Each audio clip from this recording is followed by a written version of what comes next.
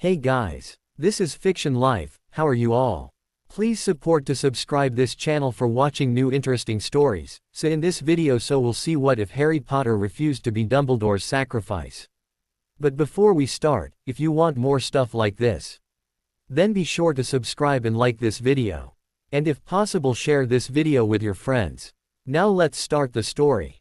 Here is short summary. One moment changes everything. Instead of death, Harry awakens a forgotten force born from life, choice, and connection, the very power Voldemort could never comprehend. No longer a child shaped by tragedy, Harry rises as something new, rewriting fate and turning the war on its head. But before we start, if you want more stuff like this, then be sure to subscribe and like this video. And if possible share this video with your friends. Now let's start the story. Lily, it's him. Take Harry and run. Without comment, the auburn-haired woman scooped her toddler son out of his swing before sprinting upstairs to Harry's room. She didn't look back, so James couldn't see the tears coursing down her cheeks. Her husband might as well already be dead. No one survived Lord Voldemort when he fixed his gaze upon them. The rattle and crash of the back door being blasted down brought her back to the present. Peter. She cursed inwardly. Setting aside the rage at Wormtail's betrayal of them, Lily grabbed the snitch off Harry's bureau. A swift scoop had the escape bag on her shoulder. They knew that this situation might develop at any time. Her practicality had forced the young couple to prepare for the necessity of unplanned flight. Lily had meticulously developed a list of necessities, which would allow them to escape and evade Voldemort and his Death Eaters for a minimum of 30 days. £50,000, 50,000 US dollars, 10,000 galleons, over £1 million in various Eastern Bloc denominations, 4 changes of clothing, and 3 sets of Muggle identification papers identifying them as citizens of Brazil, France and Canada were the mainstays of bag. James had insisted on the entire collection of Robert Ludlum be included in the bag, as well. Resignedly, Lily had shrunken the paperbacks before stuffing them in the bag. When they were dating, he stayed the night at her parents' home, sleeping on the couch in the lounge. Her dad had been reading the Hallcroft Covenant, so it was lying on the coffee table. James couldn't sleep and the rest was history. James Charles Potter was a confirmed Ludlumite. The tears continued to pour down her face. God, she loved her husband. Idiotic, compassionate, jokester, loyal, intelligent, brave, bold and honorable was her man. She knew that he'd most likely be dead in the next few minutes. With her son in her left arm, the bag over her shoulder and the snitch in her left hand, she tapped the Quidditch ball with her wand while sobbing, "Haven." Nothing happened. Oh, no. A wave of despair flooded Lily Potter right before silence reigned from the main floor of their rental cottage. They'd thought they were so smart by abandoning Rowan Hill and the other Potter properties while renting this little place. Not smart enough to check their secret keeper thoroughly, though. The flow of her tears increased as she ate her son on the forehead. Holding him close, she whispered, "I love you, Harry. Mummy loves you forever and ever. I love you. Your daddy loves you, Harry. Mummy and daddy won't be around, but we love you forever and ever." She knew she was about to die. After one more, she laid her son in his crib. Harry's eyes, just recently taking on a greenish hue, blinked up at her in confusion. With a playful smile, he reached his chubby hand up to her. Sobbing, she gave his little hand a soft squeeze. The creak of the 4th step from the top made her turn around, her face a rictus of fury. Unconsciously baring her teeth, she stood between her son and his would-be murderer. Her wand in her right hand, she drew a conjured knife from its sheath on her thigh with her left hand. If she were to die tonight, she would do what she could to take this soulless bastard with her. The tall shadow of Lord Voldemort filled the hallway before his grotesque form appeared in the doorway. His red eyes flashed in murderous amusement before he cast his only spell. He was so fast, Lily didn't even get a chance to counter it. Now, let's wake up. You two are being terrible hosts," a high-pitched voice mocked. Shaking her head, Lily Potter awoke to find herself lying next to James. Both of them were bound and seemed to be on the floor of the drawing room of the cottage. Looming over them was the skeletal deformed wizard who was known by his nom de guerre, Lord Voldemort. "Ah, good. The Countess of Richmond has joined us. Now for your husband. We have a delightful way of waking those who oversleep. We're sure you'll enjoy it." The man's tone was playfully psychotic. His mocking expression turned feral as he leveled his wand on James before shouting, Crucio. James screamed as he thrashed against his bonds, his hazel eyes opening wide. Stop it. Stop it. I'll do anything. Stop it. Lily didn't even recognize her own voice, as her husband was tortured. Cackling, Voldemort ended the spell. With a loving expression, he had his wand. When he noticed Lily watching him, he gloated, I do so love this wand. Did you know that the core is from Dumbledore's phoenix? I love that little fact. I get to craft the perfect Briton with the power of my own enemy. Returning his gaze to the U-wand in his hand, he murmured, wonderful. S from her left broke her attention from the train wreck that was Lord Voldemort. Turning her head, she saw her husband wincing in pain. I love you, James, she blurted out, unsure if she'd get another chance. Slowly, he smiled before turning his head to face his wife. His eyes caressed her features before he replied, love you, too. How sweet. James rolled his eyes before snarking, would you please shut the up? I'm having a very tender moment with my wife here and you're ing it up. Do us a favor and shut it. Lily couldn't help it, she burst into laughter. It was quickly replaced by screams as the creature that had been born Tom Marvolo Riddle honed his skill with the Cruciatus curse again, this time she was the target. Amusing to the last, my lord, Voldemort scowled. Your bravado knows no limits, does it? You two could have been among the giants of the age. 3 times we offered you the privilege of joining us at the highest level. 3 times. The deformed wizard shook his hand in front of James's face while extending 3 fingers. Do you realize you are the only ones who have ever survived refusing us even once? You would have been our right and left hand. Not peers of ours, for that is impossible, but you would have towered over the rest of our servants. Sneering, he squatted down so his deformed face was right in Lily's, so you will suffer. You will suffer greatly. Straightening, he boasted, our genius knows no bounds outside of curiosity. As such, we have a new experiment for which you two shall be the test group. Swiftly, he burned a series of runes on the floor around the Potters, incanting in a language neither James or Lily had heard before. We shall transport you to the future in a few moments. You shall arrive in the middle of the glory that shall be the Britain ruled by Emperor Voldemort.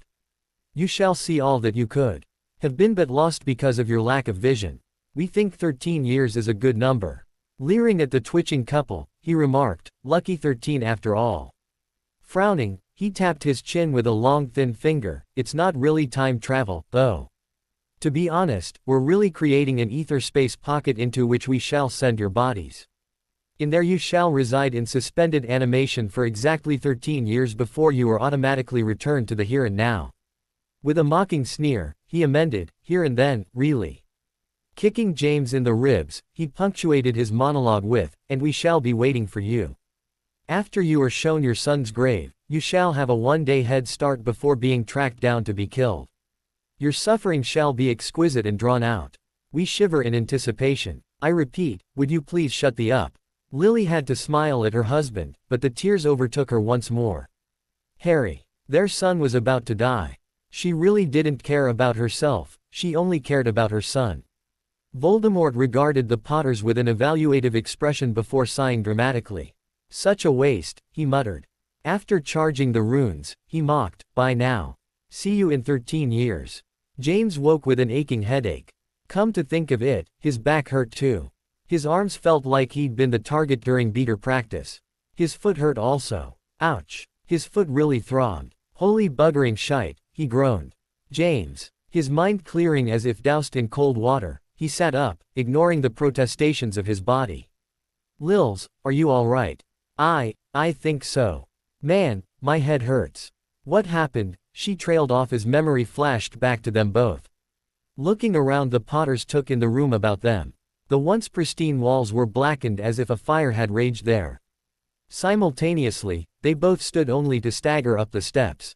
Harry, James breathed. Together, they stumbled into the nursery. Or rather, what was left of it. The entire back wall of the room was gone, shards of Harry's crib scattered about the room. There was no lingering smell of smoke or any other residue.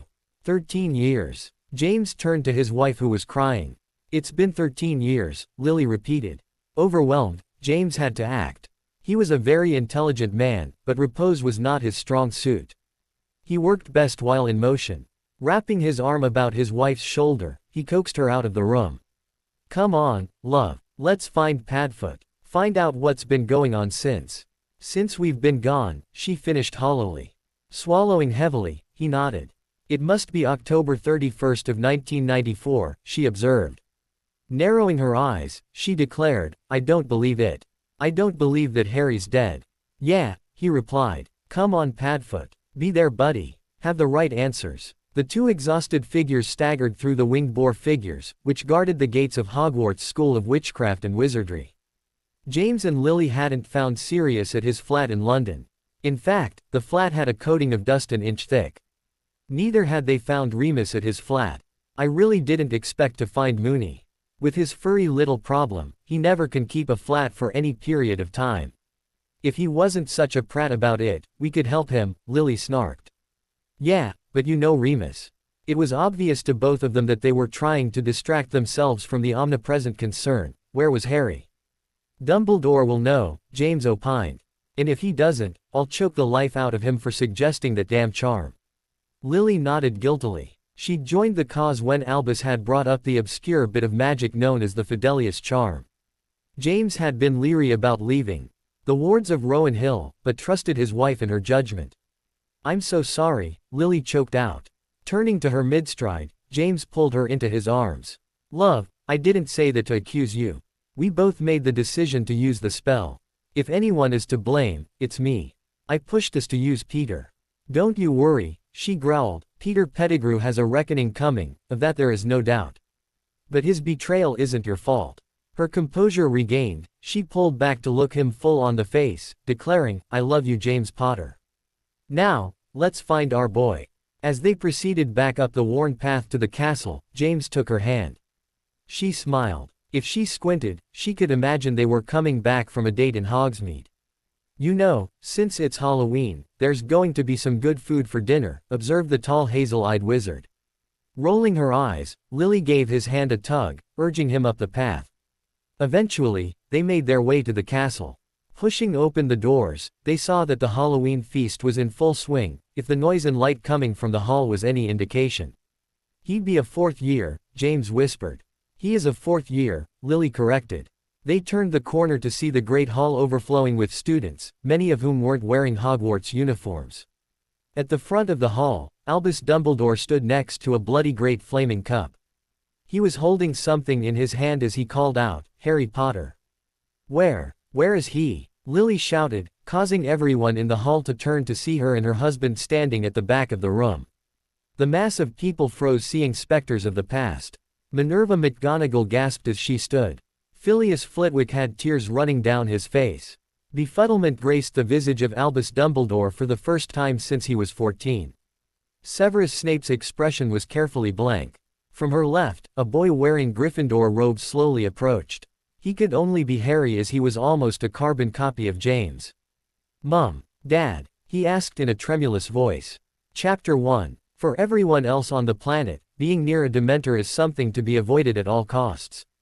For Harry Potter, the first time it happened, exposure to a Dementor's aura and the corresponding side effects was one of the most wonderful experiences of his life. The emotional voice of a woman who could only be his mother had told him, I love you, Harry. Mummy loves you forever and ever. I love you. Your daddy loves you, Harry. Mummy and daddy won't be around, but we love you forever and ever. He almost hugged the Dementor who tried to him. When he told Hermione what he heard, she burst into tears of happiness for him as she engulfed him in a hug. I'm so happy for you, Harry. I know what that has to mean for you. Ron had looked uncomfortable with the whole thing as he sat there eating the chocolate given him by Remus. Eventually, Harry turned away from his red-headed friend. At the end of the year, after the ordeal in the Shrieking Shack, Harry and Sirius took a moment to talk. If you'd like, you could come live with me. I'd like that above all. Well, above everything except having your parents back, yeah. Sirius had gently observed. Sorry. Nothing to be sorry about at all. Placing a comforting hand on his godson's shoulder, Padfoot told him, your parents loved you very much. Never doubt that. I know. At Sirius' surprised expression, Harry explained about his Dementor-induced memory. Thank the Lord for small favors, Sirius muttered. Come on. Later, After traveling through time to save his godfather, Harry wasn't nearly so grateful for the existence of Dementors. Now his greatest wish was coming true. "Mom, Dad." The woman with auburn hair opened her arms as tears brimmed over. Unable to speak, she nodded as she smiled wetly. A quick check with the man saw a wide smile. "Hello, Pronglet." He ran to them. Engulfed in his mother's arms, surrounded by his father's embrace, Harry didn't hear the roar of the students, nor the professors taking control of the situation. When they finally broke their three-way embrace, Harry was startled to see the great hall nearly empty. Turning, he saw Hermione standing a few feet away, her face bright with happy tears. The professors hung back a bit. Motioning to his bushy-haired friend, Harry turned to his parents. "Mom, Dad," a big smile broke over his face. Absently, he told them, "I never thought I'd say that for real." When Hermione wrapped her hand around Harry's arm, he glanced at her before introducing her to his parents. "Mom, Dad, this is my best friend, Hermione." With a grin, Prongs asked, "Are you sure she's not your girlfriend?" Both teens blushed tomato red. Lily poked her husband in the ribs. "Leave them alone, James." Turning back to the teens, she said, "It's very nice to meet you, Hermione. Despite my lout of a husband, I look forward getting to know you. It's nice to meet you as well, Mr. and Mrs. Potter." "I've heard so much about you," Hermione replied shyly. In a wry tone, Lily replied, "Don't believe a word Sirius tells you. Remus you can believe, but Padfoot is an inveterate liar." They all chuckled at her dry humor before Harry asked his bushy-haired friend, "Where's Ron?" He glanced this way and that, looking about for their red-headed friend. Her expression tightening, Hermione evaded, "Well, he headed back to the tower when the professors dismissed us." With a smile, James observed, "But you stayed." Without thought, Hermione countered, "Of course. It's Harry." She spoke as if it was a truth of her existence. The sun rose in the east, set in the west, and she would do anything for Harry Potter. Lily and James exchanged wide smiles. From outside their circle, they heard a throat clearing. Turning in unison, the foursome saw Albus Dumbledore standing a discreet distance away with Minerva McGonagall at his side. Behind them was Alistair Moody and a few others that Harry thought were from Beauxbatons and Durmstrang. "Hello James, Lily. It's very good to see you. If you would," Albus gestured with his hand to the side. "Hello, Albus," James greeted. "Give us a few minutes to catch up with our son and his friend. We'll be at your disposal for a discussion after that. Actually, I need Harry." Confused, Lily asked, "Harry? Why Harry?" Rolling his eyes, Harry groaned. "The bloody tournament. What's going on?" Lily asked. "Harry, if you would follow Professor McGonagall," Dumbledore told his student, ignoring the witch. "Now wait a goddamn minute," Lily demanded with heat. Harry's eyes bugged in surprise as he was forcibly reminded that his mother had a short fuse. "Someone's in trouble," James sang softly. Catching a glance at his dad, Harry saw a smile dancing on the edge of Prong's mouth. A warm feeling stole over the boy who lived as he watched his mother stand up for him. He decided to enjoy the experience. "My son is going nowhere until you tell me what is going on here, Albus Dumbledore." The only trace of peevishness that showed on the old man's face was a tightening about his eyes. But then again, Harry considered, with 15 pounds of hair on his head, it was hard to read the headmaster's expressions. To sum up, the Triwizard competition is being conducted this year. Hogwarts is hosting, and you walked in just as your son was selected as a fourth competitor by the Goblet of Fire. Unfortunately, it's a binding magical contract. We need to get to the bottom of what's happening. Fourth competitor, Lily deadpanned. "Yes." James placed a soothing hand on his wife's shoulder. In response, she took a deep breath, calming significantly. Picking up the thread, James turned to his son, "Harry, did you enter the contest?" "No, sir." Turning back to the headmaster, James told him, "It appears your cup is faulty." Harry didn't enter. Turning to Harry, Dumbledore asked, "Did you ask an older student to enter your name?" Rolling his eyes, Harry began to answer in the negative when his dad interjected, "That would fall under the heading of entering, which I already asked my son, Albus. It appears you have some work to do to release my son from your tournament." A very uptight man, who Harry recognized as Barty Crouch, spoke up in a monotone, "He must compete. He's been selected by the Goblet of Fire." "Bloody, buggering shite," James muttered to himself. That's impossible, he told Crouch and the assembled professors. The most important aspect of magic is intent, we all know that. So, if my son had no intent to ever enter the tournament, then his selection is due to spellwork, not an enchanted object. Any spell cast can be broken. I suggest you call the best curse breakers you can find, as I expect this resolved by tomorrow evening. Harry was watching his father in awe. He'd been told about prongs of the Marauders. It seemed the playful side of James was the facet of his dad about which everyone wanted to tell him. As such, he had an image in his head of his father as a happy-go-lucky fellow who went along with the tide, joking and laughing the entire time. That image had overlooked the fact that James had been head boy and successfully wooed Lily Evans. No moron could accomplish both those tasks. The authoritative and confident man who stood in front of Harry inspired respect and even a hint of awe. James immediately became Harry's hero, the man whom he wanted to imitate as he got older.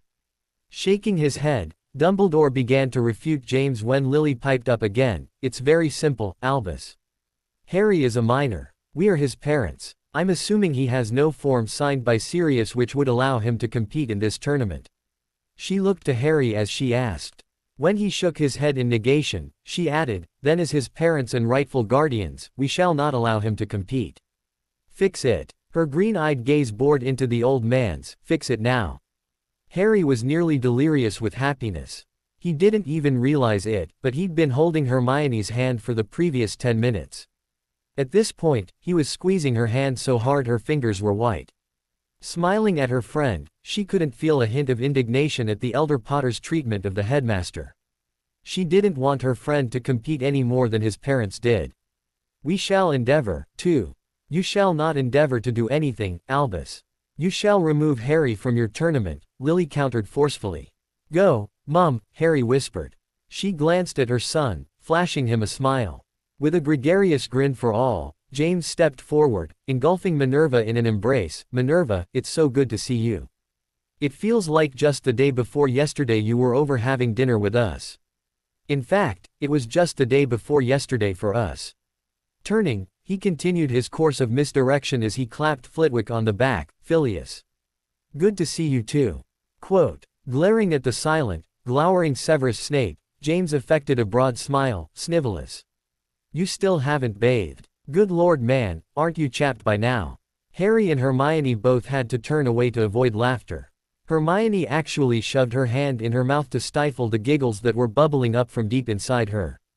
Well, we must away. We're going to catch up with Harry.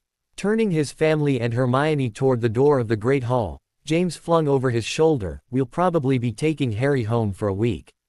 Maybe Hermione too. I'm sure that will be acceptable, Albus. Not waiting for a response, James said, good. Well, good night all. A deft wand movement left one of the professors with an, I'm back. Present. The incensed cry of, Potter. From Severus Snape caused James to cackle at his own genius. What? Lily asked without even looking at her husband. Just turned his robes pink. Man-child, she muttered with an affectionate smile.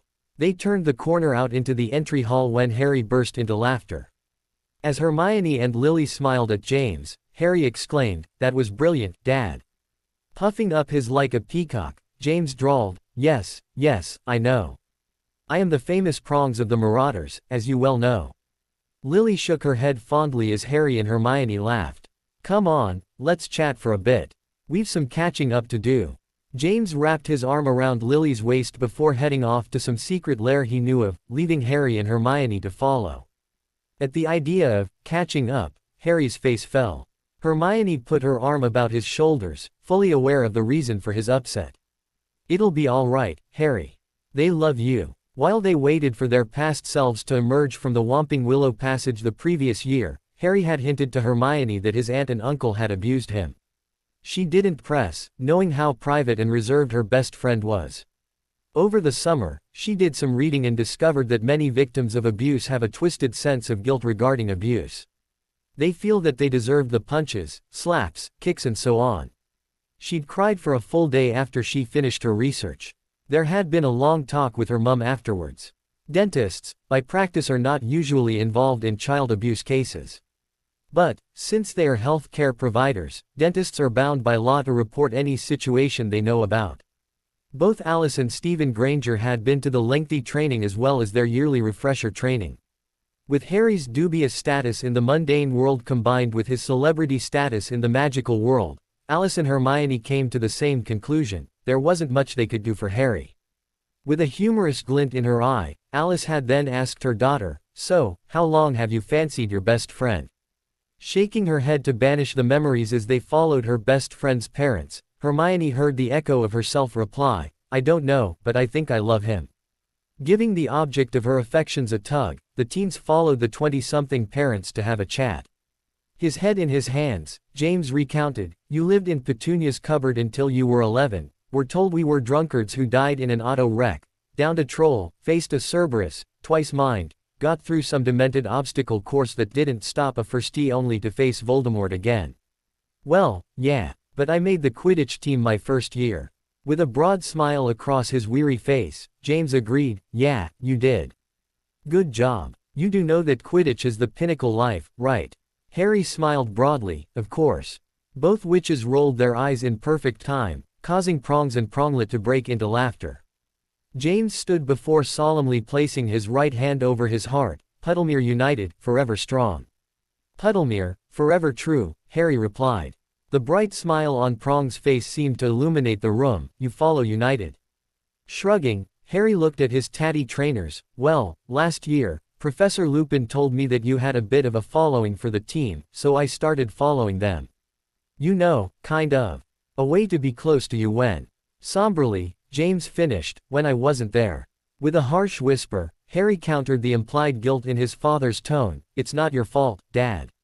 Casting about to find a new topic, Harry blurted, "I've the cloak and the map." "Really?" "Yeah." A confused expression crossed James' face. "How did you get the cloak?" "We had it with us at the cottage when Voldemort attacked." Shrugging, Harry told his father, "Dunno. I got it from the headmaster for Christmas my first year. The note said that you'd left it with him." James snorted, "Not bloody likely. That thing is ancient and a family heirloom. It's been passed down from lord to heir for over 1,000 years." Ever since Harry and Hermione had explained about Harry's scar and Harry's being the boy who lived, Lily had been silently weeping off and on. At this natural break in the conversation, she stood from her chair, made her way to Harry before sitting next to him on the couch. Having an idea what was coming, Hermione scooted away. Lily threw her arms around her son, sobbing in her remorse and regret. Bubbling up from deep inside her, she repeated, I'm sorry I wasn't there." Relaxing into the embrace, Harry patted his mother's back. "It's all right, Mum. You did the best you could." Sniffling back her tears, Lily sat back, wiping her eyes. Rummaging in her pockets for a tissue, she mumbled a thank you to Hermione who provided the necessary handkerchief. Regrets later, Lily announced. "So Sirius was in Azkaban the whole time. Till last year. That's when he broke out." James burst into hysterical laughter while Lily just stared. "He broke out of Azkaban. You're telling the story out of order, Harry," Hermione mock-scolded. "Yeah, I guess we should cover second year." "There's more?" Lily asked, her eyes narrowing. It was Hermione who laughed, "We're just getting started." It was well past midnight when the teens finished their stories. James and Lily exchanged a look, known to parents worldwide. Lily's face began to redden. "I don't know who I'm going to kill first. My dear sister, her pig of a husband, or Albus Dumbledore. What the hell was that old man thinking when he put you there? He said that your sacrifice powered blood wards which kept me safe." Rolling her eyes, Lily speared her son with a look, known to children worldwide, "Harry. I didn't die. How could my sacrifice have done anything? Oh, man, I'm tired. Anyway, what about Padfoot? I think it's safe to say he didn't perform admirably as your godfather," James asked darkly. Harry spoke up through a yawn. "Dad, put yourself in his shoes. You've just found out that he'd been killed and Peter had betrayed you all. What would you do?" That sobered the elder Potters before they sighed, deflating. "I'd go spare. I'm still going to whack him in the back of the head, though," Lily declared with a smile, James chuckling at her. It was obvious to Hermione that Lily was deliberately changing the subject. Most likely, the elder Potters would be revisiting this topic in the not-so-distant future.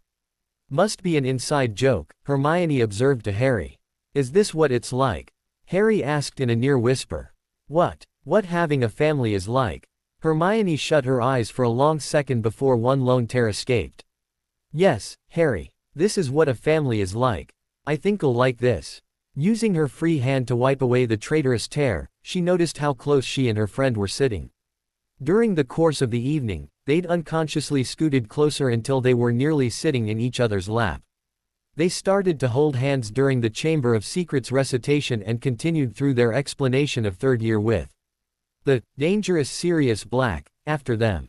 All right, James announced, it's late and we all need sleep. For us, we had a big fight with Voldemort today and you two have had a long night.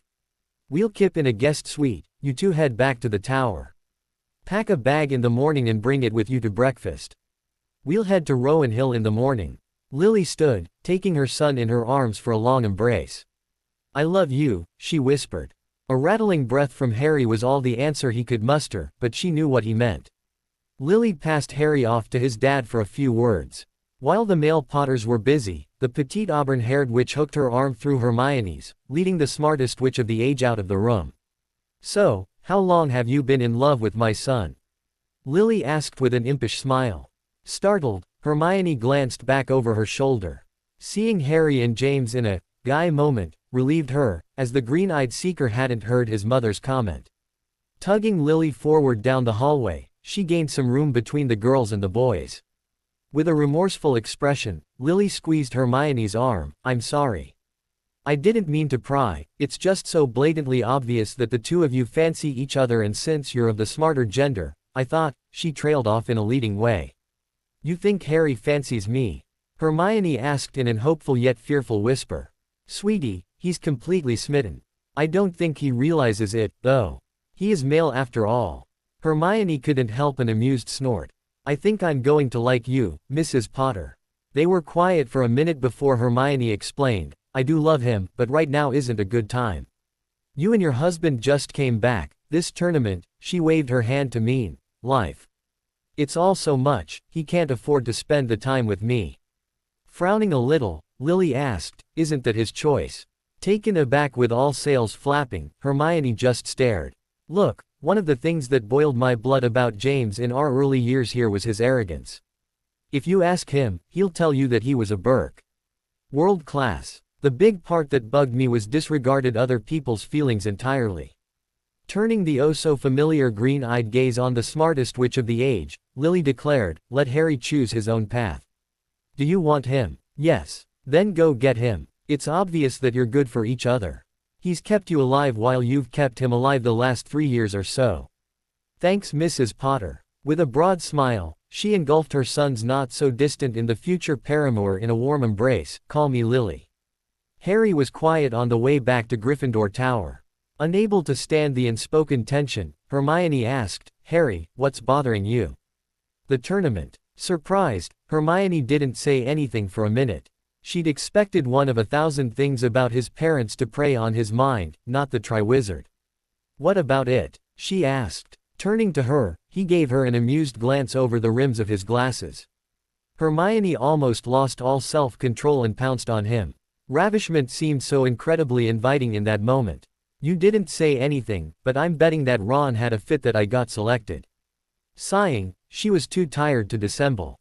Yes, he did. Your parents arriving from the great beyond and drawing more attention to you is like petrol on the fire, too. In an incredulous voice, Harry wondered, you'd think he'd be happy for me that my parents returned from the dead. Unable and unwilling to dredge up a defense for their red-headed friend, Hermione wrapped an arm about Harry's shoulder, an action she'd been doing more often since the beginning of the fall term. Part of her hoped Harry would notice soon, while another part of her was terrified he would notice. In a seeming unconscious movement, Harry wrapped his arm around her waist.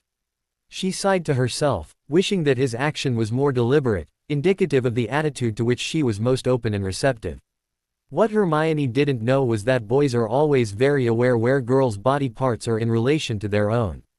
In a comforting silence, they made their way up the grand staircase. They both smiled when they heard a far-off shout, Prongs. Where are you, you stupid son of a... Sirius must be here, Hermione whispered. Looking to Harry, she saw his smile was as wide as her own. "He'll be so happy," Harry observed. "I really think he hated himself for Peter's betrayal." When Harry's hand tightened its grip on her hip, she turned to him. Shocked, she watched small tears trickle down his cheeks. "Harry," she whispered as she turned to face him. "I don't want to die. This tournament, Voldemort, I've too much to lose." Looking at her, he searched her face as if memorizing it. Tentatively, he reached to caress her cheek, but stopped halfway. Unconsciously, Hermione leaned into the touch, causing Harry's warm hand to cup her face. He opened his mouth to continue, but thought better of it. Gently, Harry wrapped his arm about his best friend's waist again. Together, they made their way back to their dormitories for a well-deserved rest. Meanwhile, back in the guest quarters, Prongs, Padfoot and Moony were in a three-way hug, Moony and Padfoot sobbing as they held their friend. Lily stood off to the side, emotionally swamped. Reuniting with Harry, meeting Hermione, hearing them recount their son's overwhelming life and now Padfoot and Moony. "I'm sorry, Prongs. I'm so sorry," Sirius kept repeating through his tears. Lily narrowed her eyes slightly. Sirius had quite a bit for which he should be sorry, if truth be told. The auburn-haired witch believed that her son and his best friend most likely understated and even wholesale omitted some events of his growing up. When pressed about life on Privet Drive, Harry evaded the question. "They abused him. My son. Petunia abused my son when Sirius should have been there for him." The thought raged like an inferno in her head. There was also something wrong with their account of Harry's second year. The Parseltongue ability was a surprise, but given James' strong ties to the Black family, it wasn't unexpected. The Blacks had more metamorphmagie, Parseltongues and animagi than any other family in recent history. This freak of birth combined with their mania for pureblood marriage fed the Black family's overinflated sense of superiority. Since Harry's fraternal grandmother was a Black, it really didn't faze either of the elder Potters that Harry had this unique ability. However, she knew that the student body must have reacted badly. In that sense, Hogwarts was like a village, suspicious, petty, superstitious and cruel. The glance that teens had exchanged when she asked about any bullying only cemented her guess. It must have been bad. Centering her vision on her husband and their friends, Lily's smile drooped. Sirius was literally on his knees begging James for forgiveness. Knew it well, she did, that James could hold a grudge. Sirius knew it as well. With his expression set, James met Lily's gaze. She knew what he wanted. "I'll forgive him only if you want me to," his gaze told her. With a hint of a sigh, she nodded. Sirius was many things, but first and foremost he was family. Family forgives. Prong's expression softened before he placed his hand on Sirius' bowed head. "I forgive you, Sirius. We both do." Turning to Remus, James's face dropped. "I'm sorry we didn't have faith in you, Moony.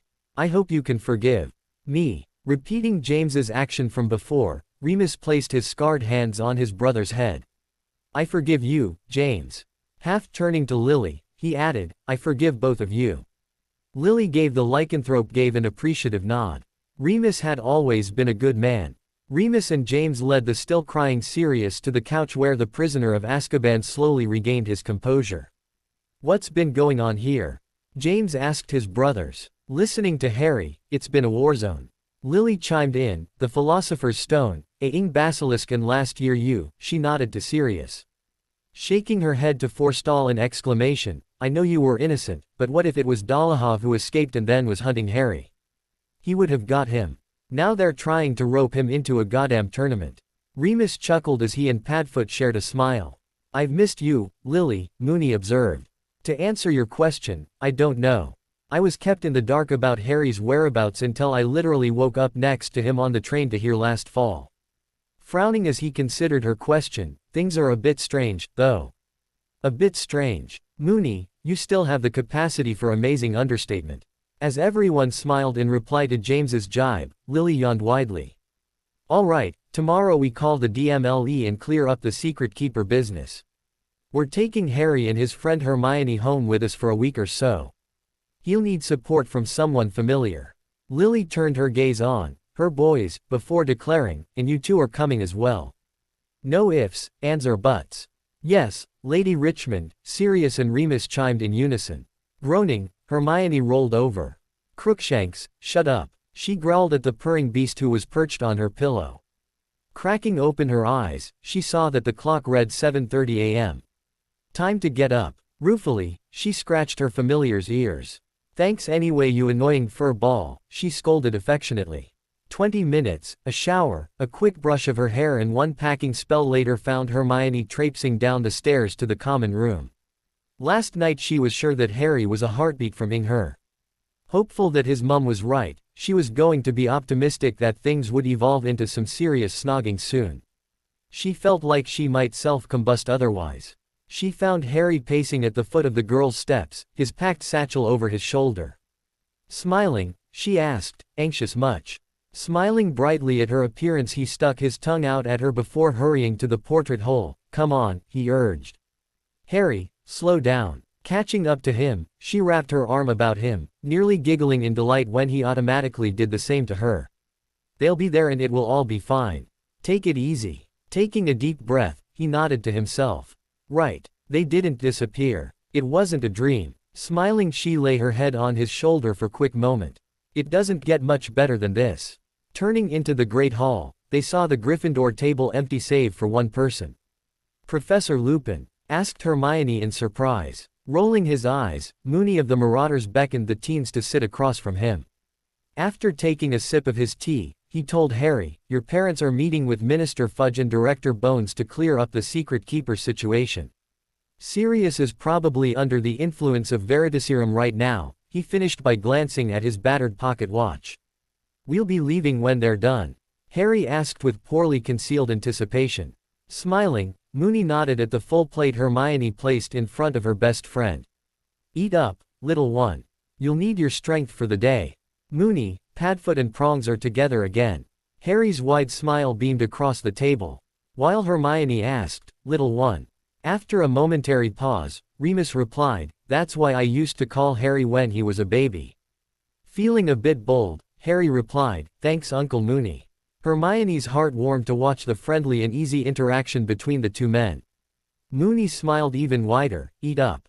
Things in the headmaster's office were far from friendly, though.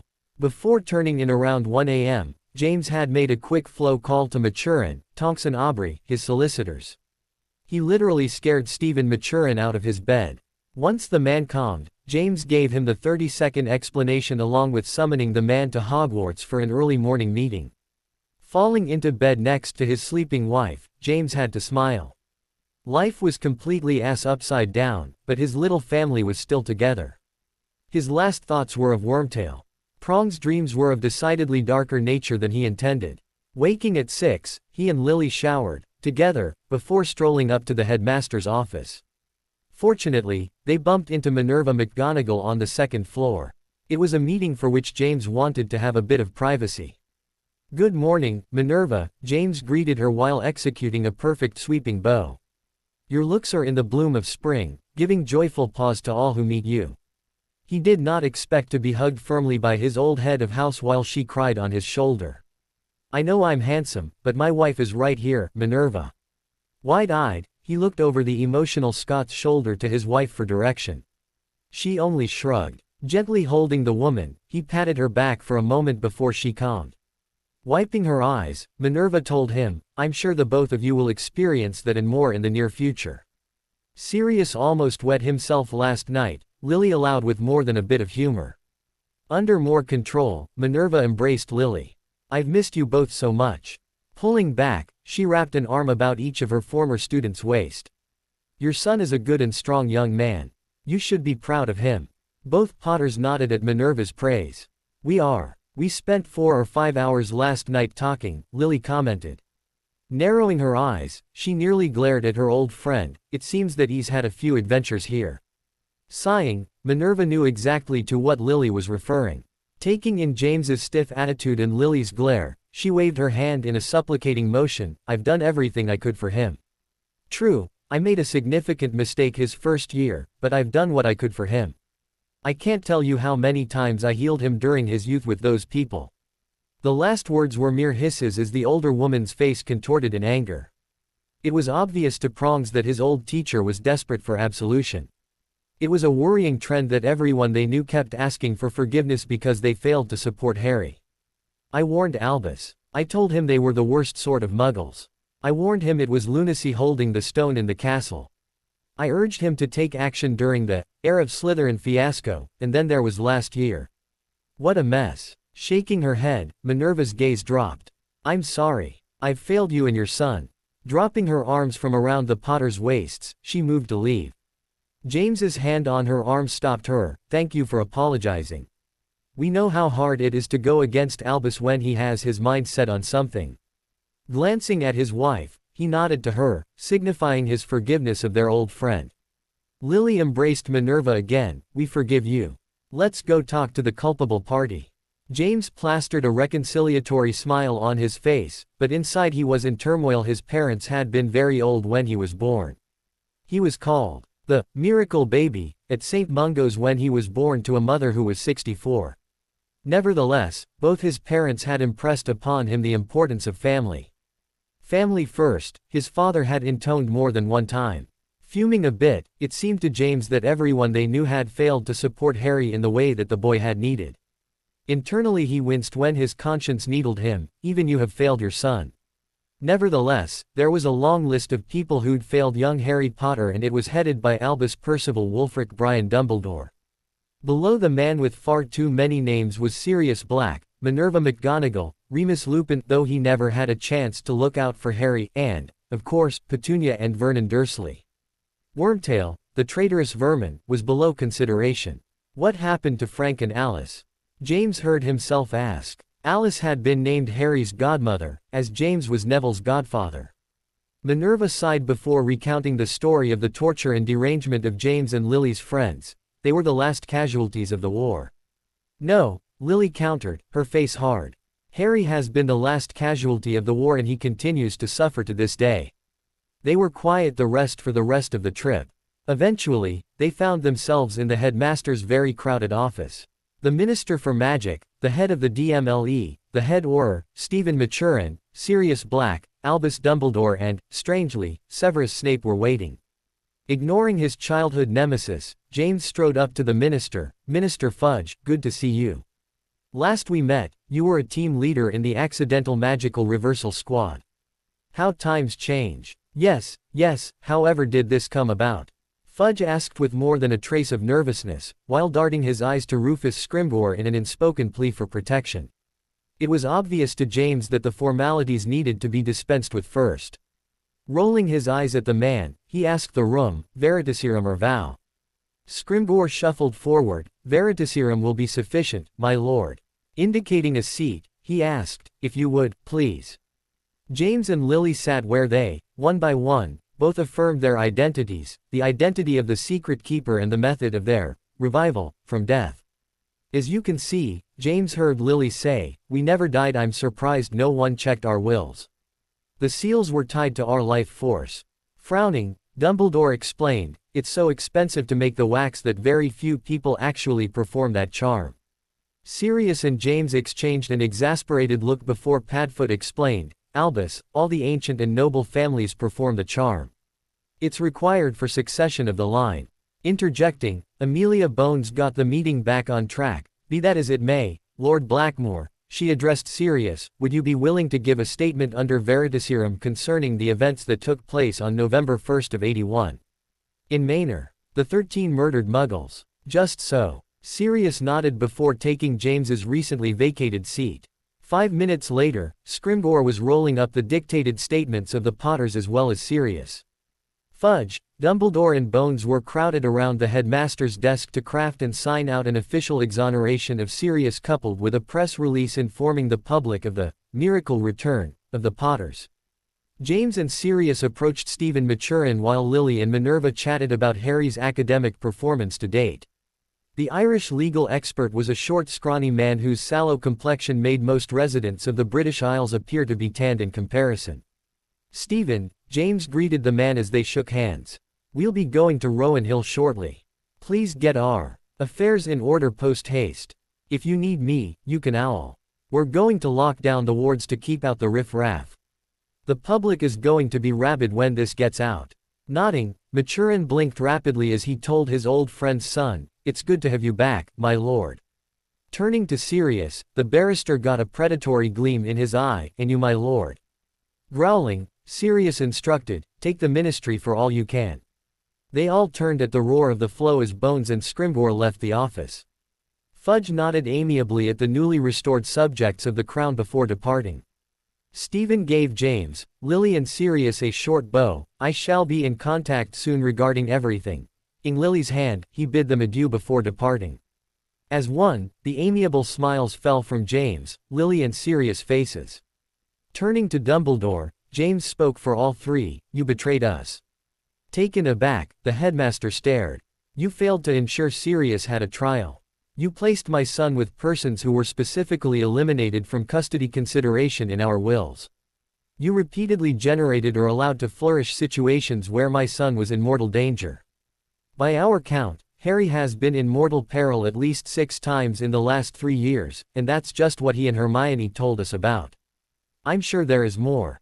I'm also sure that you haven't told Harry about the prophecy, despite the repeated attempts on his life by Voldemort." The icy, accusatory tone was so different from the jovial James Potter that most in the room had to check that it was James who was speaking and not his more mercurial wife. Lily's eyes flashed. "If I find that my suspicions are true and my sister did abuse my son, I'm going to take it out on you, Albus." James nearly smiled when he saw Dumbledore reflexively grab for his wand. Nearly smiled, but not in actuality. "I'd just as soon kill you now, if I could," Sirius deadpanned. All the years of Azkaban stood in his dead gray eyes. Haunted and empty, Sirius Black stared at Dumbledore in a way reminiscent of a man who has nothing to lose and therefore has no fear. "3 things have saved your life this day, Albus Dumbledore. First, I doubt I could defeat you in a duel. Despite your behavior, you are still a mighty wizard. Second, you aren't important anymore. You may have insinuated yourself into my son's life, but that ends now. Expect to be relegated to your rightful place, headmaster." Lastly, he turned from the old man as he took his wife's arm while shepherding his friend from the room. "Lastly, I've a son for whom I need to be an example. I don't want him to resort to violence to resolve difficulties." Glaring at the old man, the Earl of Richmond added, "No matter how satisfying that violence may be. I'll just have to take you apart legally. Expect my solicitor to call on you." Sirius went through the door as James held it open. Lily moved to leave when Snape called out, "Lily." He reached with one hand, but stopped short of the red-headed witch's shoulder. Stopping, the witch replied without looking, "What do you want, Death Eater?" James glared at the odious man, as he seemed to crumple from a physical blow. Snape's mouth moved twice before Lily left of the room, James following. Moving quickly down the steps, he heard his wife mutter, "I need my son. Let's get the hell out of here." Arriving at the sprawling grounds of the ancestral home of the Potters had been anything but uneventful. When the infuriated Lily, James and Sirius had stormed into the Great Hall after their confrontation with Albus, all conversation stopped as the students stared at the overnight celebrities. Sirius, artist that he was, immediately struck a pose worthy of Madonna while calling out, "Yes, it is me, Sirius Black. The mind-boggling Y-Beast. Autographed photos are available via Owl Post." This broke Lily and James out of their funk.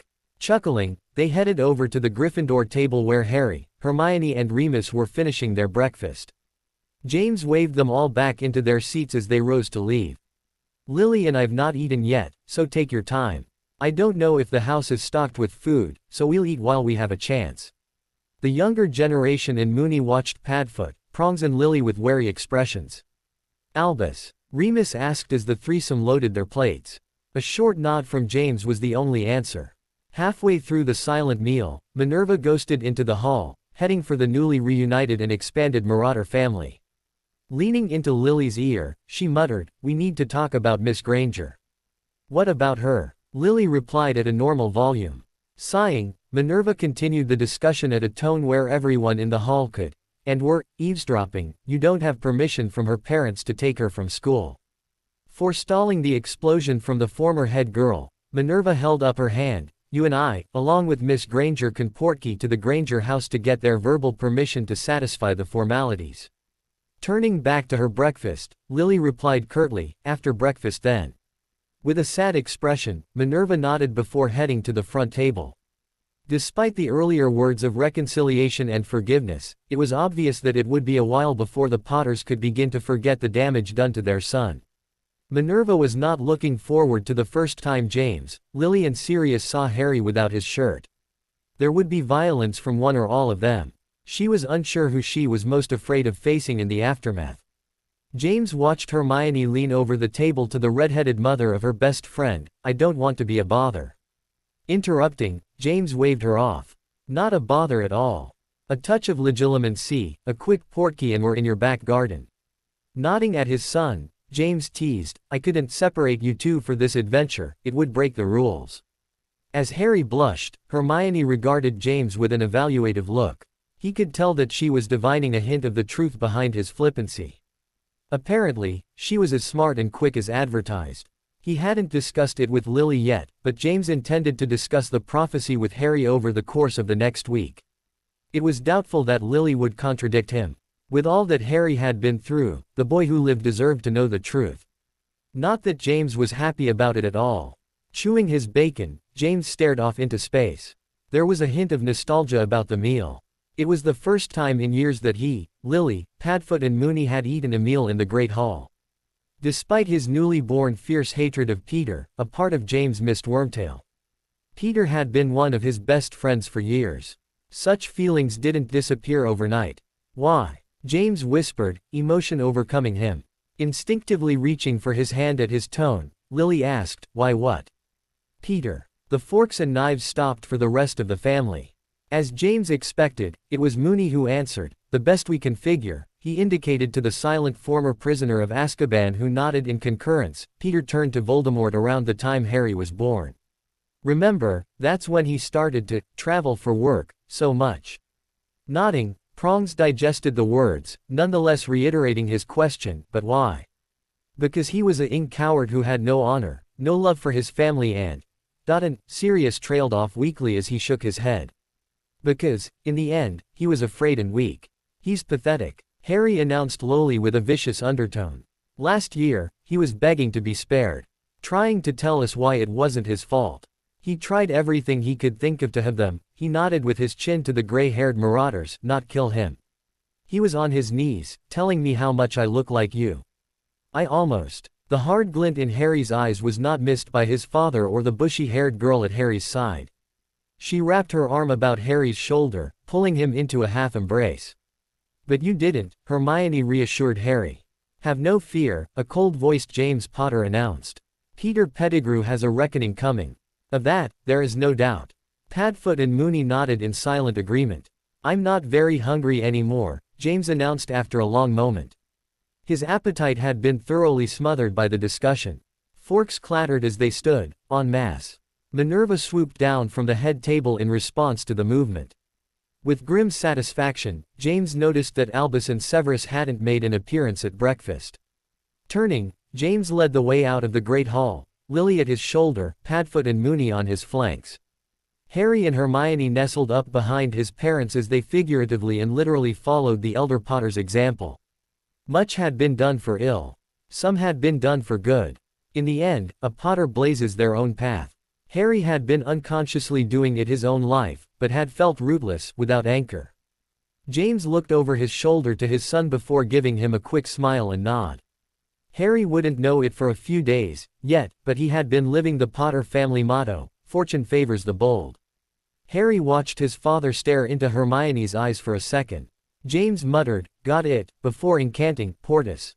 The stick in his hand glowed blue as he held it out to all gathered. Once the 7 passengers were touching the portkey, James announced, "Activate." After the usual nauseating magical whirlwind, the group found themselves in a well-groomed garden behind a large brick home. "Where are we?" Sirius asked as he looked around. Breathing deeply, he added, "Smells like the sea."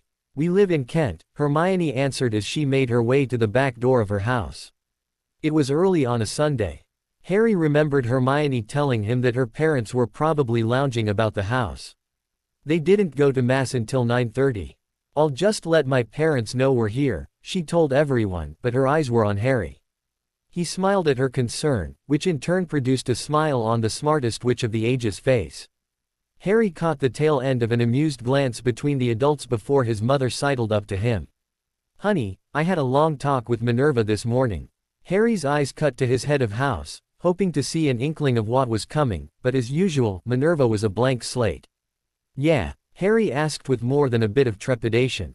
"I'm really proud of you," his mother told him before pulling him into a brief hug. Stunned and off balance, Harry was trying to recover. He'd expected, "What the hell are you doing taking divination?" Or, "Why do you barely have an exceeds average for all your courses?" Or something else of that kind. "But," his mum continued, "here it comes. But I think you've had so much on your mind the past few years, I'm hoping that now that you have your family back, we can work together to help your grades. Particularly in potions and transfiguration." Before he could stop himself, Harry snorted in derision. "Like that'll ever happen," he muttered. "What do you mean by that?" Lily asked firmly. Harry glanced to Moony, looking for verbal or non-verbal advice. Taking pity on the boy, Remus intervened. "Lily, Severus isn't a very impartial teacher. He's very aware that Harry is James's son." "What the hell is that supposed to mean?" James growled. Instinctively, Harry withdrew physically and emotionally. Pulling out of his mother's embrace, he took a step back from everyone. "Snape hates my guts," Harry announced, cutting to the chase. A part of him heard Minerva's sympathetic tut-tut before he half glared at his father. "He hates me because of something that happened when you all went to school together." This sobered all present, even Minerva. In a flash of insight, Harry realized that Professor McGonagall was just as culpable for the Marauders' predations as the boys themselves were.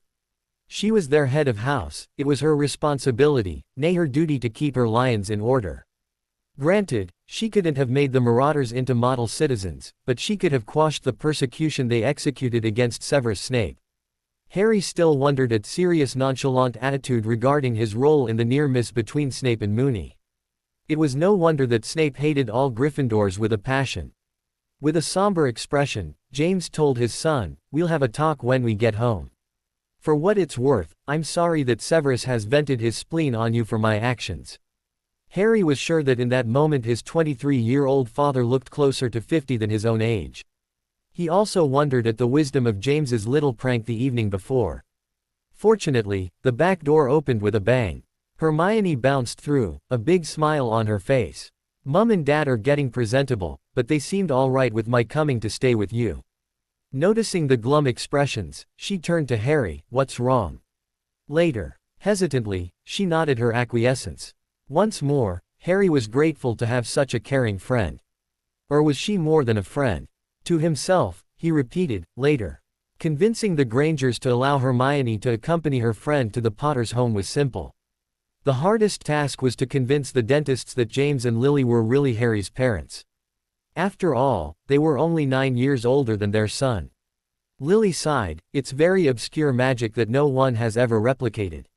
We were placed in suspended animation until last night when we reappeared at the home we were renting back in 81. But everyone was sure you were dead." Alice Granger asked. Confused, Lily turned to Minerva, "Why was everyone so sure we were dead?" In a resigned tone, Minerva explained, "There were 2 piles of ash in your lounge that we all figured were the remains of your funeral pyres. The piles were in human shape and roughly your sizes. We had no reason to think otherwise than you were both dead."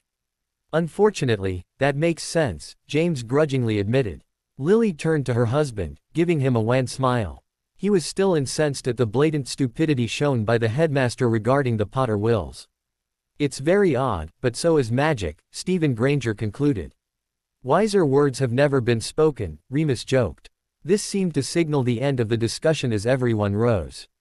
Embraces by the Grangers preceded James creating another portkey. This time Minerva nodded to everyone before she apparated back to Hogsmeade with a crack. "I'll never get used to that," Stephen muttered. "If you need anything," Lily told the Grangers, "just send an owl from Diagon Alley addressed to any of us. We'll configure the wards so it'll get through." Frowning, she thought about wards for the Grangers. Turning to her husband, she cocked an eyebrow. When she had his attention, she gestured to the house. Understanding her, he nodded before replying, "I'll make a few calls." The laughter from Sirius and Remus complemented the grin on Harry's face. They always told me that you two could have a 10-minute conversation in a few seconds with only a few words. Now I believe them. In a mortally offended tone, Sirius wasped, "You didn't believe me before." Lily smiled when Harry sing-songed, "Not a chance, Padfoot." "Let's go," Lily cajoled. 30 seconds later, the portkey deposited them in the entrance hall to Rowan Hill. Holy crap. Immediately, her hands flew to her mouth while Hermione's eyes widened as she realized what she'd just said. Everyone turned to the reddening young witch. The Marauders were all smiling to a man, while Harry was too stunned at the opulence of his new home to tease his friend. "That was my reaction to the word, dear." "Don't worry about it," Lily consoled the embarrassed teen. "Thanks," Hermione muttered as she unconsciously wrapped an arm into Harry's. She watched the Potters head into the house, discussing something or the other between them. Turning to Harry, she asked, impressed. "Actually, I'm furious." Taken aback for the second time in as many days, Hermione gaped.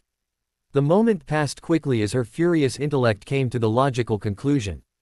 "This was available to you when you were living under the stairs at your relative's home," she declared, understanding his upset.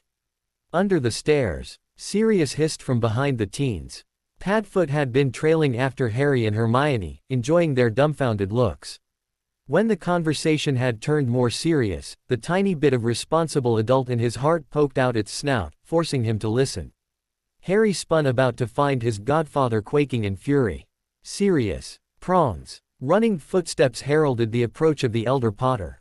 What's wrong? Did you know that Fat Arst Dursley made Harry live in a ing broom cupboard?" His eyes narrowing in an expression that Harry could only describe as hatred, James coolly replied, "I'm aware." "You're aware?" ranted Sirius. Waving his arms in an exaggerated fashion, he called, "What the hell are you on about, mister? I'm aware." His voice still low and dangerous, James replied, "In a few days, when everything settles down, Lily and I are going to pay a visit to my dear-in-laws to announce our return. Hopefully, we can catch up a bit." James nearly bit off the end of the sentence in his disgust. Harry was almost sorry for the Dursleys. Almost, but not really. "I'm coming with you," Sirius announced. "The more the merrier, old man. Now come on, we can't find any of the elves. Lily's in a right state about old Rowry." James didn't hesitate as he turned back into the house, Sirius following.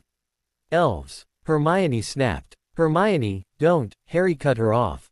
"I'm sure my parents and grandparents before them treated Rowry and any other elves with dignity. Don't ruin this week, please." Hermione was surprised. This was the first time that Harry had ever stood up to one of her rants. She was about to tear a strip off him, before she considered his words. Eventually, she nodded her head, "All right, I see your point, but I don't like it." "It's right, Harry, pure and simple." Shrugging, Harry countered, "What if they need to be bound to survive?" Hermione opened her mouth to pick up her rant before his comment caught her flat-footed. "I don't know." With a teasing smile, he leaned into her, "Did mine ears deceiveth me? Did you admit to not knowing something?" The desire for her that had been a nearly constant companion these last weeks flared brightly within him. The slight light-headedness combined with a tugging, drawing need led to the inevitable conclusion that both teens had been both dreading and desiring for quite some time. Fortune favored them, as she leaned forward to tease him back when she saw his face shift from friendly teasing to an incredibly powerful desire. The next moment, his lips were on hers. Without thought, she wrapped her arms about his neck, digging her fingers in his hair. His arms encircled her small waist, pulling her close to him. Eagerly, she returned his, parting her lips. Harry groaned as he plunged his tongue into her mouth. "Oh, Moony, look at him. All grown up and snogging." "I know, Padfoot. It seemed like just yesterday he was peeing on you while I wiped his dirty ass." The mood now thoroughly broken, Harry and Hermione parted lips but stayed in each other's arms. Both of them turned to see the older Marauders who were watching the teens while sporting wide grins. "Don't piss me off, she's really smart," Harry threatened. "Ooh," Sirius mocked. Without hesitating, Hermione drew her wand before casting a muttered spell at Padfoot. Harry and Remus fell down. They were laughing so hard when Sirius' clothes disappeared and were replaced with an oversized cloth nappy. A huge pacifier was in his mouth and his hair had all fallen out except a patch on his forehead. "Ah!" A high-pitched squeal emitted from the protesting mouth of the baby Sirius. "Who's your mummy?" Hermione taunted as she put her hands on her slim hips. You are, baby Sirius conceded with a pout. Right then, she smugly agreed as she took Harry's hand and led him away. Wait, what about me? Baby Sirius squalled. It'll wear off in an hour or so. Harry and I have some very unfinished business to attend. When the teens rounded the corner, Remus chuckled as he ended the charm Hermione had cast on Sirius. You taught her that, didn't you? Sirius smiled as he asked. Moony shrugged as he returned the smile. It faded a bit before he looked to where Harry and his newly minted girlfriend had disappeared. He's going to need her. The smile melted from Sirius' face. They're going to need each other. Come on, let's find Prongs. We need to tell him about Ickle Harry and Hermie. The two old friends turned to head down the beautiful marble hallway. God, I'm glad they're back. Could you imagine me giving Harry the talk? Remus, laughter was the only response. They eventually found the Potters in the kitchen talking with an old house elf. Remus squinted at the diminutive being. Recognition dawned as he exclaimed, Rowry. Smiling, the major domo of Rowan Hill gave a short bow. Master Remus is a good sight to these old eyes. First my lord and my lady returned from beyond, and now Master Remus. Is that my Lord Blackmore behind you, sir? Hey there Rowry, Sirius greeted absently as he scanned the counters for the goodies the elf usually had waiting for casual consumption. The elf ignored Sirius' scan while turning to James. Will Master Peter join us as well? The humans stiffened. Peter Pettigrew betrayed the House of Richmond to Lord Voldemort. Pettigrew is cast from our confidence and welcome, James declared using language that was borderline ritualistic, but conveyed the depth of his feelings to his old family retainer. Rowry nodded before asking, and the other two in the house? Lily smiled warmly. Lord Harry and his friend Miss Granger have returned with us. A bright smile blossomed on the old withered face. Young Lord Harry has returned as well. Oh joy! I must bake a cake. With a shooing motion, he scattered everyone from his kitchen as he began singing an old Welsh song of hearth and home. Moony and Padfoot followed James and Lily into the family sitting room. Oh, by the way, Prongs, Remus mentioned with affected casualness. Miss Granger is not Harry's friend. Puzzled, James asked, huh? Lily on the other hand, wasn't fooled at all. Did she finally him? Actually, she was snogging the life out of him, Sirius replied. Let's be fair, Padfoot. They were snogging each other senseless. The laughter echoed in the sitting room as the foursome fell into easy chatter and gossip of what had gone on in the years that James and Lily had been gone.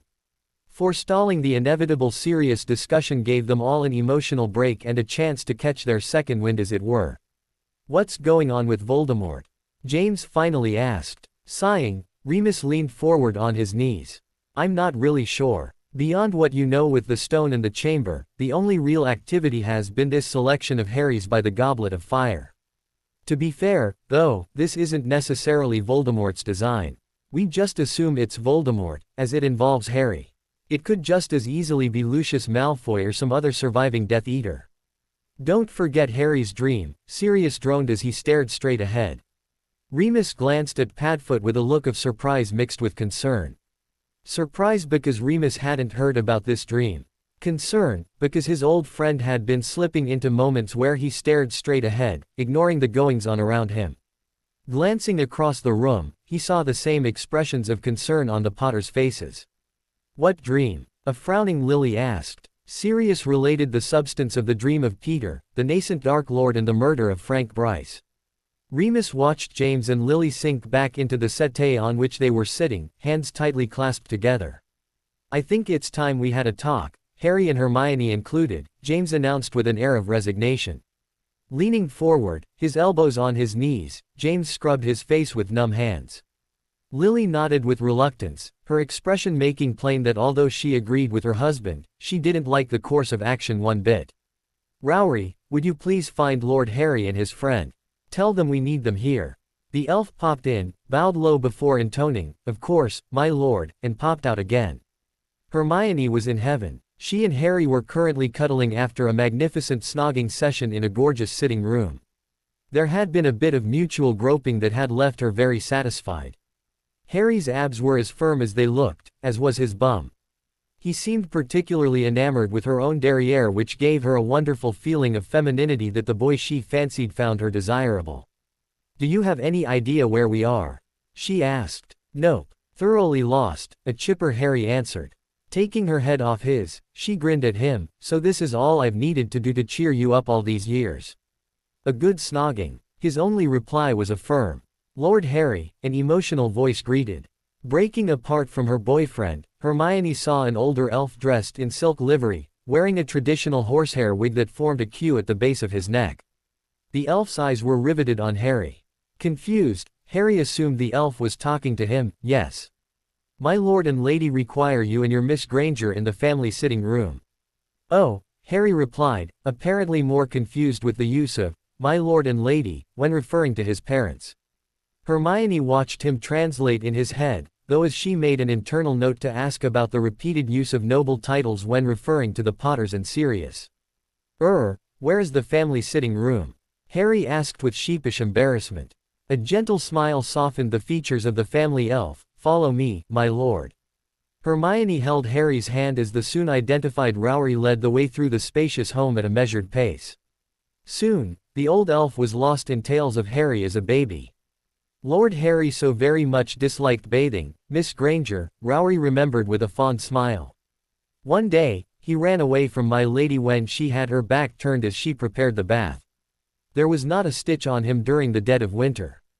My lord found him in the atrium digging in the dirt. Our young heir was as bare as the day he was born. Hermione succumbed to laughter as Rowry chuckled at the memory. Turning to her boyfriend, she could see that, though blushing at the teasing, Harry was thoroughly enjoying being the main actor in happy stories of his childhood. She wrapped her hand in his arm, leaning close to him. Whispering in his ear, she asked, will you run down the hall bare for me? Seeing the glint in his eyes whenever he was challenged, Hermione froze when he replied, I will if you will. After a moment, she found her footing.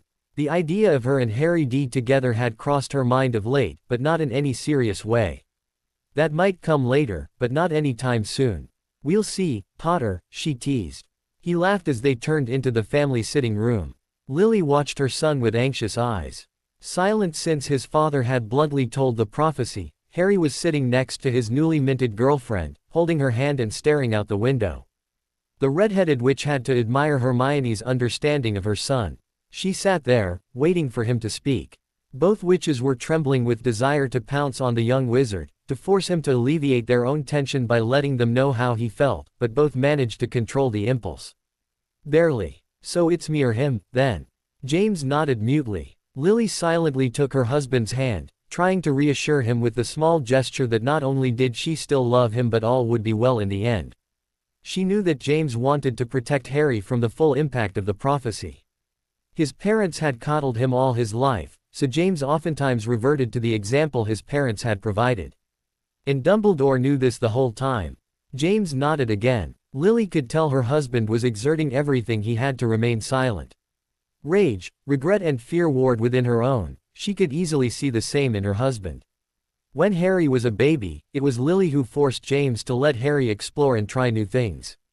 She had been shocked when she had to force James to allow Harry to try the training broom Sirius had purchased for his godson. For James to willingly tell Harry the prophecy when Harry was but 14 was a superhuman effort for the current Earl of Richmond. It was this quality of reaching beyond himself that had caught her attention during their 6th year at Hogwarts. She'd come into the common room late after a long evening studying arithmancy to find James tutoring a pair of 3rd years in Transfiguration. His back was to the portrait hole, so he didn't know she was there as he proceeded to do an excellent job teaching the youngsters the second universal law of Transfiguration. He did it with a mixture of technical expertise, humor and wit. Very impressed, this little act of helping others without reward had been the beginning of the shifting of her feelings toward James Potter. In fact, she began to have a high regard for him right there and then. Today, he reached beyond his own desire to hide his son in a cave to act on what he felt was truly in Harry's best interests. It was hard for him to allow his son to be exposed to danger, but better to be armed with the truth than to flounder in the dark. Returning her attention to her son, Lily saw the prophecy's revelation before them. She and James had defied the Dark Lord 3 times. Harry had been born at the end of July. He had been marked. Now it became a matter of harnessing this nebulous power the Dark Lord knows not. I need to take a walk, Harry announced as he stood. Turning to Hermione, he asked, "Will you come with me?"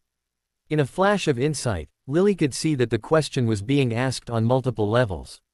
With a brisk, "No nonsense," of course, Hermione stood. "Stay inside the walls of the estate. You'll see them, they ring the landward reaches of the grounds. The ocean is our other border. Don't scale the walls at all as the wards are recharging with all of us home again." "The beach is okay too," James told them. Harry nodded silently as he and Hermione slipped out of the room to gather their coats. For the beginning of November, it was a warm day in Wales, but the wind was still brisk. When Lily heard the door close, she asked her husband, "You all right?" "Not even remotely." Nodding, she scooted over to worm herself into his embrace.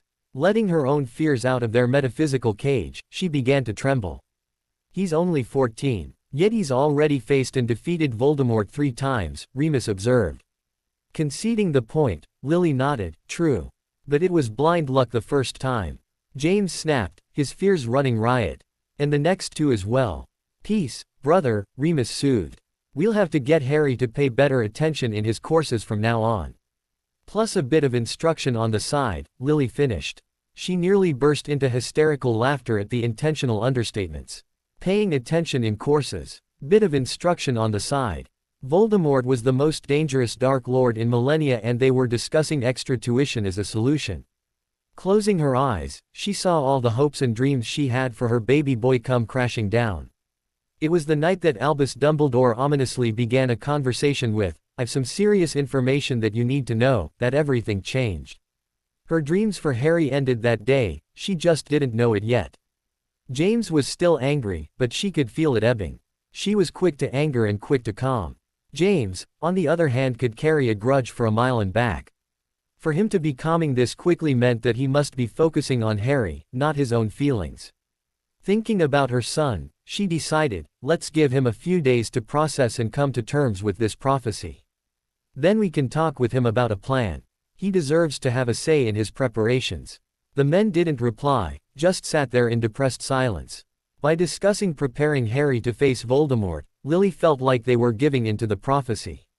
They were letting it rule their lives instead of making their own choices. At the same time, she had to agree with James's point of view. Voldemort was coming for blood and they had to prepare their son. "Is Hogwarts the best place for Harry?" Remus asked, shaking the foursome from their stupor. "Herbology doesn't really help him much," Sirius observed. Snorting in sardonic amusement, James snarked, "Here Lord Voldemort, catch this venomous tentacula." Lily turned to James, "He's been taking divination since 3rd year." Wincing, James wondered, and Hermione let him do that. "Harry's friend Ron isn't the most motivated student in the school," Moony observed delicately.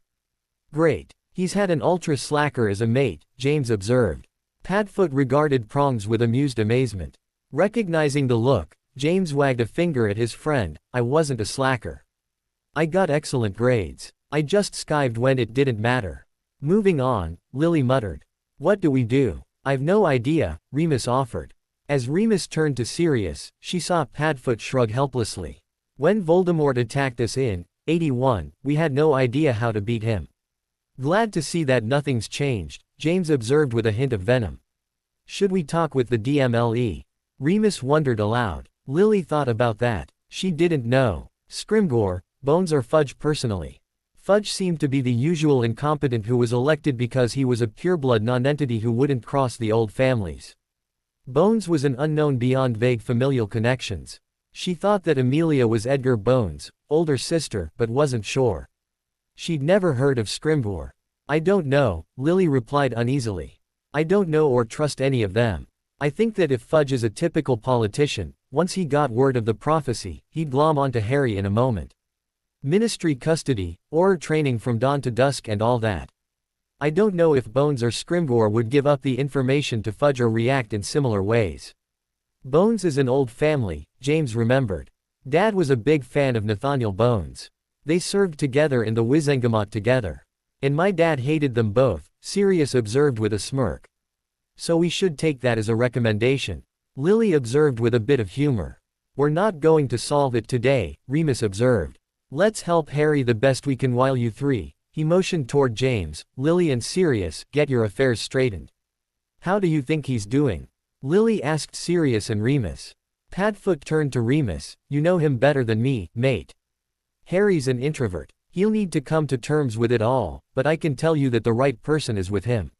She'll snap him up short if he's being an ass, straighten him up if he's out of line, and just plain love him through it all. It's really beautiful here, Hermione observed. Harry hadn't spoken since they'd left the house and she was becoming nervous. They stopped their perambulations, leaning on a boulder. She settled between his legs, leaning back on his as he absently wrapped his arms about her from behind. Together, they looked out to sea, watching the gray wind-whipped waves as they tossed to and fro. After 5 minutes of sitting there, Hermione had finally worked up her courage. I love you, Harry. She couldn't face him when she said it, but she had said it, nonetheless. This moment had been building in her for months. The day after their momentous ride on the back of Buckbeak to save his godfather, her attitudes and emotions had taken a significant, seismic even, shift. She didn't know what was different, just that things between her and Harry were now changed. Over the summer, between her frantic journaling, discussing matters with her mother and a lot of long walks, Hermione came to understand, accept and embrace her feelings. Ever since she was small, those about her had recognized that the maturity in the pint-sized genius had far outstripped her age. Sometimes, her social skills lagged, but overall, she was light years ahead of her peers. In the end, Hermione was well equipped to love her young man. Since admitting her feelings to Harry earlier in the day, she'd felt a burgeoning need to confess completely the true depth and breadth of her feelings to her young man. It had begun as a growing desire, shifting to a need, and finally ending up as an unrelenting emotional pressure that wouldn't be denied until she told Harry Potter, I love you, Harry. When he didn't reply, she told him, I'm sorry if it's too soon to be saying that, but I feel like we've been together for years and have just now got around to the ing and such. I want you to know, no, I need you to know. She trailed off as she felt him shaking behind her. Turning in his embrace, she saw him crying. Shish, shish, it's okay, she murmured. Wiping his tears with her hands, she pulled him to her. It'll be okay. We've faced him before and we'll do it again. We have your parents back, Sirius is free and we're together. It will be okay, I love you. Eventually, he stilled. From the warmth of her embrace, he whispered, what would I do without you? Smiling, she replied, fail all your courses. A weak chuckle was all he could muster before regarding her seriously. She stilled at the expression on his face. I would be dead without you, Hermione. I don't really have any idea what love is, but you're, by far, the most important person in my life. Deciding that this declaration was good enough as an, I love you, she ate him thoroughly. A few minutes later, they broke apart. He pulled her flush to him, causing Hermione to color because of the tingly sensations that were inspired by being so close to him. I need you. You're my best friend and my everything. Will you help me? He asked with a hint of timidity. With Voldemort, she clarified. He nodded his confirmation. Silly boy, of course. I'm in this for the long haul. I didn't know it then, but when a scrawny boy with funny glasses jumped onto the back of a troll years ago, my life was irrevocably altered. Cupping his cheek, she looked him in the eyes to ensure she had his attention. The die of my life has been cast. A soft preceded her vow, I'll always be with you, Harry Potter. Always. Sighing in relief, he pulled her close. Eventually, he murmured, don't get me wrong, I'm over the moon about my parents being back, but it's a bit strange all the same. Nodding, Hermione reassured him, it's only natural. For all intents and purposes, they're strangers to you, despite being related by blood. It'll take some time, but since you want to connect with them, you'll get there in the end. Harry had a half-smile on his face as he shook his head in mild bewilderment. What? Hermione protested, feeling self-conscious. You're incredible. Beautiful with brains and a great bum to boot. Blushing, she looked down and demurred, you don't have to say that, Harry, I know I'm no beauty. Firmly grasping her chin, he gently turned her face back to his own. When have I ever lied to you? Never, she whispered in reply. A slow nod preceded it that melted into a hug. With you at my side, I can do anything. I have done anything. Dark lords, werewolves, escaped convicts after my blood, feral hippogriffs and even basilisks being controlled by the memory of a dark lord. Hermione looked at him askance when he listed the events at the end of second year. You were there with me in spirit, Hermione. How else did I have the courage to do what needed to be done? Harry, she whispered in a soft protest. You're the bravest person I've ever known. Not only because of your more famous achievements, she explained, but because you kept on during second year when the whole castle turned against you. Because you kept on when your relatives nearly drove you into the dirt. Because you're you. That's real bravery. She wrapped her arm about his waist. You feeling better? Actually, yes. Good, let's head back. I'm hungry. He wrapped his arm about her shoulders as they began to slowly make their way down the shoreline toward the massive house. I like your mum, she offered. Yeah, she's pretty cool. Pretty cool, Hermione mocked playfully. Oh you, he huffed before his fingers assaulted her ribcage. Squealing, she bolted toward the house. His laughter followed her as they burned off some of the fear and anxiety that had built up over the course of the day. Sirius watched at the window. Seeing Harry and Hermione frolicking on the path from the beach warmed his heart. He knew that his phases, as he called them, were worrying everyone else, but to watch the teens loving and having fun in the midst of fear and pain made it all okay in the end. You all right there, Pads? Shrugging, he nodded his head at the approaching teens. They make it all worthwhile. I'm sorry about Azkaban. We didn't think through the repercussions very well, did we? Not your fault, Prongs. His gaze leaving the window, he looked at the floor. I consider it part of my punishment for. Suddenly whipped around, Sirius was facing an angry James Potter. Listen to me. Lily and I forgive you. If you need to, ask Harry's forgiveness and I'm sure he'll give it straight away. None of us blame you for the betrayal. All of us blame Peter, no one else. Stow that guilt trip shite, we don't have the time or energy to be dealing with it. James trailed off as he closed his eyes and took a deep breath. His voice barely above a whisper, Sirius admitted, look, I'll do my best but 13 years is a long time to build up guilt. It won't disappear overnight, but I'll try. It was still hard for Sirius to believe that James was standing in front of him, much less had forgiven him for his part in their betrayal.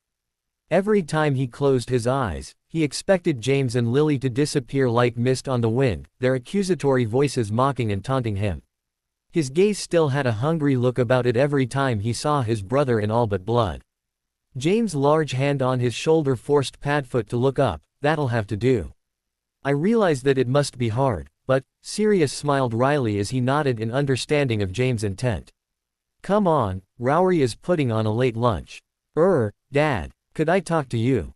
Outside, I mean. James smiled at Harry's nervousness as he followed his son out the front door after the meal. Sirius said that I could cast a bit of magic here and not get gigged from the ministry, right? Sure, just don't let your mum see you prank Sirius. He smiled widely before he corrected himself. On second thought, let her know beforehand so she can watch. Harry smiled but it was fleeting. Last year, Uncle Mooney taught me the Patronus charm. James nodded appreciatively. That's an impressive charm. You need to show your mum, she's a whiz at charms. Yeah, but I wanted you to see it first. See, the Dementors were all over because of Sirius' escape and all. Well, I guess a picture's worth 1,000 words. James watched his son close his eyes for a short moment to center himself before raising his wand while incanting, Expecto Patronum. Staggered, James watched prongs burst from the end of Harry's wand. The nearly opaque stag pranced up to James, before stopping with intent. The pupil-less eyes stared at his namesake expectantly. Always mischievous, James shifted to his animagus form. Vision for a stag is sharper than for a human, so prongs could make out every detail of his son. Back and forth, Harry compared prongs to his Patronus. The entire time he murmured, exactly the same. The smile on Harry's face was worth all the gold in his vault to James. Shifting back to his human form, father embraced son in an emotional hug.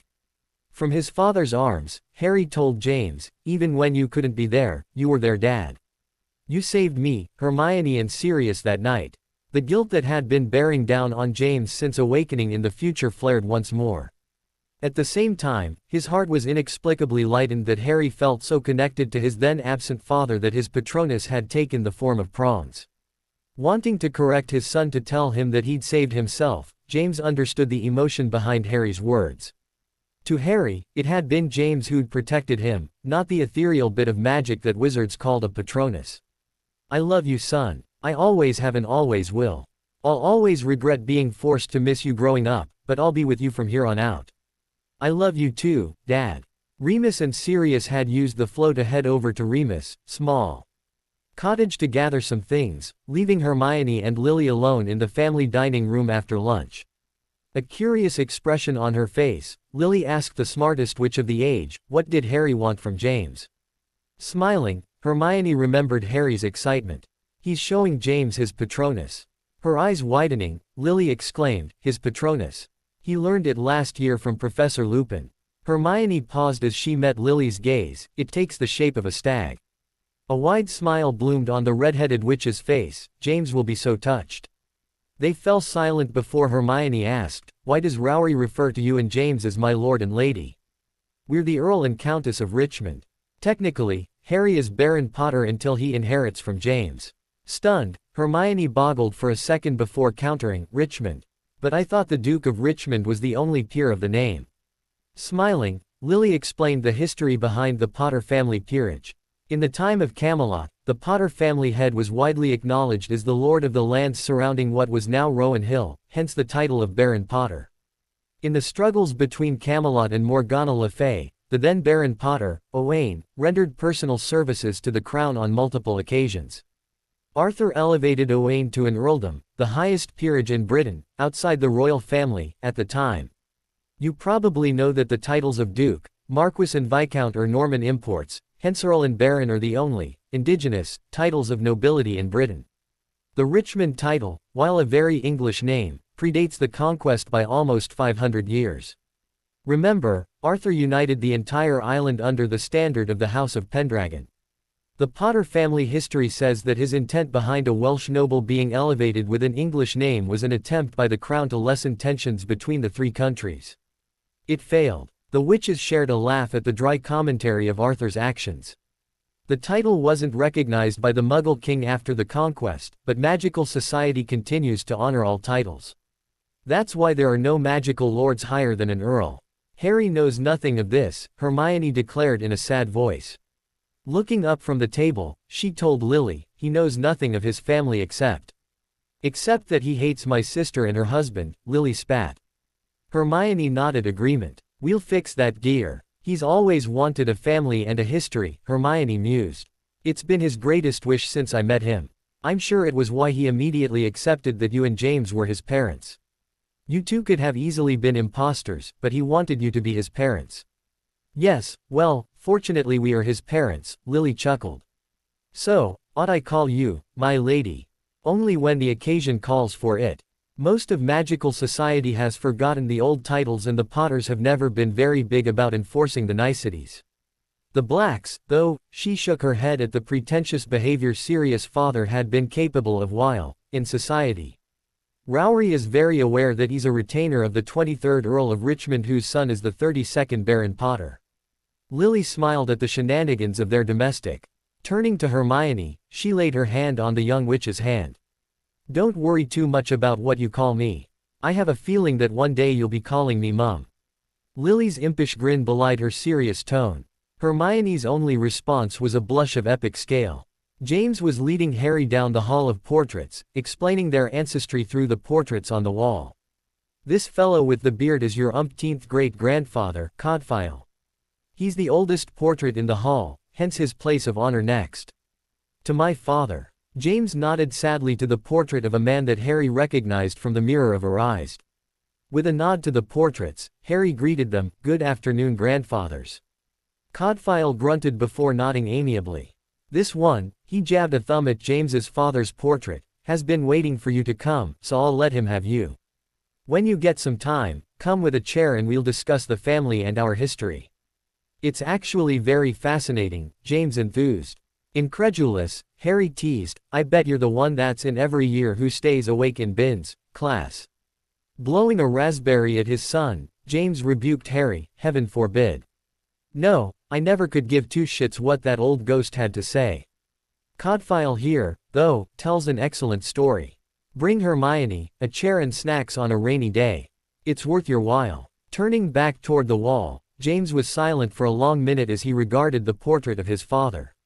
With an air of solemn respect Harry had never heard from his father, James introduced, "Harry, this is my father, your grandfather, Charles Johann Potter." The old man with a striking resemblance to his son and grandson beamed at Harry. "It's so good to finally see you again, Harry. You were just a mewling puddle of flesh last time I saw you. You've grown into a fine young man." Frowning a bit, he mentioned, "Bit short, though. We're working on that, Dad." James forestalled any discussion that would lead back to Surrey. The day had been emotional enough as it was. Harry's jaw worked twice with no words coming out. Turning to his dad, he explained, "I've dreamed about this day. You know, meeting my family and all. But I've no idea what to say." "Try, hi grandfather," James teased. Rolling his eyes, Harry turned back to Charles' portrait and with his tongue firmly in his cheek, he exclaimed, "Hi grandfather." With false cheeriness. "Don't listen to this one, grandson. He's always had more cheek than any human ought to be apportioned. Run along, we'll talk more later, but it's wonderful to see you." Overwhelmed, Harry replied, "It's pretty brilliant to be meeting you too, grandfather. I'll be back." "Come on," James beckoned as he headed out of the portrait hall toward the stairs. "Where are we going?" Harry asked as he bounded after his father. "To your room," James replied with a wide smile. "Hermione, you've got to see this." Harry ran into the sitting room where she and Lily Potter were getting to know each other better. It was much easier than she'd expected it. Probably because Lily was only 8 years older than she was. "See what?" She smiled to him when he bounded up to her. "My room. It's huge. There's a balcony and this really brill furniture. The bed is better than the ones at Hogwarts. You gotta see this." Hermione's smile faltered a bit. Harry's enthusiasm was proportional to his experience. She was sure that the room was probably spectacular in design and apportionment, but Harry's excitement was more due to the contrast with his upbringing. The past threatened to cast a pall over the event, but Hermione was determined to be supportive of her boyfriend. With a wink at Lily, Hermione asked, "So, you want me to come with you to your bedroom?" As Lily and James smothered smiles, Harry cycled through every shade of the color red that was known to mankind. "No. Yes, but not like that. Not yet." Casting a glance at his mother whose eyebrow was now cocked at her son, he muttered, "Bugger. Come on." He tugged Hermione's hand to propel her out of the room and toward the stairs. James and Lily's laughter followed the teens to the first floor. Curled up in the window seat in Harry's room, Hermione asked her boyfriend, "So what's the verdict?" From his bed, Harry asked, "Verdict? You've had some hard news, but it was your parents giving it to you. Is it worth it?" She asked, knowing the answer would be, yes, but she was trying to make a point. That would be a big yes, that it was worth it. Grumbling as he stared at the ceiling, he told no one, "I should have been told years ago, though." Tentatively moving to the bed, she sat next to him. He didn't need words now. So much had been said that words were just dewdrops in a flood. Her presence, her silent support was what was needed now. Reaching out her hand, she entwined her fingers with his before pulling his hand to her lips. After placing a gentle on his palm, she curled up next to him. She smiled when he turned toward her, closing his eyes as he relaxed. From the hallway a braying voice called out, "Snogging alert. Snogging alert." Smiling, Harry murmured, "Are all parents unsatisfied unless they've thoroughly embarrassed their children?" James rounded the corner into Harry's bedroom, a wide smile on his face. "Good, you're both dressed." Ignoring Hermione's outraged squawk, he continued, "Come on down, Rowery's got dinner coming on soon."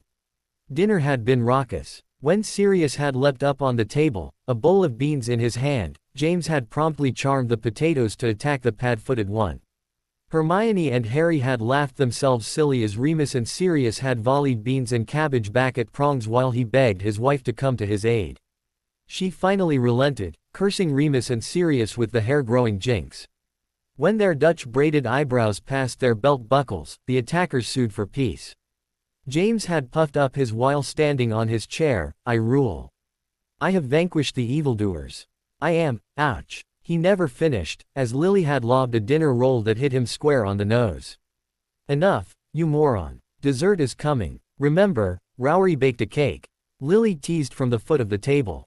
Harry was sitting at his father's right hand, as befitting the heir. Lily had accorded Hermione a high honor at inviting her to eat at her own right hand. Sirius and Remus had filled in the other seats.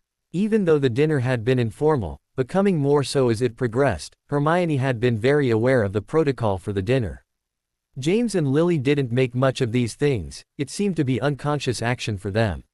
Eyeing her boyfriend as he whispered with his father, Hermione turned to the mistress of the house. "Lily, can we talk with Harry later?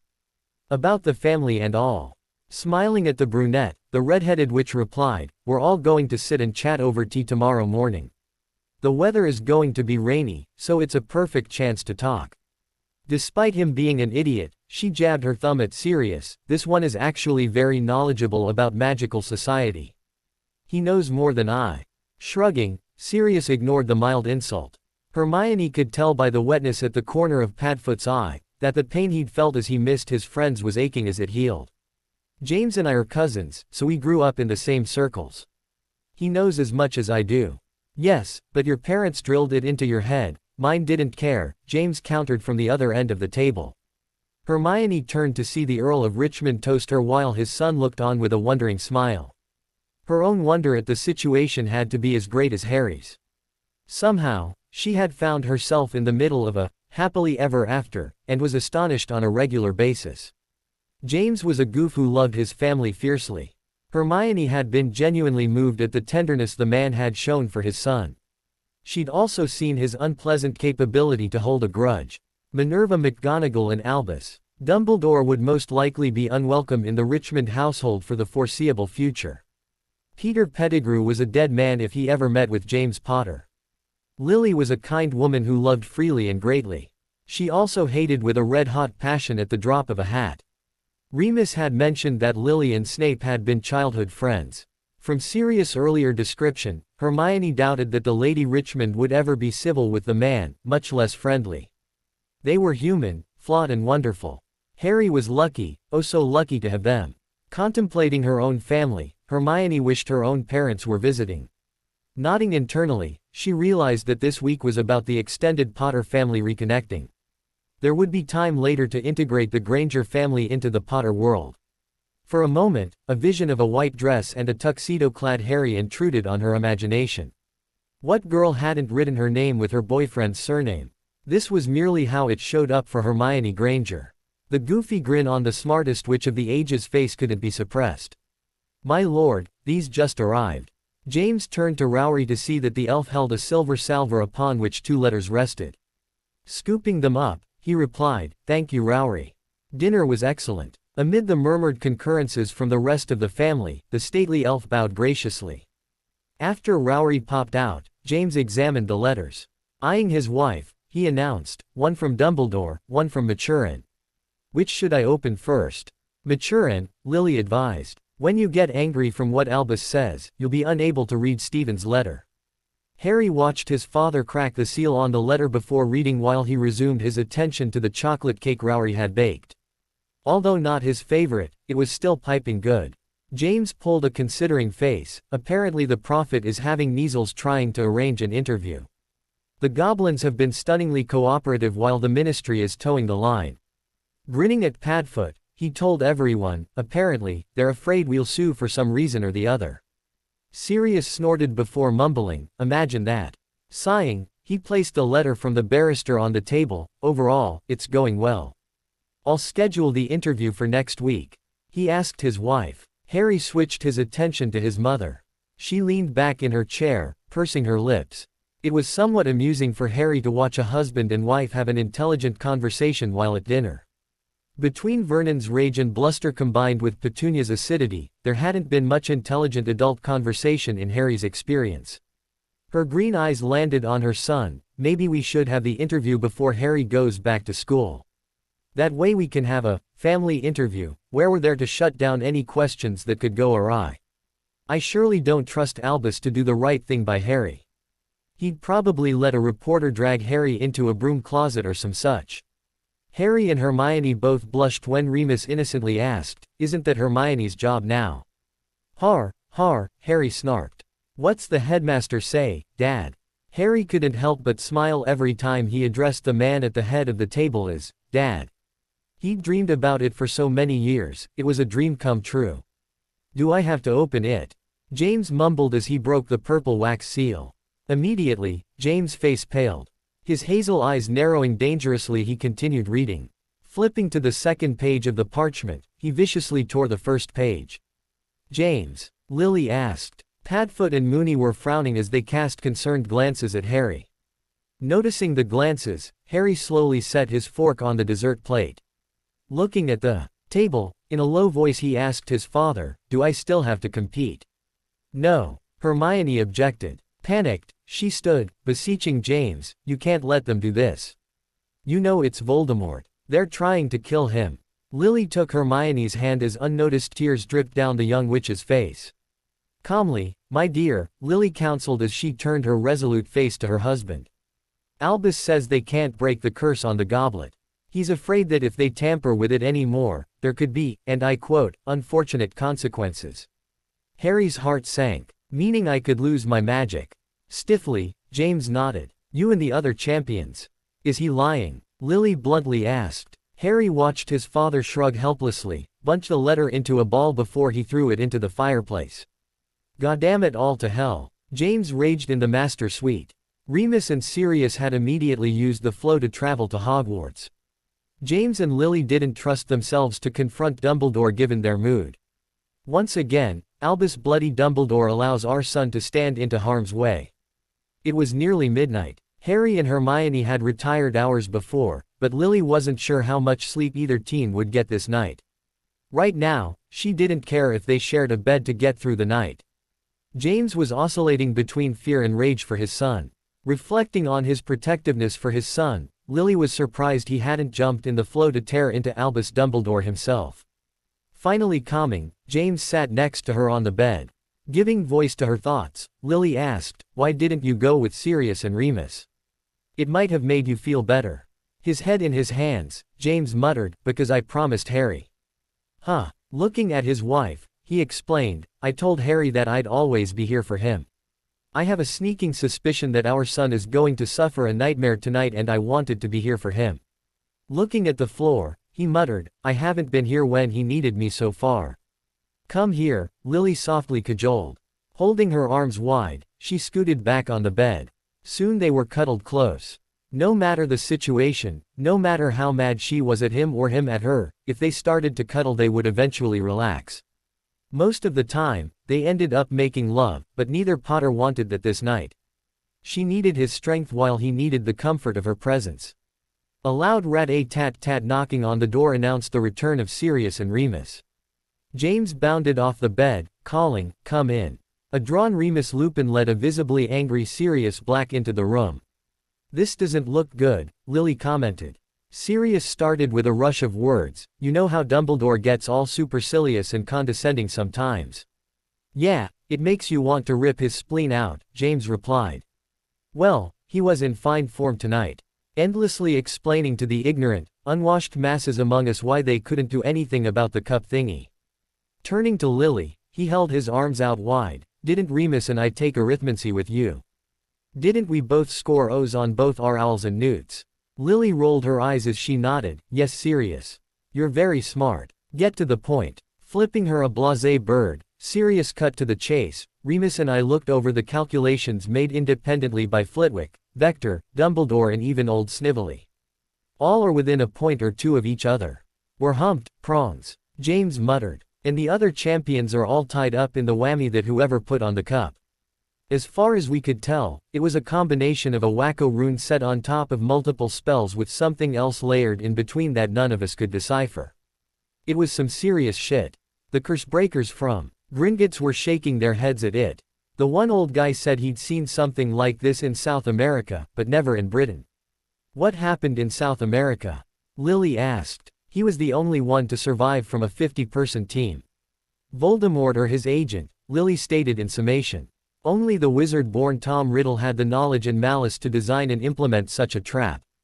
Yeah, and we not only risk Harry losing his magic, which would leave him helpless in the face of Voldemort's wrath, but would also strip the other three champions of their magic," Remus observed soberly. "He has to compete," Lily whispered. The sensible part of her mind agreed that to endanger the others would be irresponsible to the point of criminal, but her heart screamed, so what? It was Harry they were talking about in his life, the others. Remus had a valid point, though. If Harry was a squib, he'd be defenseless in the face of a determined magical onslaught by Voldemort. In a low, dangerous tone, James asked, and did no one notice this extensive modification and spellcasting that was done to the goblet?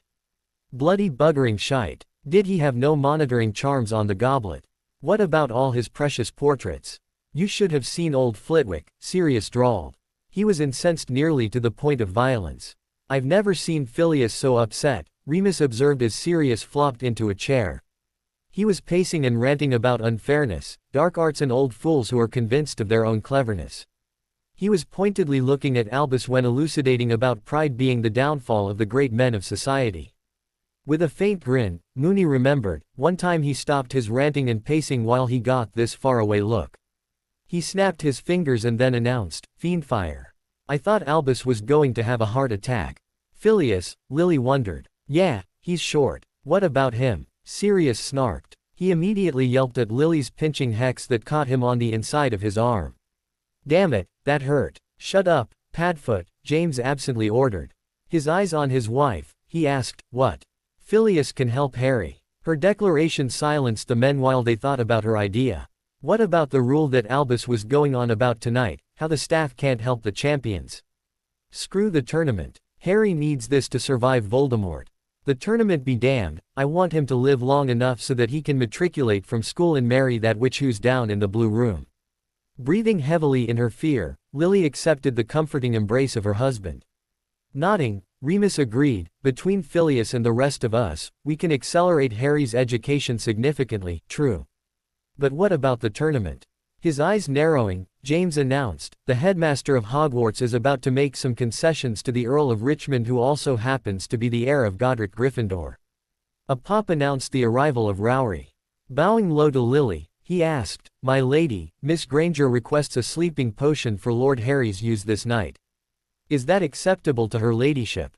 Frowning, Lily stood before heading out of the door. "Fetch a potion and meet me in Lord Harry's room, Rowry." Hermione stood in the doorway of her boyfriend's bedroom watching him. Harry stood on the balcony off his room, oblivious to her presence. The light of the waxing moon shone down on him, making his hair glow with a silver light. Her heart ached. It was happening again. First year it had been the stone.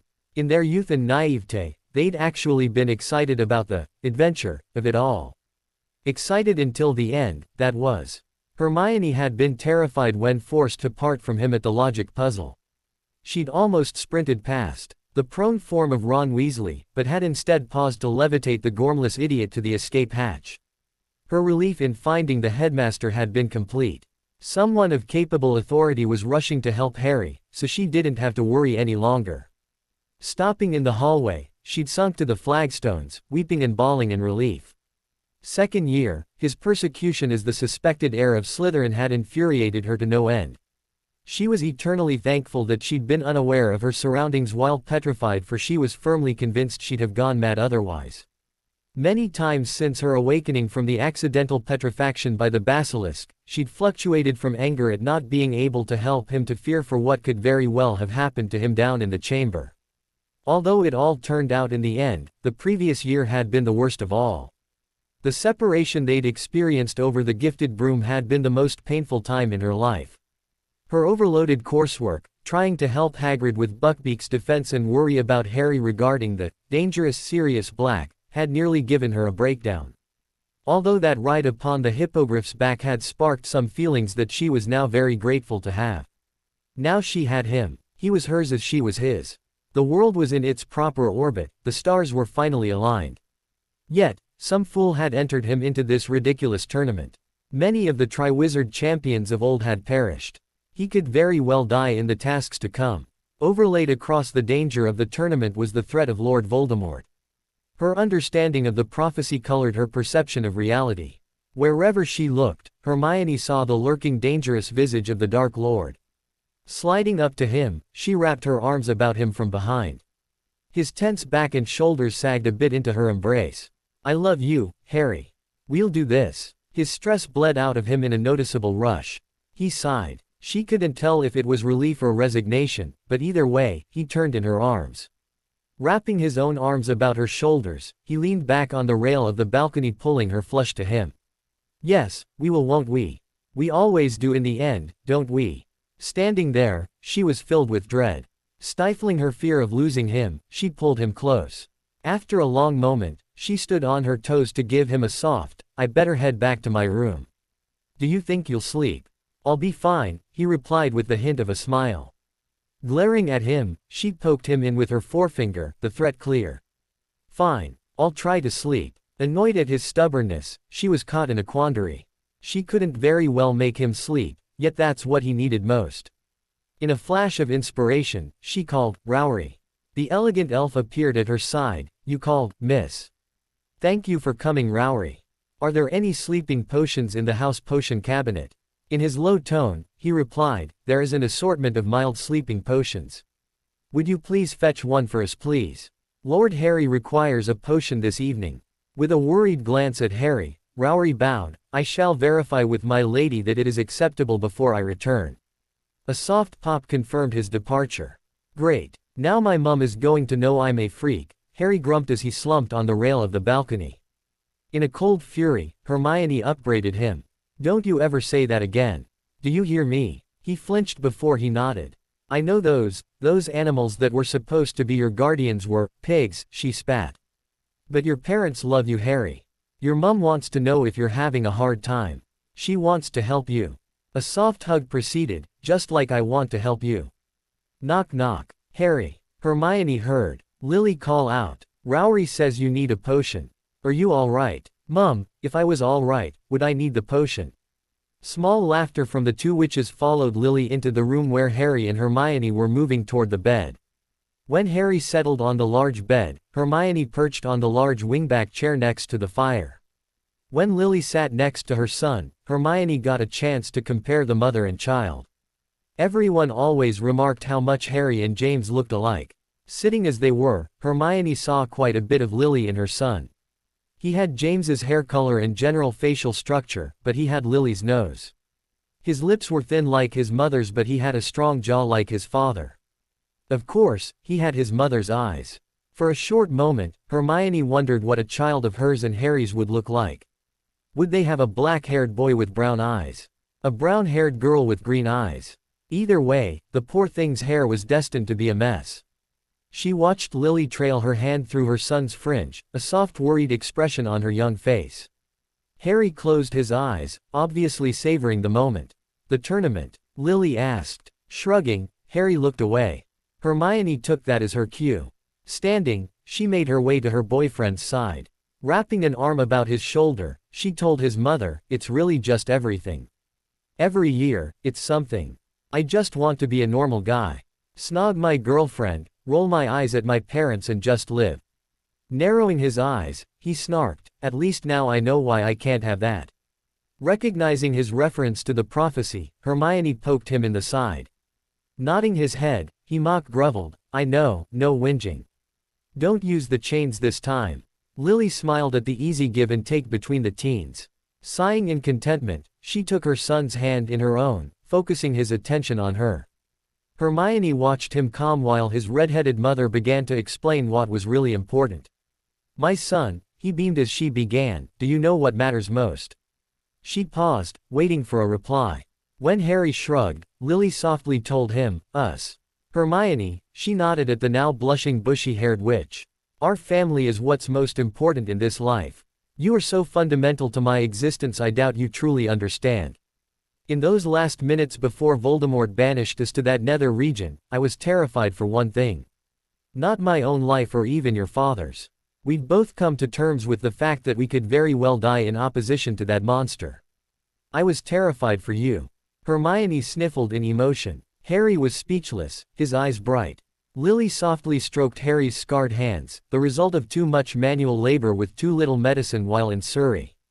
Without raising her face, Lily told her son, "When your father and I woke last night in the burnt-out hulk of the rental cottage, the only thing on both our minds was you.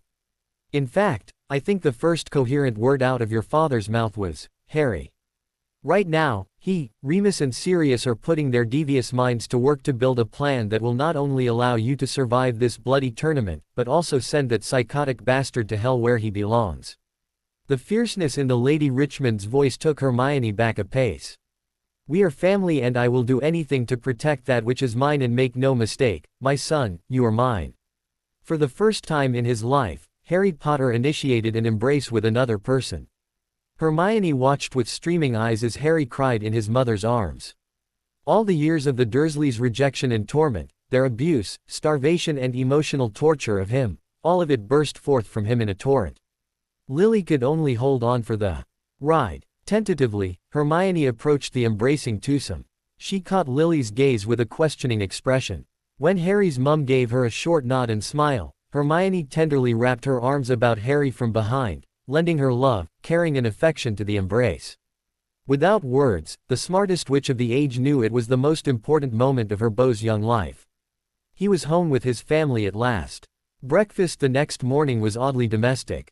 James was an eggs, bacon and toast kind of man, while Lily munched on a bowl of Cheerios. Harry smiled when Sirius stumbled in the room to spoon up a large bowl of porridge. The former prisoner of Azkaban's hair stood up on the right side as he sported creases on his face from his sheets. Porridge, James teased his best friend. Harry snickered when Sirius sighed in delight as he spooned a heap of peaches into the gooey mess. With a cheery tone, Sirius told his friend, just because you're irregular due to a lack of fiber doesn't mean you should be rude, Proncy. When James snorted in derision, Harry laughed aloud. Hermione came in just as Sirius stood. Harry smiled widely at his girlfriend's confused expression as the disheveled Padfoot stood forth to elucidate the ignorant about the benefits of porridge. Halfway through the lecture, after Sirius had explained the beneficial uses of porridge as an all-purpose adhesive, an excellent source of dietary fiber and just generally yummy, Hermione couldn't stand it any longer. Sirius, stop this nonsense. The Marauders looked at the teenaged witch with mouths agape for a full 10 seconds before Prongs and Moony roared with laughter. Padfoot pointed at Lily accusingly, you told her to do that. The older witch was laughing so hard, tears were running down her face. Unable to reply, she shook her head. Annoyed, Hermione planted her fists on her hips. Since Sirius was the only person capable of coherent speech who was also in the know, she demanded, explain. Curious, Harry leaned in to hear the explanation. Sirius sat heavily on his chair. All the wind was out of his sails, he'd lost the moral high ground regarding that wonderful breakfast cereal commonly called porridge. I was in the Great Hall giving the same speech during 6th year and around the same spot. Dorcas Meadows said the exact same thing, but she called me black. In a nasally Midland Scots accent, Sirius mimicked, black, stop this nonsense. With a sigh, he admitted, she was smoking hot, too. Hermione blushed while Harry looked at his godfather with an odd expression. Realizing what he'd said, Sirius backtracked, no, I'm not saying you're hot, Hermione. Dorcas was hot. Smoking hot. A perfect rack with hips from here to there. Sirius, stop, Lily choked through her laughter. A thoroughly embarrassed Hermione decided that the best course of action was to deny that Sirius existed in any way, shape or form. Spooning up her breakfast from the sideboard, she sidled up to Harry. After a large draught of tea, she asked him, what's on the agenda today? Nodding to his father, Harry replied, Dad wants to do that interview today, so we'll be heading to the Daily Prophet after lunch. Mum wants to have a big chat this morning. Harry recognized the knowing look on Hermione's face, so he just cut to the chase. What do you know? A little bit of this and that, she coyly replied. Feeling a little bold, he checked left and right to see if any of the so-called adults were paying attention to the teens. Seeing that they were unobserved, Harry turned back to his girlfriend. Do I have to snog it out of you? His teasing tone reignited the blush in his girlfriend's face. She proved her membership in the House of Lions. When she teased right back, maybe you do. With affected triumph, he looked to the ceiling. Yes. They both laughed before digging into their breakfast. After she swallowed, Hermione mused, we are so behind in our schoolwork. Simultaneous groans from Harry, Sirius, James and even Remus caused Hermione to protest. What? We are behind now. Harry met his father's gaze. I'm used to it by now, he explained to his dad. Hermione, the oldest Potter explained slowly, you must learn to savor life. Life is like a fine wine that must be experienced, relished and enjoyed with all your senses. You can't study wine. With a sardonic eyebrow cocked, Lily countered, which is why you graduated ranked second in our class at school. Stunned, Harry turned to his dad. You really were the number 2. Embarrassed, James muttered before pointing at his wife. It's her fault. She was number 1. Harry sat back as the discussion around him grew animated.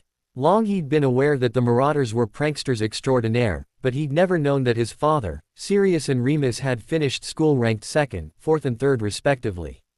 Pettigrew had been the anchor man for the entire class. When his father began to tease Sirius about the exceeds Padfoot had scored on his ancient runes Newt because of a hangover combined with a wild night with the Doublemint twins, Harry's stomach had begun to wobble. None of the wizards in the room were geniuses, that privilege fell to the witches they sat alongside. It was evident, though, that the other 3 had excelled in school. His decision to take divination as an easy O caused a burst of shame to burn in his belly. With a plastered smile on his face, Harry silently followed the conversation. When Sirius and James were arguing over who had the most consecutive outstandings on Charms test, Lily had calmly settled the debate. I did. 42 from 1st year through 7th. Harry had laughed with the rest before excusing himself on the pretense of needing the toilet. He'd seen Hermione's entranced expression. Despite the wizard's attitude, she felt at home amongst those who valued education. Heading to the veranda, he leaned on the stone rail, all the while trying to hide from his less than stellar academic performance. The scritch of a footstep on the stone path caused him to turn. Finding Moony meandering to the steps allowed Harry to let the breath out of him while he holstered his wand. You all right? Remus asked. Unusually for him, he was direct and to the point. Shrugging, Harry replied, sure. They were both silent as they stared out to sea. There was an early morning marine layer that obscured their view of the ocean, but the pounding surf filled in the blank spots their imagination missed. I was always jealous of James, Remus admitted. Surprised, Harry turned to the quiet marauder. He'd always pictured the 4 boys in perfect harmony, for in their schooldays, Pettigrew had been faithful. Nodding as he continued to stare out to sea, my life was very difficult. My parents had been killed in the attack, which infected me. I felt unworthy of affection, caring, even social niceties I felt were unnecessary for me. I didn't really date at all in school. A few friends who were girls agreed to accompany me to various dances and balls that were held. I believe they accompanied me more out of general affection and pity than any romantic interests. James, though, had it all. His parents fawned over him. He was wealthy, intelligent, good-looking and eventually got the girl of his dreams. He had everything I had wanted for so very long. You know what turned it around for me? Remus asked with deliberate slowness.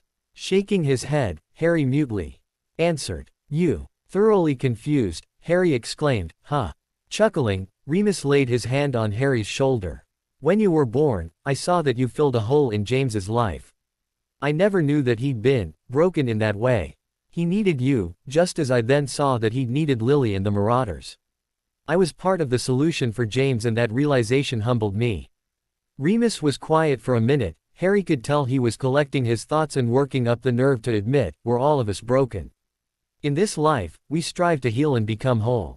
One thing that Dumbledore is always on about is the power of love, and I do believe that he's onto something there. Love heals us of our brokenness, it makes us complete. I realized that I had no need to be jealous of James for the advantages that came with his birth, because they broke him in a certain way. I needed to focus on helping those about me in the best way I knew how and in turn find healing for my own brokenness. Winding his arm across Harry's pliant shoulders, Moony told Harry, little one, you must heal. Find that which makes you whole. I believe that there's a big part of that here. He gestured to the house, indicating the residents therein. When Harry nodded agreement, Remus added, but that's not enough. It usually isn't. Find what makes you burn. With a wry smile, he teased, and I'm not talking about Hermione's womanly attributes. Blushing, Harry poked his Uncle Moony in the ribs. Moony. Chuckling again, Remus refocused, find what you need, Harry. A cocked eyebrow showed the depth of the werewolf's insight. Academic success may be a path for you, but then again it may not. It may only be a part of your path. Quidditch, law enforcement, professional philanthropy, there are many avenues open to you. Your world is restarting, take advantage of it. Remus then did something that no man had ever done in Harry's recollection. He leaned forward, placing a tender on Harry's brow. Without comment, he turned to walk back to the house. Harry watched him with a contemplative expression, touched that the reserved man had opened himself so much. The discussion with his family had been informative, infuriating and fun. Sirius had watched his godson throughout the entire discussion. Beginning to pick up the visual cues as tore Harry's mental state, Sirius would scowl whenever Harry's face would abruptly become blank. When James had explained about the Richmond title and Harry's own peerage as Baron Potter, Harry's face had become an immobile mask. Having grown up in a home where his opinions were contrary to his parents', Sirius recognized Harry's method to hide strong feelings. He himself had used a similar facade to stifle his feelings and contradictory opinions until they couldn't be held back. Sirius watched Hermione cautiously entwine her fingers with Harry's. She gave him a soft smile, which he returned. That seemed to break him of his funk. It was a throwaway comment by James that brought Harry out of his seat. And cousin over there, he was just a pogue. Cousin. Harry interrupted his father with more than a little harshness in his tone. Who's your cousin? Sirius pursed his lips in consternation. It didn't take Cassandra Trelawney to see that this discussion wasn't going to end well. I am, Padfoot replied. Slowly, Harry's face, now an immobile mask, turned to Sirius. You're my dad's cousin, which makes us, what, second cousins? Yeah. Reiterating himself, Harry stared at his now clenching hands. So you're my relative by blood. It was meant to be a question, but really, Harry wasn't questioning. What exactly the boy who lived was asking, Sirius had no idea. Nonetheless, Padfoot didn't like the simmering tone of his godson. Cutting to the chase, Sirius asked, what are you on about, kiddo? I'm on about the Dursleys. Standing from the settee as if he were shot from a cannon, Harry glared at his godfather. I could have been, should have been, with you instead of them. Not only because you're my godfather, but because you're my real family. Understanding flooded Sirius alongside the ever-present shame. When he'd heard that Harry had spent his formative years in a cupboard, Sirius had spent the rest of the night beating himself up something fierce. It was his responsibility to take care of Harry in case something happened to James and Lily. The something had happened, but Sirius hadn't taken care of his godson. He'd failed. Not only was he the boy's godfather and all the attendant duties therein, but he was also blood. He'd failed his blood kin. Failed them all. Failed. Staring at his shoes, Sirius whispered, I'm sorry, Harry. I'm so sorry. The room was silent. Barely hearing the breathing of the others, Sirius was consumed with guilt and remorse. Shame blanketed him so that there was no sunlight, no warmth. Just like Azkaban, the world was a void and he was lost in it. The hand on his shoulder was a surprise, causing him to jump. He looked up into the shining eyes of his godson. Sirius jumped a bit. Harry was inches away. Do you want me to hate you? Harry asked. No, Sirius hoarsely replied, the jerky shaking of his head causing the long black locks to fall into his eyes. I can if it would make you feel better, though I'd rather not. Understanding the point, Sirius looked away as he nodded. Trying to change the topic, he asked, did Prongs tell you to say that?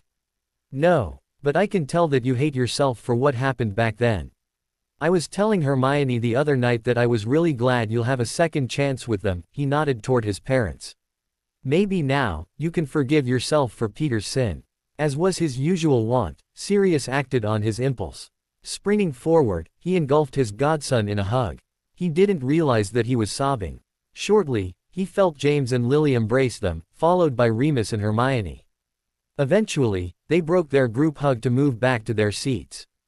As Sirius wiped his face, he asked Harry, when did you get so smart? Harry jabbed his thumb toward his girlfriend. Can't be her best friend for 4 years and not get a bit smarter. Everyone laughed as the tension passed. They were closer. That which hadn't killed them had made them stronger. The family was beginning to heal. Hello Rita. Remus sat on a couch with Hermione off to the side of the main event, as Sirius had called it. Occupying 2 sofas were James, Lily, Harry and Sirius. When Stephen Maturin had told James via letter that the prophet wanted Rita Skeeter to interview them, Remus had winced while Padfoot had cheered. Before Remus could caution the Potters, Sirius had exclaimed, we'll drive her in the dirt, Prongs. After Remus, Hermione and Lily had finished rolling their eyes, Lily had turned to Remus expectantly. She's a vicious reporter who redefines, rumor monger. You'll need to be very careful if she interviews you, the werewolf explained. James had turned to Sirius with a questioning expression. Look, she's mean, but dumb as dirt. Remember that Skeeter girl a few years behind us in Slytherin? With a look of concentration, James answered, sort of. Nasty sort of empty-headed girl who struggled to pull an A on anything. That's her. We just need to make her say what we want, not what she wants. Remus nodded. Sirius had a point. Over the next 45 minutes or so, they developed their plan to conquer the wench. Sirius had announced. He'd watched Hermione as she followed the conversation avidly. Smiling, Remus saw her get lost a few times in the discussion, but then jump right back on track, contributing good points on occasion. Hermione was a linear thinker who could skip from line to line with an amazing rapidity and continuity. James, however, could hold 3 different conversations at the same time and not lose track. Sirius had been able to do that, well, do it before Azkaban, that is to say. Harry was quiet, but followed the conversation fairly well. At the end, when James had turned to him and asked if Harry understood his role, the boy who lived had nodded without hesitation. James was last to step out of the fireplace in the visitors' lounge of the Prophet. Dressed impeccably, he strode to the waiting reporter with a wide smile and his hand outstretched. Lily was right behind him in a stunning dress that showed her to be a woman of wealth and beauty. Sirius was wearing plain black robes emblazoned with the oversized coat of arms of the Black family on his. Harry was wearing plain robes of the deepest blue, a pale red dragon on his left. Lily had insisted on the ensemble as the traditional robes of the Baron Potter. Rowry had whipped up the set in a flat minute. Hermione and Remus moved to the side of the room, out of the firing line. She was wearing robes of a modest sky blue while Remus wore plain robes of dark green. It was obvious to the reporter and accompanying photographer that the party was together, but Remus and Hermione were off limits. My lord, how wonderful, Rita simpered. Turning to the smiling Lily, Rita continued her ingratiation, my lady. With Sirius she tried a different tack. Oh, my lord, she exclaimed to Sirius. Moving to his side, she exclaimed, you're far more handsome in person. Remus smiled while Hermione grimaced. Yuck, she muttered. Sirius flashed a megawatt smile worthy of Gilderoy Lockhart. Why Rita, I'm flattered. Next to you, I am but a shadow. You, my dear, are a vision of loveliness. Yuck, Hermione muttered again. Oh, my lord, she simpered. Her eyes zeroed in on Harry as her prey for the interview. And Lord Harry, how wonderful to finally meet you, the crocodilian smile and bright eyes gave her away. Not that any of the family needed the warning. Come, let's get comfortable. Tea. When all had refused the tea, they settled. James and Sirius on a sofa, while Lily and Harry on the other. Harry was seated intentionally between his parents. They all hoped Skeeter would take the cue that Harry was not to be mined for information. Turning to her left, she asked, my lord, to James, will you please explain to our readers how you and your wife survived the famous Halloween attack of '81? When the acid green quill began to scribble before James spoke, Lily cleared her throat. Rita, she interjected with a noticeable lack of friendliness, your quill appears to be malfunctioning. I think you'd best attend it before we begin. The glare by the petite redheaded witch was not missed by the interviewer. Oh dear, Rita fussed as he ransacked through her bag hunting for another quill. Remus stood to walk over to the reporter who was feigning a lack of other writing implements. Allow me, Remus intoned gallantly.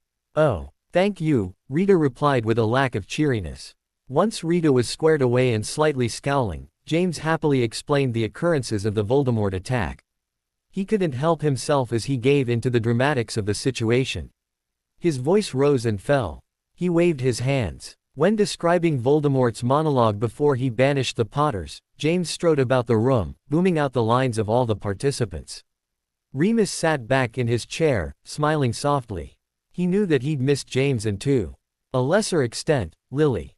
Until this moment, he'd no idea how deeply their apparent loss had affected him. He had to smile when Harry sniggered at his dad's antics. With a mock imperiousness, James asked his son, do you find this amusing, my lord?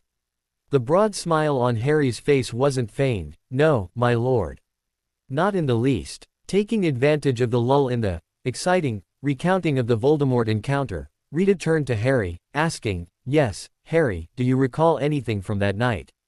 It was your big night after all. Remus winced at the woman's crassness. Didn't the prophet have anyone better available? Apparently, Lily concurred. With a frown, she rebuked the reporter. It would be good if you addressed our son as, my lord, Rita. Ah, my lady, 1,000 apologies. But do you, a muggle-born witch, hold to the old titles? James answered with a hint of sternness, our family is heir to a lineage as old as magic in Britain. A Potter fought with Arthur. A Potter apprenticed with Merlin. A Potter was the primary financier of Hogwarts. We are, all of us, proud of our family and our heritage. He'd learned the art of redirection at his mother's knee. She'd been the eldest daughter of the Black and wife of the Potter for many years. Now that he'd successfully recaptured the reporter's attention, James asked, would you like me to finish telling you about the happenings of that horrible night?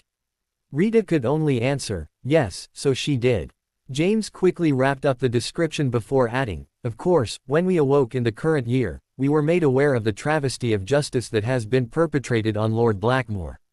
Yesterday morning, both Lady Richmond and I testified under veritaserum in front of the minister, the chief warlock along with the head of MLE and the head Auror. All were convinced of Lord Blackmore's innocence. Turning to Sirius, Rita's wicked smile was returned. In your opinion of the ministry's actions, my lord? I'm sorry, Rita, I can't comment on anything that might interfere with any future litigation. Completely understanding him, Rita replied, may I interview you when things become more clear? Of course, he replied soothingly. They'd used up about half of the 30 minutes allotted for the interview, so the family hunkered down into receive mode. Are you satisfied with the care and attention that Lord Harry has received in your absence? Rita asked. Internally, Remus winced. At his side, he heard Hermione's quick intake of breath as both recognized Rita's unerring shot into a very sensitive matter for all present. His gaze passed over the placid expressions of Padfoot and Prongs to rest on the tight face of Harry. Lily merely shifted in her seat before replying, our son is healthy and happy. We shall, of course, resume responsibility for his upbringing. Didn't your sister have custody for him, my lady? Yes, she did, Lily replied succinctly. Undaunted at the lack of cooperation, Rita pressed on, as she smelled a story. What was your sister's reaction to your reappearance? I'm sure she was elated to see you and Lord Richmond again. Lily, polite smile was all the reply she could muster before answering, with everything that's been happening, we've not been able to catch up with my sister. It is next on our list of things to accomplish. The shark-like smile on Rita's face was less than welcome. Remus had a strong desire to quickly stun the woman and memory charm her before forcing James to request a different interviewer. Turning to James, Rita asked about his intentions regarding the Potter seat in the Wizengamot. Of course I shall take up my post. As my father and his father stood for what is right, so too shall I. Remus noticed Harry watching his father with unabashed admiration. Sometimes James was the quintessential Gryffindor. With deliberate slowness, Rita turned to Harry, evaluating him for a long moment before asking, and you Lord Potter? What are your feelings regarding your parents' return from the great beyond? Remus narrowed his eyes. This was a soft-toss question that Harry couldn't answer wrongly. When Harry finished explaining how happy he'd been and so on, the real question came. What was your parents' reaction to your conniving your acceptance into the Triwizard Tournament? Remus tensed and Hermione growled while Harry paled in anger. Lily very calmly laid her hand on Harry's before turning on Rita. Our son has testified that he did not enter the tournament by any means, fair or foul. He has been forcibly entered and our solicitor is coordinating our ongoing attempts to extricate him from this unwanted situation. That is all we have to say about the Triwizard, Rita. Next question. Did he testify under a truth serum, my lady? Rita pressed. Next question, Rita, or the previous one is your last, James countered. She narrowed her eyes for a moment before scanning a parchment with a series of pre-planned questions. Ah, yes, she muttered before turning to face Hermione. Miss Granger, it's commonly understood at Hogwarts that you've used a love potion to snare Lord Harry for his wealth, station and notoriety. Do you have any comment? Quick as AS, 4 things happened. First, Remus grabbed Hermione's arm to keep her silent. At the same time Harry bounded off the couch with an inarticulate cry of protest. Last of all, Lily and James stood. As Sirius calmed Harry, James quietly left the room. That's enough of that. Lily spat. You'll leave her be. Turning away from the startled reporter, Lily walked over to Remus and Hermione. Lily caught Hermione's gaze. Remus could see reassurance in the red-headed witch's expression. None present believed any of the tripe spewed by the rumor monger, and Lily wanted to reassure the teenage witch that she was not doubted in any way. Strangely, Rita stood in the middle of the room, being completely ignored by all. Presently, James returned with Barnabas Cuff in tow. The sweating, paunchy and balding editor of the Prophet didn't appear very pleased. "Come, we're leaving," James announced. "But my lord," Rita protested. Ignoring the woman, James shepherded a still fuming Harry and Hermione to the fireplace. When they disappeared in the green flames, James ushered Lily into the fire. When she was gone, James turned back to face their crass interviewer. Remus winced when he saw James's expression. "Miss Skeeter," he spat. "You have officially killed the goose that lays the golden eggs. You shall never have access to me or mine ever again. Not my son, my wife or myself."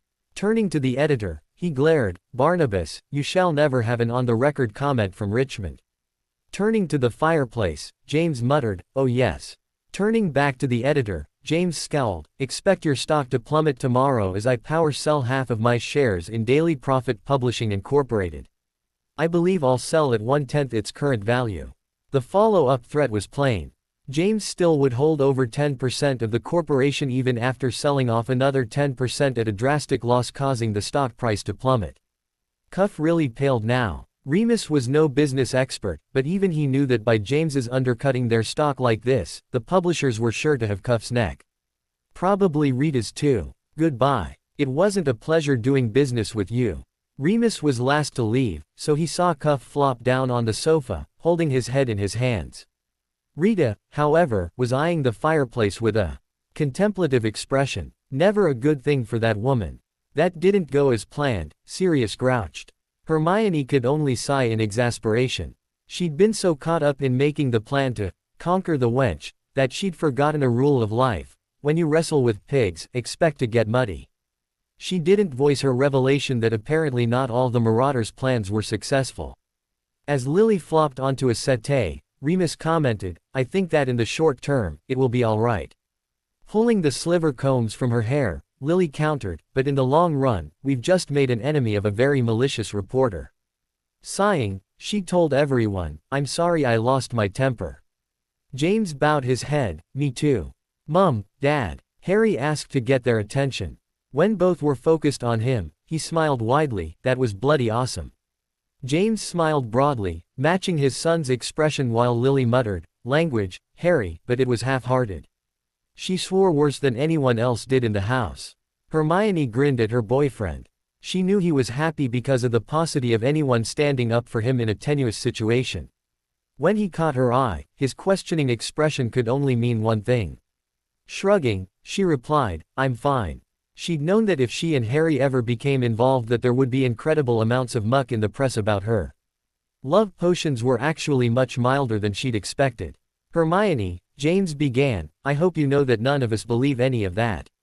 "I know. I expected this kind of thing and worse. It's not an issue." Looking into her lap, she grumped, "Not that I like it, but it's not unexpected." In a low tone, Lily told her, "You know that your blood status will be brought into play very soon." The knowing expression on Harry's mum's face told Hermione that she was speaking from experience. "When James and I were engaged, it was as if the world exploded. You would have thought I was Mata Hari and Tokyo Rose put together to poison the future of Britain." The humor didn't distract from Lily's message, it was bad. Nodding, Hermione acknowledged the friendly warning. Again, she knew that things like this would happen should she and Harry become serious about one another. Catching his eye, she couldn't help reflect that she was very serious about her young man. Looking to her hands as they rested in her lap, she tried to ruminate about the whole issue, but was in too much turmoil to center herself. When she felt the cushion next to her sink, she expected to see Harry. Turning to her right, she was surprised to see Sirius sitting next to her. The Clown Prince of the House of Black had a very serious expression on his face. "Hermione, I owe you my life. I want to do something, but you'll need to talk to your parents first." Confused, she was also touched by his sincerity. "What's that?" "I'd like to formally place you under the protection of House Blackmore."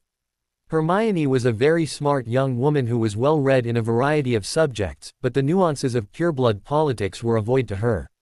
With a hint of her usual rabid curiosity, she asked, "What does that mean and why should my parents become involved?" A bit uncomfortable, Sirius replied, "For all intents and purposes, it would make you my daughter. It's a carryover from the Middle Ages where noblemen would adopt vassals into their family. Legally, you'd be a pureblood with all the rights and privileges that entails. Also, you'd be a pseudo-daughter of the Earl of Blackmore, the Lady Hermione." Stunned, Hermione just stared at Sirius. You'd have the option of becoming Hermione Granger Black or just Black. On the other hand, if you'd prefer to ignore that aspect, you could remain Hermione Granger. Whatever you'd prefer. But my parents. Shaking his head, Sirius held out his hands. "I would exercise none of the authority over you that you and your parents didn't want. We could use it as a legal maneuver, ignoring all the familial aspects, or you could move in with me, calling me father." Shaking his head at the idea of anyone calling him father, Sirius finished, "Or something in between. It's up to you." "But why?" It was Lily who answered, "Hermione, that bit of unpleasantness with Rita Skeeter was nothing compared to what's coming. Muggle-borns are disadvantaged in every possible way in magical Britain, and it's all legislated. Purebloods have preference in hiring, Muggle-borns are denied much legal recourse that is considered standard in the mundane world." With a meaningful look, Lily hinted, "There's no such thing as a UAL harassment suit filed by a Muggle-born." "What?" Hermione weakly asked. Her world was crumbling. She'd always wanted to believe that the pureblood dogma was a social issue, that she'd be able to advance in her chosen profession based on merit alone. She should have known better. It was the golden rule all over again. Those with the gold make the rules. Sirius' comforting arm around her shoulders brought her back to reality. "I'm sorry to have to break it to you like this. Most British Muggle-borns leave the UK to head to Canada, Australia or the States. Life is messy," Hermione thought aloud after a long moment. "Nothing is ever tied up in a neat bow. We gain and we lose. I've gained acceptance into this wonderful and powerful circle of friends, family really, but it's at the cost of staying in a horribly bigoted nation." Looking about the room with teary eyes, she saw her future. James, the youthful patriarch, regarded her with an open, hopeful expression. She knew that he was fully aware of the central role that she played in his son's life. If Hermione left Britain, she knew Harry would be on the same flight. James didn't know her well enough in her own right, yet, but knew she was important to his family. He'd fight for her now, because she was important to Harry. She knew full well that once he accepted her into his life on her own merits, he'd do anything for her. It's how Harry was, after all. Lily was regarding her with an understanding expression. Lily Evans had faced the same decision 15 or so years before. She chose to become the Lady Richmond, sacrificing a career for her love of James. The warm, accepting expression on the petite redhead's face told Hermione that, to Lily, the sacrifice was worth it. The last face was the most important to her. Harry was resolutely trying to suppress his obvious terror at her choice. For choice it was. Hermione knew that if she chose to accept the magical protection of House Black, she was choosing Harry forever. She smiled. Framing the decision in terms of accepting Harry or leaving him cleared everything up for her. Despite her age, Hermione knew that she could never live without Harry in one way or another. Now that they had started a romantic relationship, she fully expected to become Lady Potter not too long after July 31st of 1997.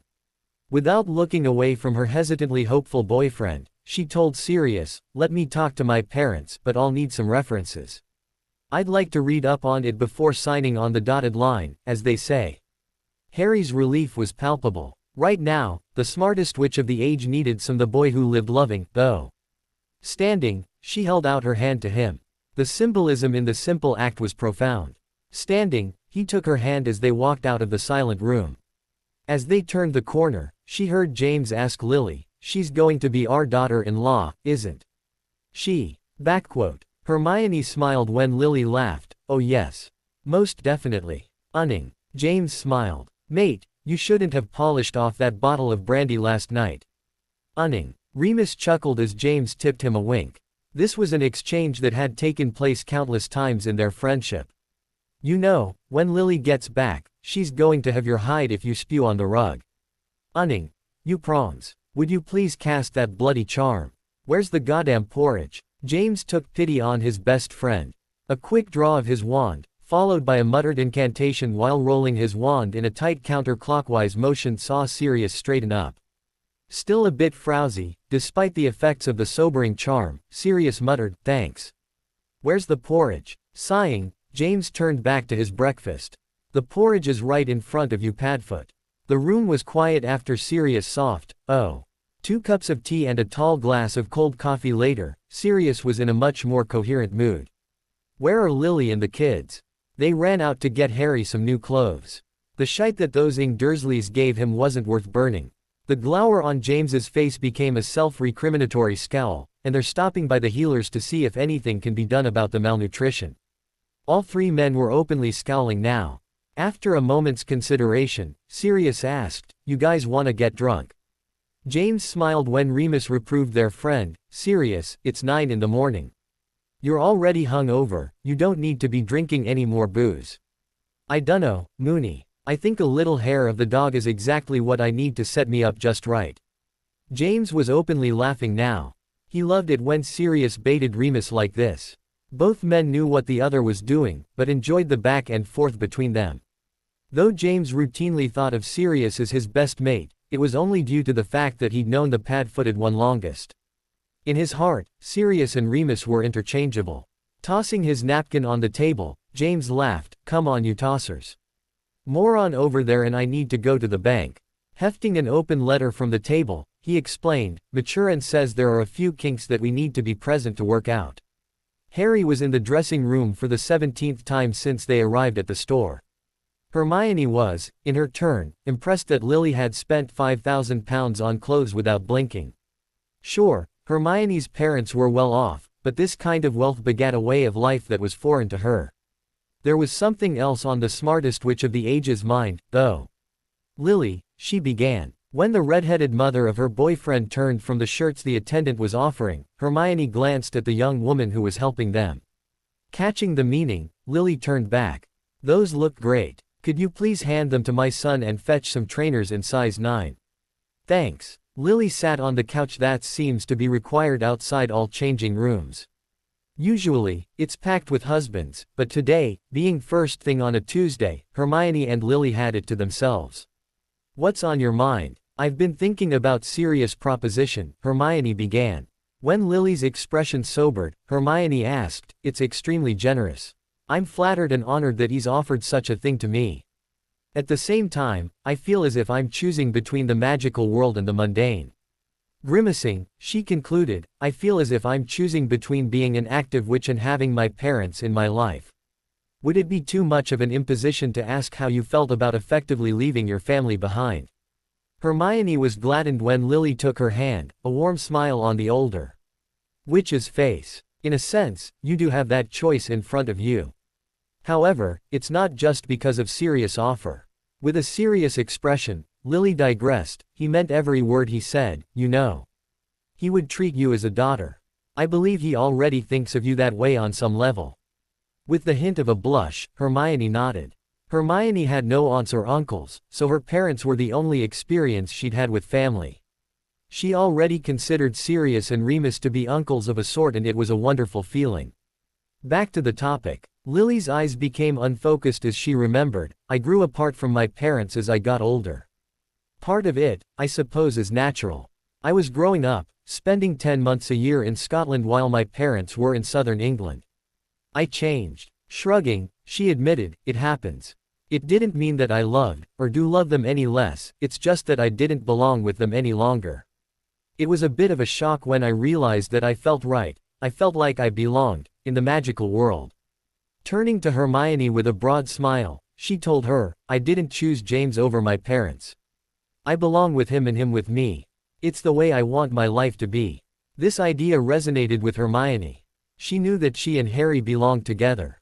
Concurrent to that, it had been a wonderful moment during third year when she realized that she felt comfortable, that she truly belonged, in the magical world. "Thanks, Lily," Hermione whispered. "It means a lot to me that you trust me to tell me this." Stroking Hermione's hand, Lily replied, "It's not a problem, dear. She hesitated before asking, have you reached a decision? Hesitantly, Hermione nodded. A small tear escaped her left eye before she admitted, I have, but I'm afraid. I don't want to leave my parents behind. Embracing the younger witch, Lily cooed, you don't have to, sweetie. Remember what it says, he shall leave his parents to cleave to his wife, or something like that.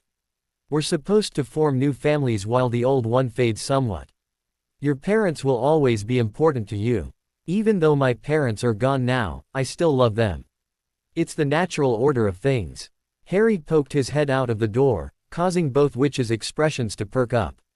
About 5 changings ago, he got over his embarrassment about buying new clothes. Stepping out of the changing room, he asked, how's this?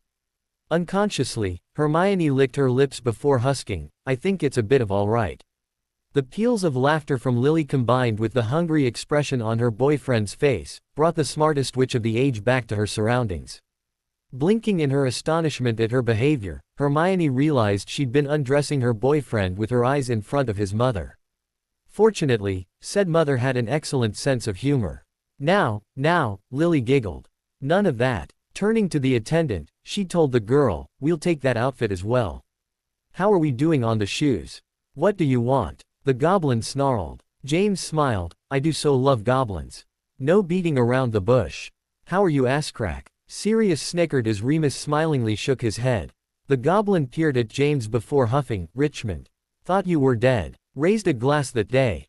You know damn good and well that my name is Ashcrake. Waving a nonchalant hand at the teller, James breezily replied, you know I'm horrible with names. Blackmore and I were told we needed to be here to settle some details. The hanging question was unsaid. Nodding, Ashcrake hopped off his teller's seat, beckoning the humans to follow him. He loves me, James muttered through a smile. He must have really missed me. He hates your guts but admires your courage, Remus countered. With a hurt expression, James held the door for his compatriots. You wound me, my dear Moony. I firmly believe Ashcrack loves me. Ashcraik. Came the shout from further up the hallway. Sirius snickered again. Eventually, they were shown into an elegantly apportioned conference room where Stephen Maturin was waiting for them with a well-dressed goblin. Standing, the solicitor greeted them, my lords, Mr. Lupin. Shall we? He gestured to the table where a few stacks of parchment awaited them. Remus slinked off to the side, pulling a shrunken book from his pocket as he did so. Sirius groaned as he sat next to James. Both earls looked at the piles in front of them. In a comically unplanned moment, both men swapped their piles with the other.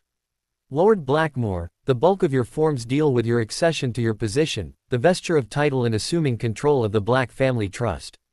My assistant shall walk you through the forms.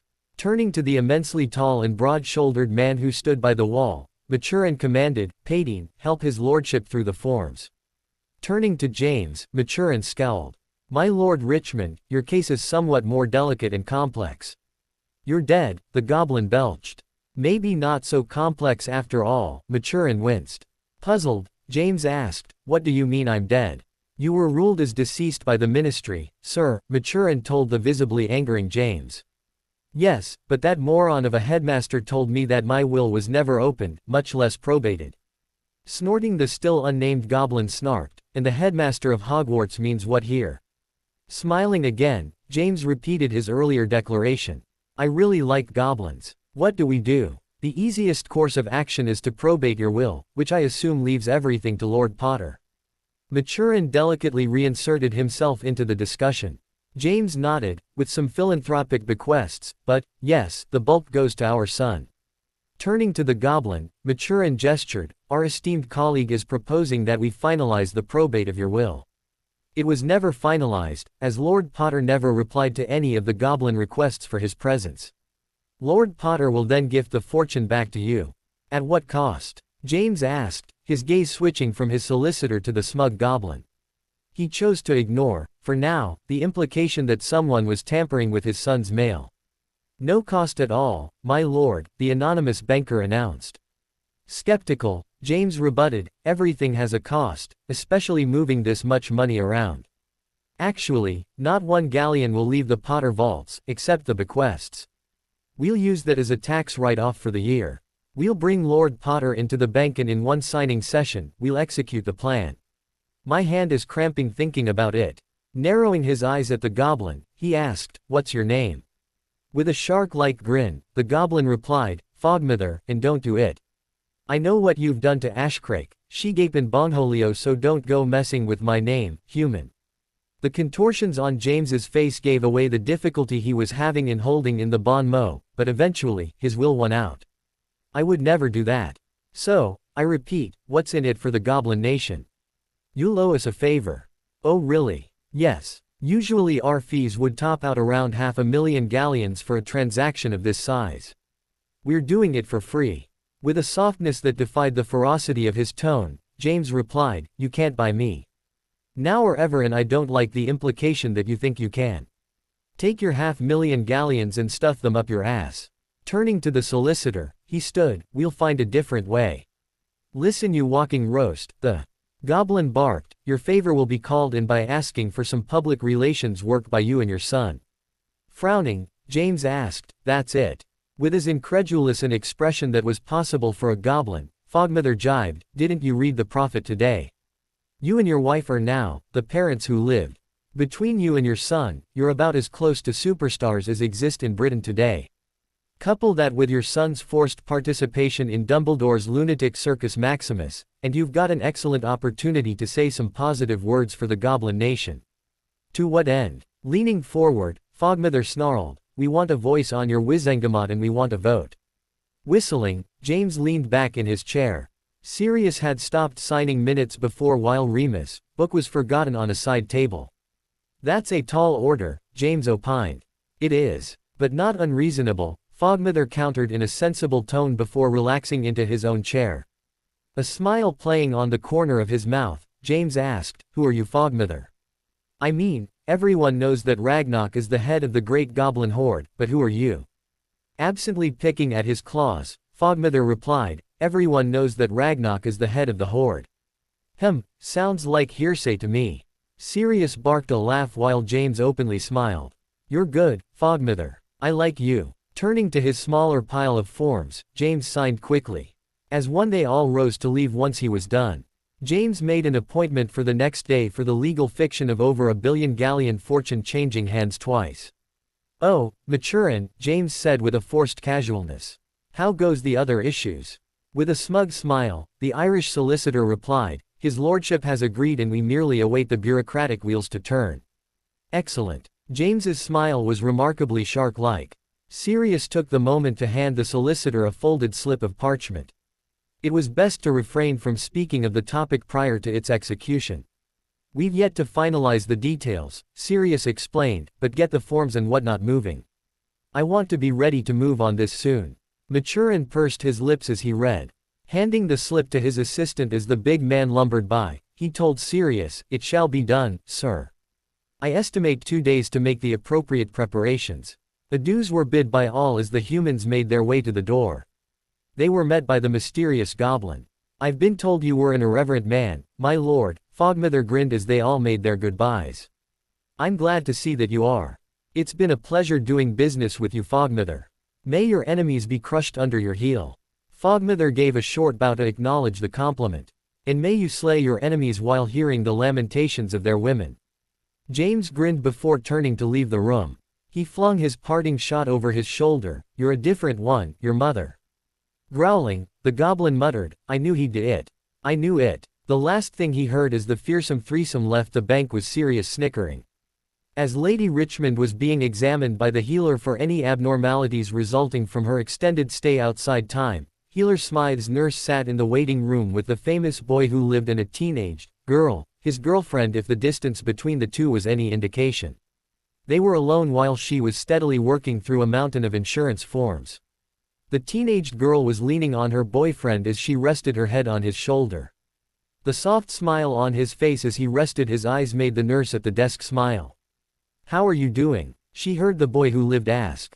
The bushy-haired girl replied, "Right now, I'm brilliant." As she was wont to do in these situations, Nurse Agatha Harkness stole a glance at her worn wedding ring. She was an incurable romantic, despite having buried her man 3 years beforehand. Regardless of that, she loved him still. That's good, the boy who lived replied. But what about all the other stuff? I feel really bad about what happened yesterday. The girl, who Agatha assumed must be his girlfriend, snuggled deeper into him, causing the young man to wrap an arm around her shoulders. Don't feel bad. It's not your fault that Skeeter's a bit any more than that air of Slytherin nonsense during second year was your fault. In both cases, it was a bunch of pitiful people who couldn't mind their own business. The last, spat a bit waspishly from young Harry Potter's girlfriend, jabbed a bit too close to home for Agatha. Her eavesdropping became more surreptitious. He turned to his paramour without opening his eyes. Softly, he placed on the crown of her head. Almost too soft to hear, the girl whispered, I love you. Love you too, he replied softly. What are going to do at school? He asked after a long minute. About what? She asked, a hint of trepidation in her voice. Agatha's eyebrows furrowed. Apparently, all was not well in paradise. Well, the tournament and other things are going to make things dangerous for you. She jabbed him in the side. Now she sat up, opening her eyes. Don't, she ordered forcefully. Don't take away my choice. Agatha was almost taken aback as much as the boy who lived. Confused as to what was being referenced, Agatha could tell it was important. He recoiled under the strength in the girl's words. After he considered for a second, he nodded, his head drooping. Insanely curious, Agatha ignored the two owls who were trying to drop off their packages. Paying close attention, she barely heard him tell his girlfriend, I can't lose you, Hermione. My parents, Sirius, Moony, any of them I can lose and still go on. He looked up with a teary expression that tore at Agatha's heartstrings. I can't go on without you. You've always been there. You've been my best friend since I could honestly say that I've had friends. I need you. I've always needed you, but I now realize just how much I need you. The young witch leaned in, placing a soft on her boyfriend's lips. I always shall be with you. Remember, I promised. He smiled faintly as he remembered. Closing his eyes, Agatha saw that it was his turn to lean into her for support and comfort. Had Agatha not been watching the teens and only heard the exchange, she would have sworn that it was a young married couple talking, not two teenagers. The entire exchange struck Agatha as immensely different from any she'd seen among her own children or when she herself was a teen. These two had the beginnings of an adult relationship, and it was heartwarming for the old witch. Unsure as to why, it just made the 80-year-old witch feel good about life. Watching the young lovers, she felt that all would be right in the world, so long as those two loved each other. As covertly as possible, she tried wiping away the unbidden tears. The hand settling on her shoulder caused her to turn in surprise. She saw young Harry's mother standing over her shoulder, a tear of her own on her pale cheek. They make me feel strong, the Lady Richmond told the nurse. Nodding, Agatha concurred. I'd swear they were in their 30s with a babe of their own, not teens. Lily's face crinkled as she smiled. They will be soon enough, Agatha.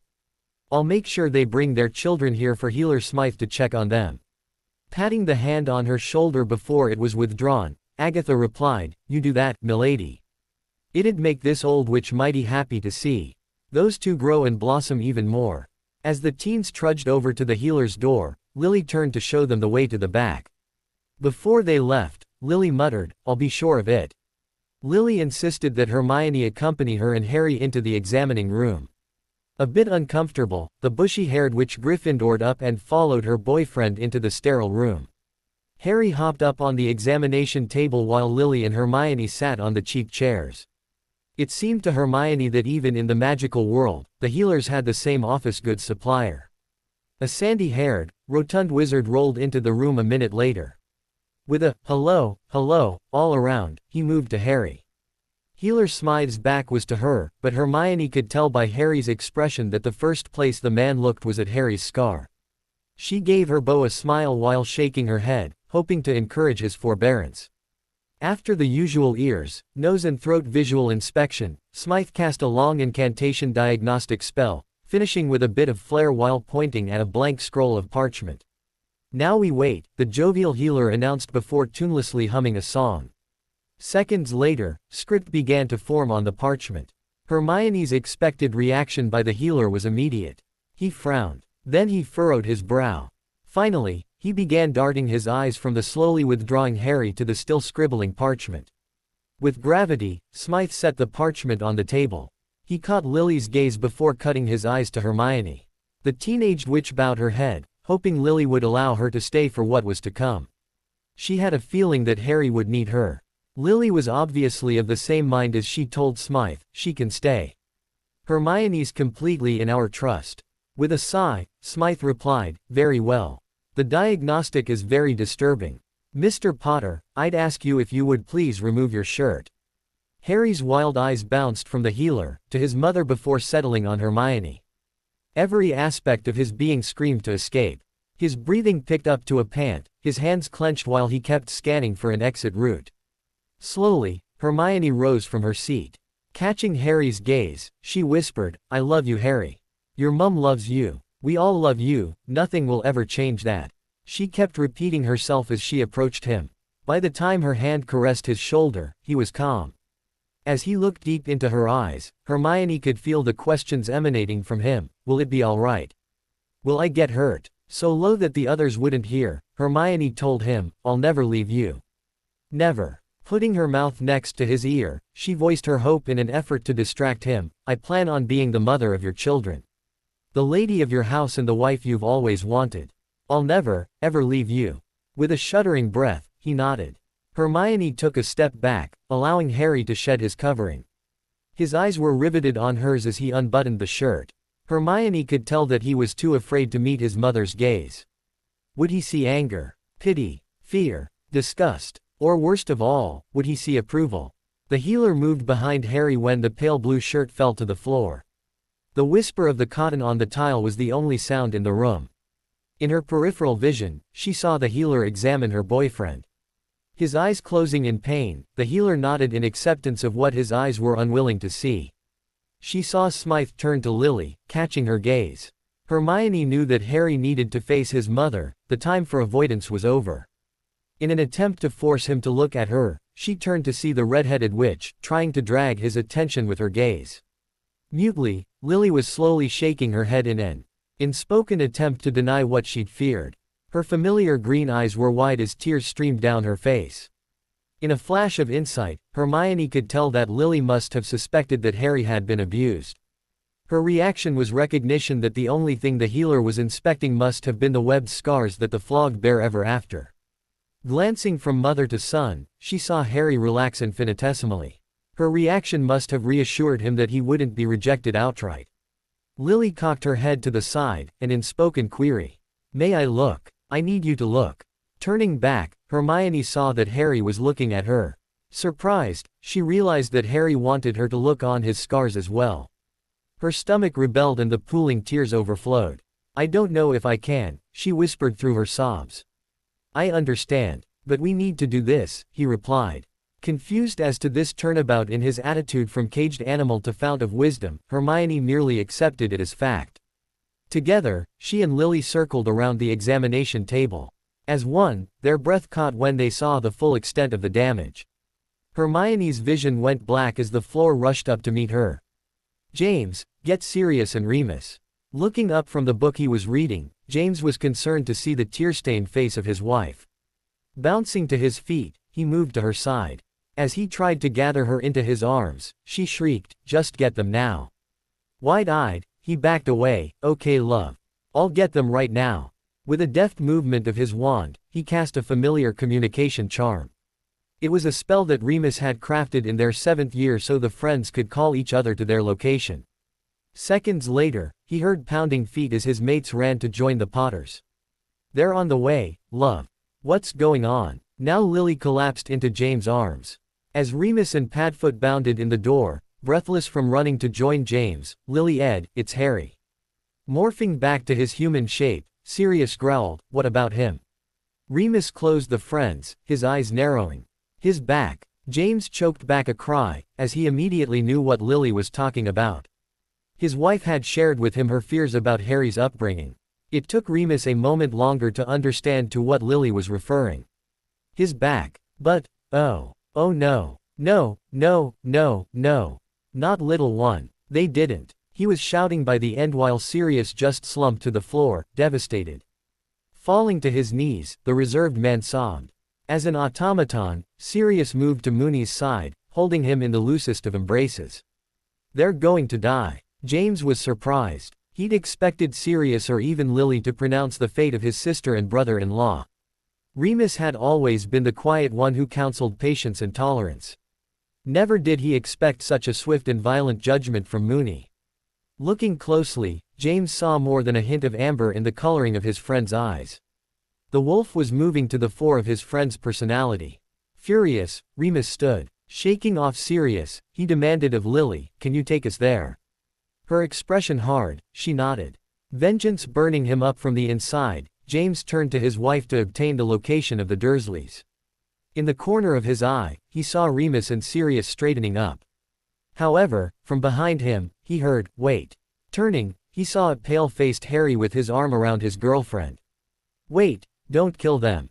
Incredulous, James stared. Every fiber of his being demanded blood for blood, pain for pain. Too overwhelmed with guilt, pain and rage, he could only watch Remus bark. "They deserve to die." "Like Peter?" Harry asked. "Yes," Sirius hissed. "Exactly like Peter." Finding his voice, James growled, "Harry, what they? Oh, you can only be paid," but he was interrupted by the shout of his son. "You all owe me." Panting hard, he leaned on his silent girlfriend. "None of you were there when I was tied to the banister on my 5th birthday while Vernon whipped me bloody. None of you were there when Petunia forced me to crawl through the roses for tracking mud into the house. None of you were there when days went by with no food or water. Don't tell me what you're going to do because of what happened to Me." The adults were shocked into sober silence. Silent tears flooded Harry's face as he slowly broke down into soft sobs. The days since his parents' return had been full of turmoil. Issues and events long past were being dredged up to be re-examined in new light. With all the emotional churn, the old pain was at the fore and it was overwhelming for the teen. Hermione's soft chant of, "I've got you, Harry.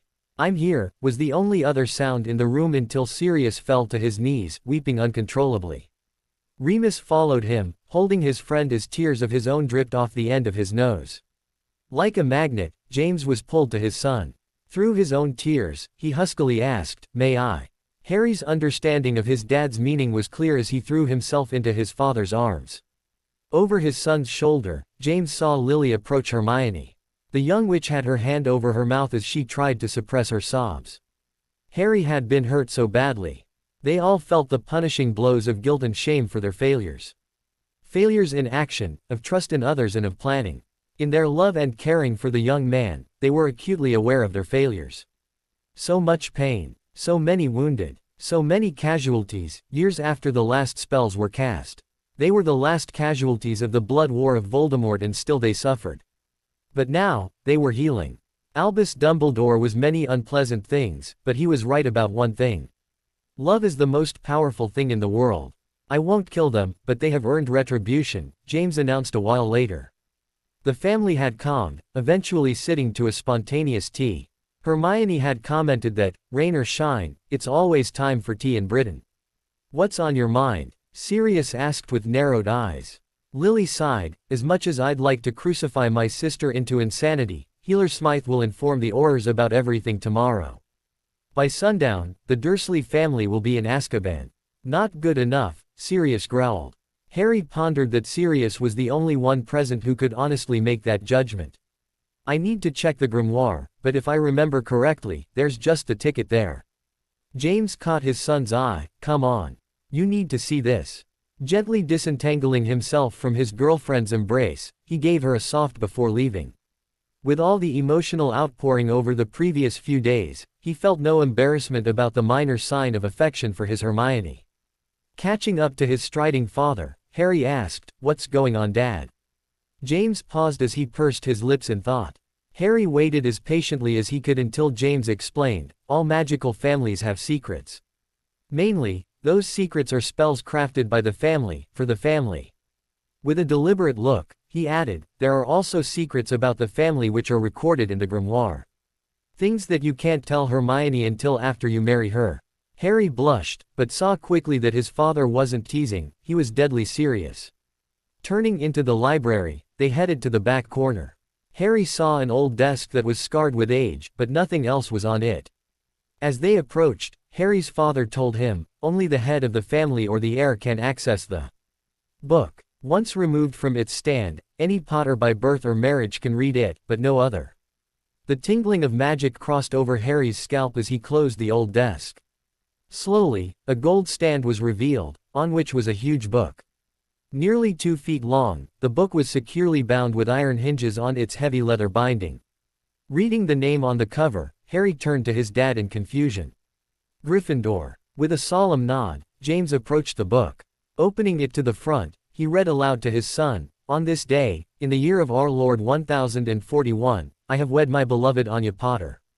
My gift to her and our descendants is this grimoire to replace that which was destroyed by the enemies of my beloved's family. As I have no other surviving relations, I have given myself over wholly to Anya's family who has welcomed me into their warm bosom. May our Lord watch over and protect them as we beseech him to pour out his best blessings over all. Given by my hand at the home of the Potters, Rowan Hill." James set the book back on the stand as he finished. "It's signed, Godric." Floored, Harry sank into the chair next to the table. Vaguely he heard his father flipping pages as he searched for a spell. The focus of Harry's attention was on something Dumbledore had told him a few years before after the Chamber of Secrets fiasco. Only a true Gryffindor could have pulled that out of the hat. Harry, the old man had declared as the boy who lived stared at Gryffindor's sword. "I thought he'd been speaking metaphorically," Harry mumbled. James asked. After explaining the reference, Harry asked, "Does the grimoire discuss the sword?" Shaking his head, "I don't think so. Godric made the initial dedication in a dozen or so spells and potions. After that, it's all Potters." "What does it mean?" asked Harry. Confused, James didn't reply besides a frown. "Do we, own Hogwarts or something?" Chuckling, James replied, "No. We do have a seat on the Board of Governors, though. I don't think that has anything to do with our illustrious forebearer, though. I think it has more to do with the number of zeros in our vault balance." A grim smile crossed his dad's familiar features, "But I found what I was looking for. Let's get back." Grabbing his father by the arm, Harry told him, "Dad, don't do anything that will get you into trouble." A cocky smile on his young face, James protested, "I never get." Interrupting his father, Harry scowled. "I need you and Mum here, not in Azkaban. You promised me you'd be here for me from now on." Deflating, James nodded. "We won't get into trouble. Even if the Aurors find the spell, they'd never know what it does." Jabbing a thumb at the now closed tome, James reminded his son, "Family secrets, right?" Nodding apprehensively, Harry acquiesced. He had a hard time trusting adults. In fact, upon reflection, he had to admit that he didn't trust any adults. He sort of trusted his parents, but not really. Not yet, as they hadn't earned his trust. This was his father's first chance to earn his son's trust. Matters speeded up. Before Harry knew what was going on, his dad had created a portkey to Surrey around which the family had gathered. All looked to Harry for permission to leave. By unspoken consensus, they all agreed that it was Harry's right to call off the whole thing. Looking around, Harry realized that the whole family needed this closure.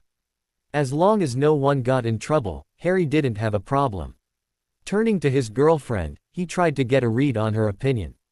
As he was her font of courage, she was his conscience. Harry didn't think he could live with her having a bad opinion of him for having condoned whatever his parents had in mind. More than anyone, he was surprised to see the hard expression on her face. Her determination to see a measure of justice, or even punishment, was what pushed him over the edge. Turning to his dad, he told him, "Let's get this over with." Hermione was expecting a home much more evil. Instead, she was transported to a house in middle-class suburbia. The houses weren't dripping with blood. Screams didn't reverberate from the walls of the houses, nor were there open graves in the front gardens. Shaking her head at her internal distraction, she focused on their intent. Harry's hand firmly in her own, she followed James and Lily up the path to the front door. Vaguely, she was aware that Sirius and Remus were casting a series of charms on the house. Glancing over at Remus, the usually sober, gentle man had an expression of malice and borderline hate that surprised her. He noticed her watching him, so he mumbled, "Notice me not." Nodding her understanding of the spell Padfoot and Moony were weaving, she stopped behind Lily. James turned to his wife, "You ready for this?" Hermione couldn't see the auburn-haired witch's expression, but by the silent reply, she could imagine the look of resolution on Lily's face. With a sharp movement, James reached out to rap the door knocker a staccato rap rap rap. "Who the hell is that?" Hermione heard a male voice ask from inside the house. Her lip curled in anger as she realized it must be the infernal Vernon Dursley. "The man who whipped my Harry," she reminded herself. The clackety-clack of a woman wearing high heels approached the door. The tension building in Hermione blinded her to all but the plain blue door in front of her. Her body coiled for action. She didn't notice that her nostrils were wide, her breath deep. All were physical preparations for a fight. Her natural instincts were preparing her body for the attack she so desperately craved. The love of her life had been brutalized by those behind this drab blue door. She screamed silently to rend and tear, to have justice for Harry. To have retribution. Craving the vengeance for which her body screamed, she waited. The door opened. The woman who opened the door was laughable. Incredibly homely, the housewife was overly thin with a ridiculously long neck. Her designer dress and pearls were ludicrously out of place, as was her perfectly coiffed hair. Hermione could tell that Petunia Dursley immediately recognized her sister. "No, no, you're dead. You're dead. Stay away. You're dead," the woman shouted as she backed into the house, stumbling over her 3-inch heels. James and Lily shadowed the panicking woman. Behind them, Harry and Hermione followed. Feeling something in her hand, she looked down to see her vinewood and dragon heartstring wand held in a casting grip. Deciding to get a measure of control over herself, Hermione holstered her wand. A glance at Harry revealed resignation on his face. She had been expecting anger. She'd even been preparing herself in case he was excited to see his tormentors punished. It was an unlikely situation, as she knew him to be a better person than that, but he'd only be human to want to see them hurt as he'd been hurt. "Who the bloody hell? No. Get out of my house, you freaks. Out. Now." The first spell was cast by Sirius. The silencing spell made the event much less boisterous for all. Remus, body bind, caused Vernon, Petunia and the heretofore silent Dudley to crash to the floor, immobile. "Hello, Petunia," greeted Lily in a low, ferocious tone. "Didn't believe you'd ever see me again, did you? I expect not, else you wouldn't have tortured my son." In a surprisingly cruel voice that Hermione never thought she'd hear from Harry's father, James told the assembled Dursleys, "I'd love to inflict pain on you for hours. Because of what you've done to my son. You'll be spared your deserved fate only because he asked me to refrain from killing you." The eyes of the Dursleys cut to the stone-faced Harry, but he didn't react. "You shall remember everything, and yet nothing," James told the stricken Muggles. "First, I'm going to cast a spell on you so that you all relive every moment of pain that you've visited on my son, but you'll do it from his perspective. You shall feel and live each moment 7 times 70 for every occurrence of pain that you visited upon my son." Half turning to Lily, he finished, "Then Lily will remove the memory of us being here. You'll suffer, most likely for the rest of your life, but never know why." Hermione strode forward. "I hate you. You hurt my Harry when you should have cared for him. You spat on him when you should have loved him. You're animals and deserve much worse than this, but have no fear. The Aurors will be here tomorrow. Tomorrow, you'll go to Azkaban to meet the Dementors." There was a flash of understanding and fear in Petunia's eyes, but no more than a flash. Remus strode boldly up to the prone family. With his deliberate strides, Hermione was afraid that the lycanthrope had lost control of himself. She knew that he'd been struggling with his rage since he found out about Harry's abuse. Drawing her wand, she waited to see if she'd need to immobilize Remus for his own sake. She knew the kind-hearted man well enough to know that he'd regret lashing out at these people. Standing over Petunia, he spat in her face. Scowling, he turned to Vernon to repeat the action. To Dudley, he muttered, "You're not worth my spit," as he walked away. He didn't stop as he made his way out the front, the door banging on the hinges as he left. Sirius walked up to Vernon. Squatting on his haunches, he stared into the man's eyes for a full minute. It must have been an interminable 60 seconds as those dead Azkaban eyes bored into his petrified piggy eyes. Abruptly standing, Sirius kicked Vernon in the head. His face contorting in anger and rage, Sirius visibly forced restraint on his actions. Hermione could tell that he wanted to beat the fat man to a bloody mess, instead he turned on his heel, leaving behind a sweating Dudley. An acrid smell assaulted Hermione's nostrils. Turning to Petunia, she saw that the woman had pissed herself. Snorting in dark humor, she turned to Harry. The boy who lived was wearing a sad expression. With a solemn voice, he told his aunt and uncle, "I just wanted you to love me a little. Not a lot, just a little." James took Harry's words as his cue. In a slow chant he used large wand movements to weave a tapestry of magic in the air. Lily, Harry and Hermione took a step back as the glowing yellow energy pulsed and coalesced in the air. With a shout, he brought his wand down in a sharp movement. The block of magic slammed into the immobile Dursleys, wrapping them in its clutches. A movement in her peripheral vision showed Hermione that Lily was releasing her relatives from their bindings. All three relaxed for a short moment before it began. Forcing its way into their bodies, the magic of James's curse began to work. The three Muggles screamed in pain as their punishment began. Tears ran down their faces as they sobbed in agony. "No, no, please stop," begged Vernon. "I'm sorry, please don't," wept Petunia. "No, no, please, no more," Ed Dudley. Softly, Lily incanted, "Obliviate." It was time to leave. Slowly, Harry woke. The night had ended in a blur. When the Portkey home dropped its riders in the entry hall, it seemed that everyone was too emotionally worn out to say anything. One by one, the family drifted off to his or her rooms. Lily had given her son a hug before she ate the crown of his head. She parted with a long look at Hermione and a soft, "Love you," to her son. Shortly afterwards, Harry found out the meaning behind the long look.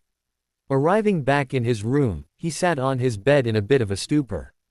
A few minutes later, a nightshirt-clad Hermione slipped into his room. Padding up to him, she whispered, "Harry."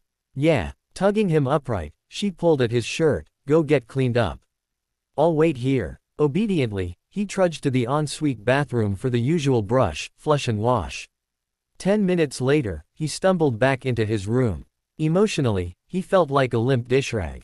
His emotions had been through the ringer. First, he'd had to admit the truth of the abuse he'd suffered as a child. He knew that Hermione had sussed out the truth based on his hints and innuendo from the end of the previous year. While grateful that someone knew, he'd still not actually had to tell anyone. The healer's inspection had ended that emotional shield. She'd been there for him to give him the hope and courage he'd needed to admit what the others already knew. What would he do without Hermione? She was his rock, his anchor, his everything. Confronting the Dursleys had been strangely anticlimactic. He'd expected raging denunciations coupled with witty and sarcastic verbal jabs. Instead, he'd seen three pathetic people lying on the floor, one of them soaked in her own urine. It seemed strangely fitting that his final experiences with his aunt and uncle was just as dissatisfying as the rest of his life with them. Like an empty glass, he was exhausted. Rolling back into his room, he paused in surprise when he saw Hermione waiting for him while in his bed. "You'll need me tonight, and to be honest, I need my best friend, too," she announced. With a tired smile, he cocked an eyebrow at her. "We're not doing that, so get your mind out of the gutter," she mock-scolded him with a hint of a smile. Tossing his shirt on the chair, he slipped into bed next to his girlfriend. As soon as he settled, she scooted over to him, snuggling up to his side. Without even a good night, he muttered, "Night," as he was falling asleep. Based on his position when he awoke, he hadn't moved all night. Neither had she. Unable to stop his smile, he grinned like a loon as he buried his face in his girlfriend's hair. The soothing effect of her presence had allowed him to sleep better than he'd ever done. He decided right then that waking with her next to him was now his favorite activity, one he'd try to repeat as often as he could. He felt her stir. His grin widened as she hummed her good morning. Her soft, small hands roamed over his as she woke. "Good morning," he greeted in a low voice. "How'd you sleep?" she asked. "Wonderfully. I've never slept so well." "You." After placing a soft on his, she told him, "It's an experience I intend on perfecting with repeated practice." "Oh really?" he teased. Squeezing him tightly, she replied, "Most definitely. But right now, I really need the loo." After one more squeeze, she bounded out of bed to head to the WC. Harry watched her go, the early morning light giving him the hint of her green knickers. With a hint of the Marauders' influence, he called out, "Green." Impishly, she flipped up the tail of her shirt, flashing him a fine view of her posterior. "Yep, most definitely green," he called to her laughter. 10 minutes later, they changed places. What's on the schedule today? He asked. You and your parents are heading to Gringotts to fix your inheritance situation. He nodded as he remembered his dad explaining the situation the previous day. I'm going to head to my parents' house with Sirius to talk about the magical protection situation. With affected casualness, he asked. You're going to do it then? Worming her way into his arms, she gave him a soft. Based on everything I've read and talked about with your mum and Sirius, yes, I'm going to do it. My parents may have some objections, but so long as there's no impediment, I'm going to do it. Sirius, Hermione and Lily left for Kent right after breakfast. Lily had insisted upon accompanying the other two. I can tell her parents exactly what she'll have to expect from magical society, the good and the bad. Hermione was nervous. This was moving quickly, but in her heart, she knew it wasn't a whim. The question before her was how to deal with her parents if they resisted her accepting Sirius' offer. The night before, as she lay in Harry's sleeping arms, she realized that this was her place. She wanted to fall asleep next to Harry and wake up with him every day for the rest of her life. Therefore, it wasn't a question of whether or not she would accept Sirius' offer of the virtual adoption. She was accepting it and had already told him that this morning. In a rare moment of tact, Sirius softly asked, Are you sure? You seem hesitant. Shrugging, Hermione replied, My parents. Frowning, he replied, Are you afraid they'll resent your choice? You don't have to. She interrupted him, I'm afraid they'll make me choose between them and the magical world when I've already made my choice. Looking across to the room where her green-eyed paramour was talking to his father, Sirius realized what her decision was. You love him. Without looking away, she nodded. Placing a tender hand on her shoulder, he drew her attention back to him. It will be all right in the end. I'm not sure how, but it will work out for the best. With a humorous twitch of her eyebrows, Hermione asked, When did you get all wise? I got some quick tuition from Moony last night. Didn't you get drunk last night? Nah, that was the night before last. As the portkey that James had enchanted deposited them in the back garden of the Grangers, Hermione took a deep breath. Reassuring and steadying herself, she told herself, I'm a witch and I love Harry. These were the reasons she wanted to do this. Growing up is a process for all teens. For most, growing up was a gradual evolution that started around 13. Over time, they found their interests lay outside the home. While they still loved and cherished their parents, the pull of life would, over time, become too strong to resist. For others, like Hermione, this process happened in a moment. A decision or event triggered the instant maturation in outlook and opinion. For Hermione, it was that moment when she met Harry's eyes across the drawing room when Sirius outlined his offer. She couldn't live without him. The smartest witch of the age never could have lived without the boy who lived, but only then did she acknowledge that essential truth. There was never any other option but to accept Sirius' offer.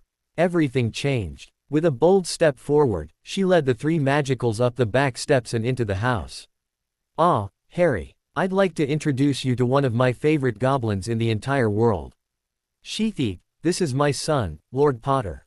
It was mid-morning. The Potter males had an enjoyably lazy morning before heading out to the bank. Harry and James had chatted about school and Quidditch, getting to know each other better. Harry goggled at his father's stones. As far as he knew, no one ed with the goblins and lived, yet here was James making fun of their names. The goblin teller, in his turn, glared at James before barking, Ashcrake told us that you were back, human. He also told us that you hadn't changed a bit. And you missed every moment that I was gone, didn't you? James bantered. Grunting, the goblin slid from his seat. Without waiting for the two Potters to follow, he headed to the side door, which led to the conference rooms. Once ensconced in their side-by-side chairs, James leaned over to his son. Remember, this should just be a big exercise to see how many times you can sign your name in a morning. If things get dicey, let me handle it. Reaching for a quill, Harry nodded. The disheveled nature of Maturin's toilet gave testimony to the late night by all to prepare for the meeting. My lords, he began with a slight bow. Despite the vast quantity of parchment to be signed, notarized and filed, this is a very straightforward operation. First, we shall read the will of James Potter, 23rd Earl of Richmond, so that we can probate said will. I get to be present at my own will reading. The back door to the room opened, admitting Remus, Sirius, Minerva McGonagall, Albus Dumbledore and Sir Robert Matheson, the director of Mother Wilmot's Magical Orphanage in Wales. As introductions were made, Harry narrowed his eyes at the headmaster as he muttered, "Magical Orphanage." To his credit, Dumbledore didn't look away, merely nodded his head sadly. McGonagall wouldn't meet the gaze of either Potter, her eyes were still swollen from her earlier weeping. On the front page, the papers had announced the arrest of the Dursleys. In moderate detail, the prophet also explained the reason for their arrests. Based on what his parents had told him, McGonagall was well aware of his situation at the Dursleys. Her tears were a mystery to Harry. Guilt maybe. Regret, remorse and shame. Anger began to build in his belly. It was a bit late for his professors to regret their actions. In an attempt to get a handle on himself and his father, Harry nudged his dad in the side. "Can we get this part over with?" he whispered. James nodded before clearing his throat. "Maturin, let's get this done, Of course, my lord." Settling his green-tinted reading glasses on his nose, the solicitor opened the sealed will. After a small pulse of magic, he read the opening formulaic words common to all wills. Bequests to Hogwarts, Mother Wilmot and its sister firm, the Magical Widows and Orphans Fund preceded the disbursement to Remus of an even 100,000 galleons and a seaside cottage in the south of England, near Plymouth. Serious eyes narrowed in malice at Dumbledore when Maturin read that James designated the Lord Blackmore as young Harry's guardian. Dumbledore watched Maturin with a sad, noncommittal expression. Still, Minerva wouldn't meet anyone's gaze. Harry was becoming more agitated as the reading progressed. Though the entire event took a grand total of 4 minutes from start to finish, by the end, Harry was nearly bouncing in his seat. When Maturin finished with, "Given by my hand, this 15th day of July, in the year of our Lord 1981, Harry turned to the pasty-faced solicitor. "Why wasn't this will read before today?" Out of the corner of his eye, Harry saw his father flinch, his face becoming a placid mask. Harry knew his father well enough to know that James had a good idea why the will was held up, but hadn't the time or energy to pursue the matter. When no one replied, Harry reiterated himself, "Why wasn't this will read before today? My parents were believed to have died 13 years ago, why wasn't this will read before today?" Harry closed his eyes in frustration when Maturin looked to the quiet Albus Dumbledore to supply the answer to Harry's question. Breathing hard, Harry heard his father's cold voice ask, "Albus, do you have an explanation for my son's question?" In a low voice, the headmaster admitted, "I prevented all post-owls from reaching Harry until his Hogwarts letter arrived. After that, I only allowed letters from school and his friends to make it through the wards around his aunt and uncle's house. The Dursleys agreed to keep him only if they weren't contacted by the magical world in any way." He sighed. As Harry is a celebrity, the post was an avalanche on a near-daily basis. His birthday and Christmas was a deluge of unsolicited gifts. "I took steps to prohibit this contact from the magical world as the Dursleys requested. As a consequence, no post-owls from the family solicitor or the bank could reach him." "I see," James intoned. Harry opened his eyes to see his father struggling to keep his calm. Deciding to help his father, Harry turned to Maturin, "Is there anything else?" Taking Harry's cue, the solicitor instructed, "For those of you with monetary or physical inheritance, please sign the form in front of you. The monies specified shall be transferred to your vaults or the vaults of your firms by the end of the day. Mr. Lupin," he turned to Remus, "the deed for the property specified has already been placed in your vault, but is being brought here for you to review. I'm sure my Lord Richmond can show you the site." Remus nodded dumbly as he signed the form in front of him. With a series of flashes, the now signed forms disappeared. Taking charge for his furious friend, Sirius stood, "I believe that's all. You all may leave." To soften the blow of his stiff words, to Sir Robert Sirius added, "It's been good to see you, Sir Robert. Please, pass our greetings to your lovely wife." The jovial man gave a quick nod, eager to leave the tense room. Minerva stood, hesitating when Dumbledore remained seated. "Albus, did you receive my letter?" James asked without looking at the old man. "Yes, I did. I have no objections to your requests," the headmaster replied in a sober tone. "Good." Completely ignoring the old man at this point, James turned to Maturin, "What now?" Harry was surprised by his own lack of reaction to his father's casual dismissal of a wizard Harry held in very high regard until not that long before. Shrugging to himself, he decided to get on with the business of the day. He'd talk it over with Hermione when he got the chance. Taking his father's example, Harry bent his head to a pile of parchment. His inheritance was staggering. Another thing to talk to his girlfriend about. Wrapped up in trust accession forms and account holder identity forms, he lost track of what was happening around him. The unnamed goblin who appeared at his side helped him through the documents. Therefore, Harry heard, rather than saw his professors leave the room. His mother had told him that his father could hold a grudge, and this was living proof. It was evident that James wouldn't piss on Dumbledore if the man were on fire. Quiet reigned as Harry signed 3 stone of forms. Occasionally, he stopped to massage his hand. His father was staring out a window in silent contemplation while Sirius sat next to his friend, reading a magazine. Remus sat on the other side of the table, staring at the deed for his new house. Harry had to smile. The man had been so disadvantaged for so long that he must be wondering what to do with himself.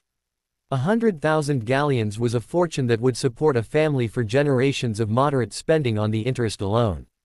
Harry was glad to see Moony have the freedom to live as he wished. After signing another stone of forms, Harry saw that his father hadn't moved from the window. Uncharacteristically, Prongs hadn't said anything either. "Dad?" Harry asked. Are you all right?" There was a long pause as Moony and Padfoot watched Prongs. Mature silently excused himself from the room with the unnamed goblin on his heels. When the door clicked shut behind the solicitor and banker, Prongs told his son, "No. I'm not all right. I'm not even in the same country as all right." Turning to his son, he explained, "You see, before our big-time jump, we all believed that, while not perfect, Dumbledore was our leader. He would do the best by us all in his decisions. He was the leader of the Order of the Phoenix, a group where we all banded together to fight back against the Death Eaters. I thought we were all on the same team, as it were." His eyes narrowing as his nostrils flared, James spat, "And now I find that he not only sent you to Surrey unsupervised, but also kept you from your inheritance. It's not just the money, either. There are journals in the vaults that tell of the Potters. You've already been to the Hall of Portraits. If you'd been raised by Sirius, you would have been raised at Rowan Hill. You'd have known all about our family and your mother and me. You'd have been raised with what it means to be a Potter. My whole life, my father drilled into me that family comes first. Everything else is secondary." Scowling, he looked back out the window, "And Dumbledore has kept all this from you." Trying to ignore the slight to himself and his behavior, Harry countered, "But I've got you and Mum now. We do live at Rowan Hill, now." Hesitantly, James nodded. A small crooked smile fractured the calm facade of his face. "How did you get so smart?" Harry jibed back, "I told him earlier." Harry jerked his thumb at his godfather, "I've known Hermione for too long to be really stupid. Plus, I think Mum would kill me if was a dunce." James laughed, a hint of the marauder creeping back. Clapping his son on the shoulder, he told him, "Let's get this done. We need to do a bit of shopping. Your mum's birthday is next week." Harry nodded before he remembered. Turning to Sirius, he asked, "How did it go with Hermione's parents?" Sirius scrunched up his face, causing Harry a moment of panic. "Not so good," then good followed by "not so good. She's back at Rowan Hill with Lily." Ignoring the pain in his hand, Harry began to sign his name with a hurry and focus he'd never had when attending to schoolwork. "Dad, we're going to have to skip the shopping today. I need to get home." Hermione was alone in the parlor when Harry skidded into the room. He'd run past his mother in the hallway as she headed to the loo. Her serious expression coupled with, "She needs you. Family sitting room, go," had merely heightened Harry's fear. Not fear for him or his own interests. No, he was afraid for what Hermione had experienced with her parents. His girlfriend had unburdened herself to him that morning after they'd dressed. She was terrified her parents would misinterpret her decision to accept Sirius' offer as a rejection of her family. In turn, they might very well reject her. Hermione had made the decision to fully invest herself in the magical world, but she still loved her parents very much. She didn't want to lose them. Harry's stomach dropped into his toes when he saw his girlfriend. She was sitting on the couch, her head in her hands. Hermione. She didn't say anything or move except to reach out to him with her left hand. Hurrying to her side, he pulled her close to him. Wrapping her arms about his body, she began to sob softly. "Oh, no," he groaned. It seemed the worst had come to pass.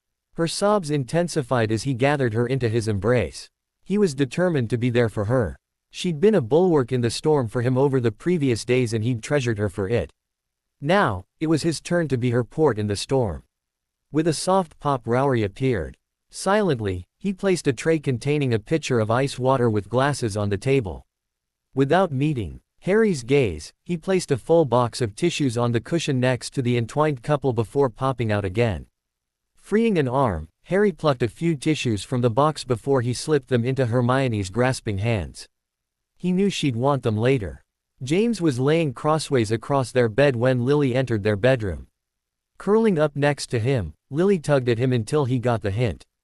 Scooting up on the bed, he pulled his wife into his arms. The elder Potters were unconsciously mimicking the position of their son and son's girlfriend who were downstairs in the sitting room. Sirius said it wasn't a very successful meeting, James mentioned by way of beginning the discussion. A long sigh was the only answer for a bit. Eventually, she replied, "No, it didn't go well. Hermione was great. She tried to explain it all very coherently, but in the end, let's just say that all her clothes and other belongings are in a trunk down in her room." "They didn't," James exclaimed in shock. How could a family reject one of their own? He wondered. Even though his aunt and uncle, Sirius' parents, were insane, it still had floored him when his cousin and best mate had shown up on the doorstep of Rowan Hill asking for asylum. For Hermione's parents to reject her for any reason was incomprehensible to James. "So, we show up and her parents are eating their breakfast but happily surprised to see Hermione, right?" Watching his wife, James could see the sadness and regret seeping into her expression. This wasn't going to be a happily ever after story. After the greetings and hugs and whatnot, we all sit to table. Hermione explained about how she and Harry were now dating. Alice smiled all-knowing like, but Stephen glowered more than a little. Waving her hand at the dentist's behavior, Lily continued, then she explained about the Richmond and Potter titles. Lily plucked at the buttons of James's shirt for a minute before she asked, "Have you had people fawning over you because of a 1500-year-old title that isn't generally known or acknowledged in society?" James gave a snort of derision as a dozen situations flashed through his mind. "Oh, yeah." Wrinkling her nose, Lily explained her question. "Stephen and Alice got all, 'my lady,' this and 'my lady,' that. Even when I encouraged them to call me Lily, they kept on with it." When Hermione explained that Sirius was Blackmore, the whole bowing and scraping ratcheted up a notch. "I could tell that our poor girl was surprised and more than a bit embarrassed by her parents' behavior, but plowed on bravely. I picked up the thread, explaining about the pervasive bigotry in British magical society. The whole pureblood versus Muggleborn issue sent both parents through the roof. Both exploded in anger. Stephen's face was red, he was so upset. Alice announced that Hermione was to come home immediately to go to the secondary school that had been planned for her before that dratted owl showed up. Shaking her head, Lily hooked her leg over her husband's leg, she stood up to them. Toe to toe and hammer and tongs, she gave as good as she got. Sirius and I just sat back to stay out of it. There was the occasional glare by Stephen sent our way, but on the whole, they focused their ire on Hermione. Eventually, everyone calmed the hell down. Both Grangers apologized for their behavior, while Alice poured more tea. The "my lords" and "my ladies" were back. Smiles and pleasant surprise reigned. Lily groaned. "I should have known it was an act. It's what my mum always did when she was furious with Dad." When Hermione explained about how she felt right in the magical world, a little crease formed between Alice's brows. When she explained about what a magical protectorate was, Stephen's brow thundered. Wrapping up, Lily told James what he'd dreaded. When she explained about Sirius' offer, I'd never seen her so scared. It was a horrible turnaround that I reached over to squeeze her hand while her parents looked on all stone-faced. When she got it all out, Stephen turned to Padfoot as he spat, "So that's your game. You want to take our daughter away. Are you impotent so you want to buy a daughter ready-made, or is there a much more disgusting reason?" James ed in a breath in surprise. He'd not expected that type of reaction. Silently, he waited for Lily to go on with the story. Props to Sirius as he held his temper. Hermione was pale as a sheet and shaking, she was so upset. Sirius took a deep breath before he explained that he cared about Hermione. He also explained his debt to her and Harry for his escape from an unjust execution. Lily propped herself up on her elbows to see James's face. He winced at the neutral expression before she told him, that didn't help matters. Oh. They started to rant at Hermione about compulsions and brainwashing. Shaking her head, Lily lay back on her husband's shoulder. Hermione was so taken aback and crushed, she sat there staring at her parents. James' eyes narrowed. So far in the story, Lily had mentioned nothing too off about the Grangers' treatment of his wife. Based on the comments to Sirius and later Hermione, he knew that there must have been something. Unable to leave it alone, he asked, "What did they say to you?" There was a long pause as Lily obviously considered her answer. Not much, she eventually demurred. Angry now, for whatever had been said was obviously making Lily uncomfortable, James sat up to look his bride in the eye. "What did they say?" he repeated. Closing her eyes, she sighed. "They asked me if I was a gold-digging whore or if I had money in my own right." Stunned, James sat there staring at the wall. It took a full minute before his mind could overcome his shock. He didn't even have the wherewithal to sputter in outrage. How could anyone of any decent breeding or character say those things? Everything he'd seen of Hermione, for he liked the girl very much indeed, was completely incongruous with what Lily was telling him. How could anyone related to that wonderful bushy-haired witch act like this? Finally, he started to come out of it. That's when the anger began to burn. "They dare say that to you," he began before Lily cut him off. "It doesn't matter. What matters is that Hermione is crushed, humiliated and horrified." The discussion ended with her parents giving her an ultimatum: give up magic or give up her parents. Rolling his eyes in stunned disgust, James exploded, "Those bloody buggering assholes." Shaking her head in admiration of Hermione, Lily finished, "That girl is such a Gryffindor."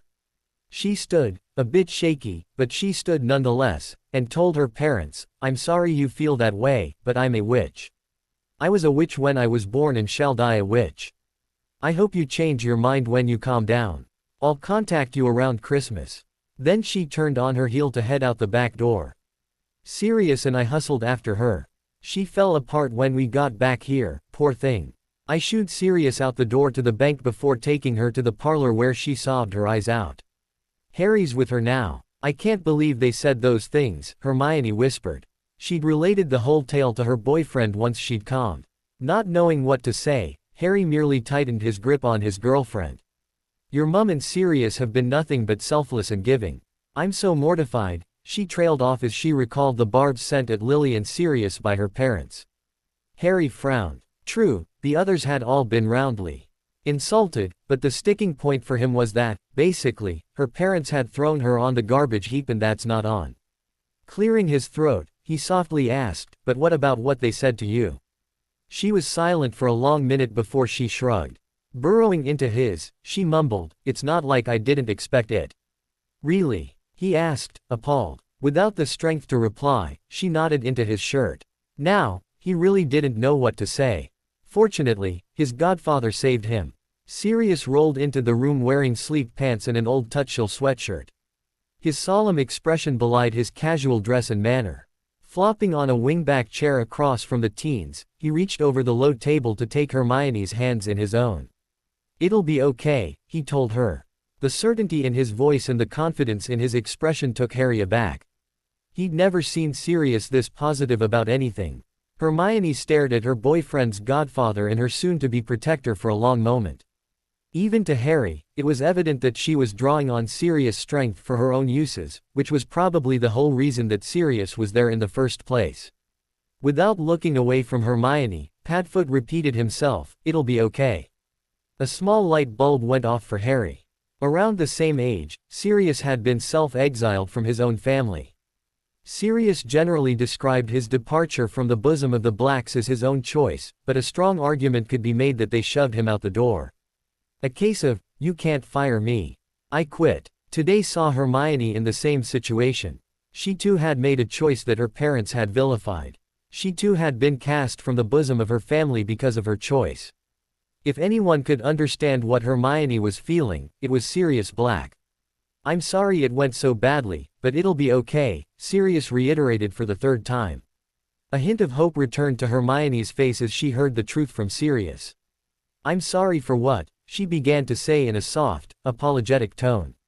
Waving it off, Sirius interrupted, I've heard worse from worse. Not to worry at all, it's not your fault.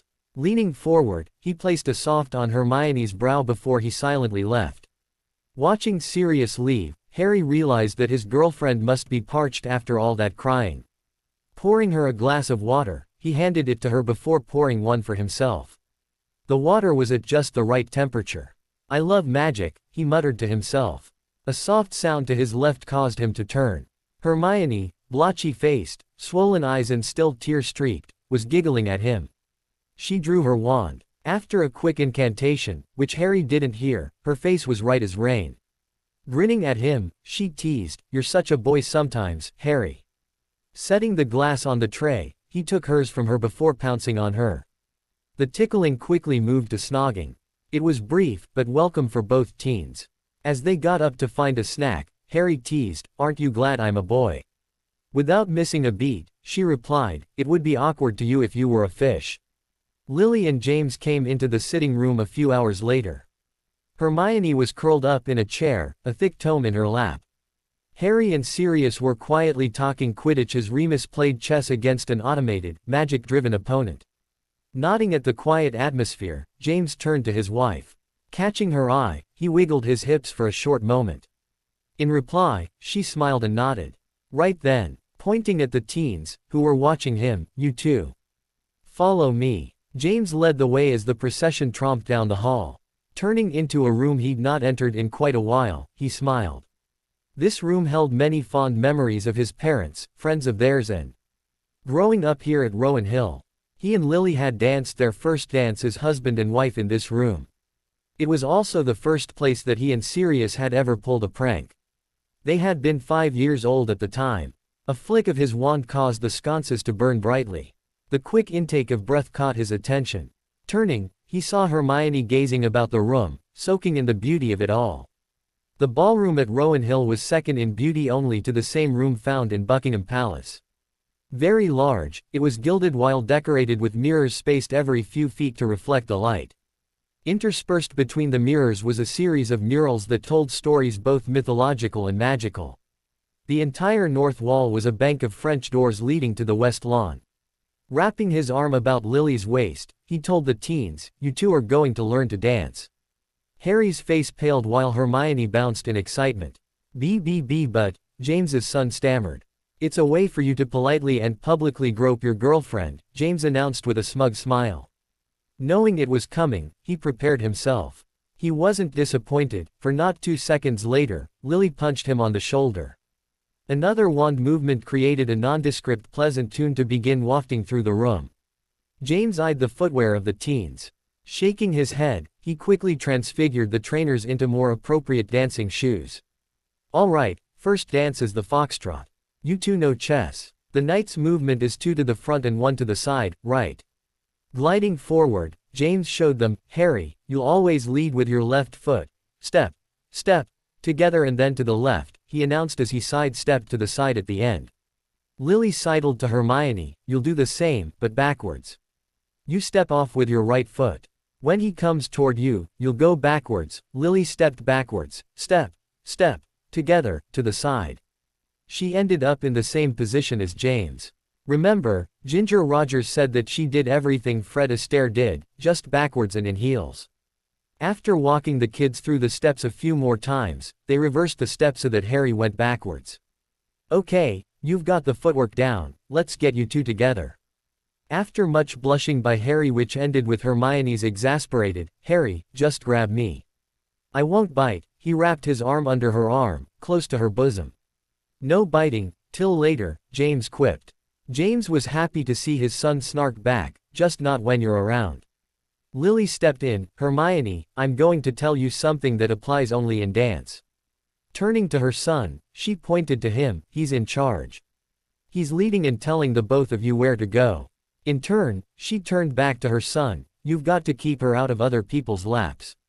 After explaining about offset, frame and tension, James turned the kids loose. Watching with a smile, James was impressed that the duo was doing a credible job. Caught up in the moment, he scooped up Lily. Driving her across the dance floor with aplomb, they smiled into each other's eyes. "Love you," she whispered. "Love you too." This was a great idea. They need to focus on something other than psychotic Dark Lords, disintegrating families or other things, she finished darkly. James gave her an understanding nod. He and Lily would go to their deathbed hating her sister for what she'd done and allowed to be done to their son. Seeing that the young couple had danced themselves into a corner, the parents stopped. "Let's talk about turns and a promenade." It was at dinner when Harry finally wanted to know. "Mum mentioned that you all were working on a plan to help prepare me for eventually facing Voldemort. Can we talk about it?" Hermione saw James pause while forking his salad. After a soft sigh of resignation, the elder Potter laid down his fork before sitting back in his chair. Not really paying attention, a part of Hermione's brain noticed that everyone else had laid aside their silverware like she and James had. Food was the farthest thing on anyone's mind. "Let's go to the library, shall we?" James asked as he stood. Scuttling to the door, Hermione met her boyfriend, taking his hand in hers. As usual, Harry was more concerned about her than his own well-being. With his eyes, he asked if she were okay. Leaning into him, she told him very authoritatively, "I'm here for you tonight. Don't worry about me, I'm fine." Together, they made their way into the cozy library. Hermione had been exceptionally disappointed in the small room, but once Lily had explained the magical filing system that stocked the approximately 600 books in the Potter family library, she'd been far more satisfied. Settling on a leather couch, Hermione was nearly in Harry's lap, but he didn't seem to be complaining any, so she stayed. James was pouring whiskey for the others. Pursing her lips, Hermione figured that the usual port or brandy just didn't fit the mood. James settled next to Lily while Sirius looked out the window. Remus was leaning on the desk, his hand curled around his tumbler. "First off, the four of us are returning to school with you. At the bank when Albus mentioned that he'd no objections to my requests. This was one of them. One of the others is that between the four of us and Flitwick, we're going to take over your education this year." Hermione's ears pricked up at this. It was widely known that James was a transfiguration prodigy, while Lily could have pursued a charms or potions mastery. Remus excelled in defense, obviously, but arithmancy and runes were also areas of expertise. Despite his demeanor, Sirius could give James a run for his money in transfiguration and Remus a challenge in defense. Of all the marauders, Padfoot was the most well-rounded. "How did you make that happen?" Harry asked. Shrugging, James smiled. Inwardly, Hermione shuddered. She'd seen that smile many times on Harry's face and it boded ill for Dumbledore. "I merely reminded the headmaster that it was in everyone's best interest to pursue this course of action." His eyes narrowed perceptibly. "It was for the greater good." Lily cleared her throat, catching everyone's attention. "I think it's plain that you won't be ready to duel Voldemort anytime soon. What we're going to do is accelerate and tailor the standard lesson plan. Instead of a class once or twice a week, you'll have it every day. Don't expect a lot of essays, expect a lot of oral exams and discussions. If you can't explain it, you fail. Our goal is to be complete with your fifth-year studies by Christmas break." Stunned, Hermione did a quick computation before blurting, "But that's only 7.5 weeks from now." She had a bit of normal Hermione Granger panic about academic deadlines. Long she'd known this about herself, so she could internally filter this reaction as not relevant. However, the other part of her reaction was her expert recognition of the level of effort required for Harry to accelerate his education. Somberly, Lily nodded her agreement. She too knew what they were asking of her son. "We may not get there, but that's our goal." Harry calmed Hermione the most. Placing his hand on hers, he gave her a soft squeeze. That more than anything caught her attention. "Hermione," he said in a low voice, "I don't have any choice." Collecting herself, she turned to her boyfriend. His resigned yet resolved expression told her all she needed to know. Harry was immovable on this topic.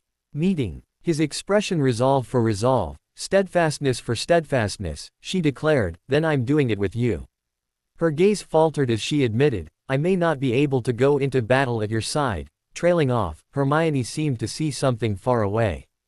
"Everything is different now." Turning back to Harry, she elaborated, "We're different.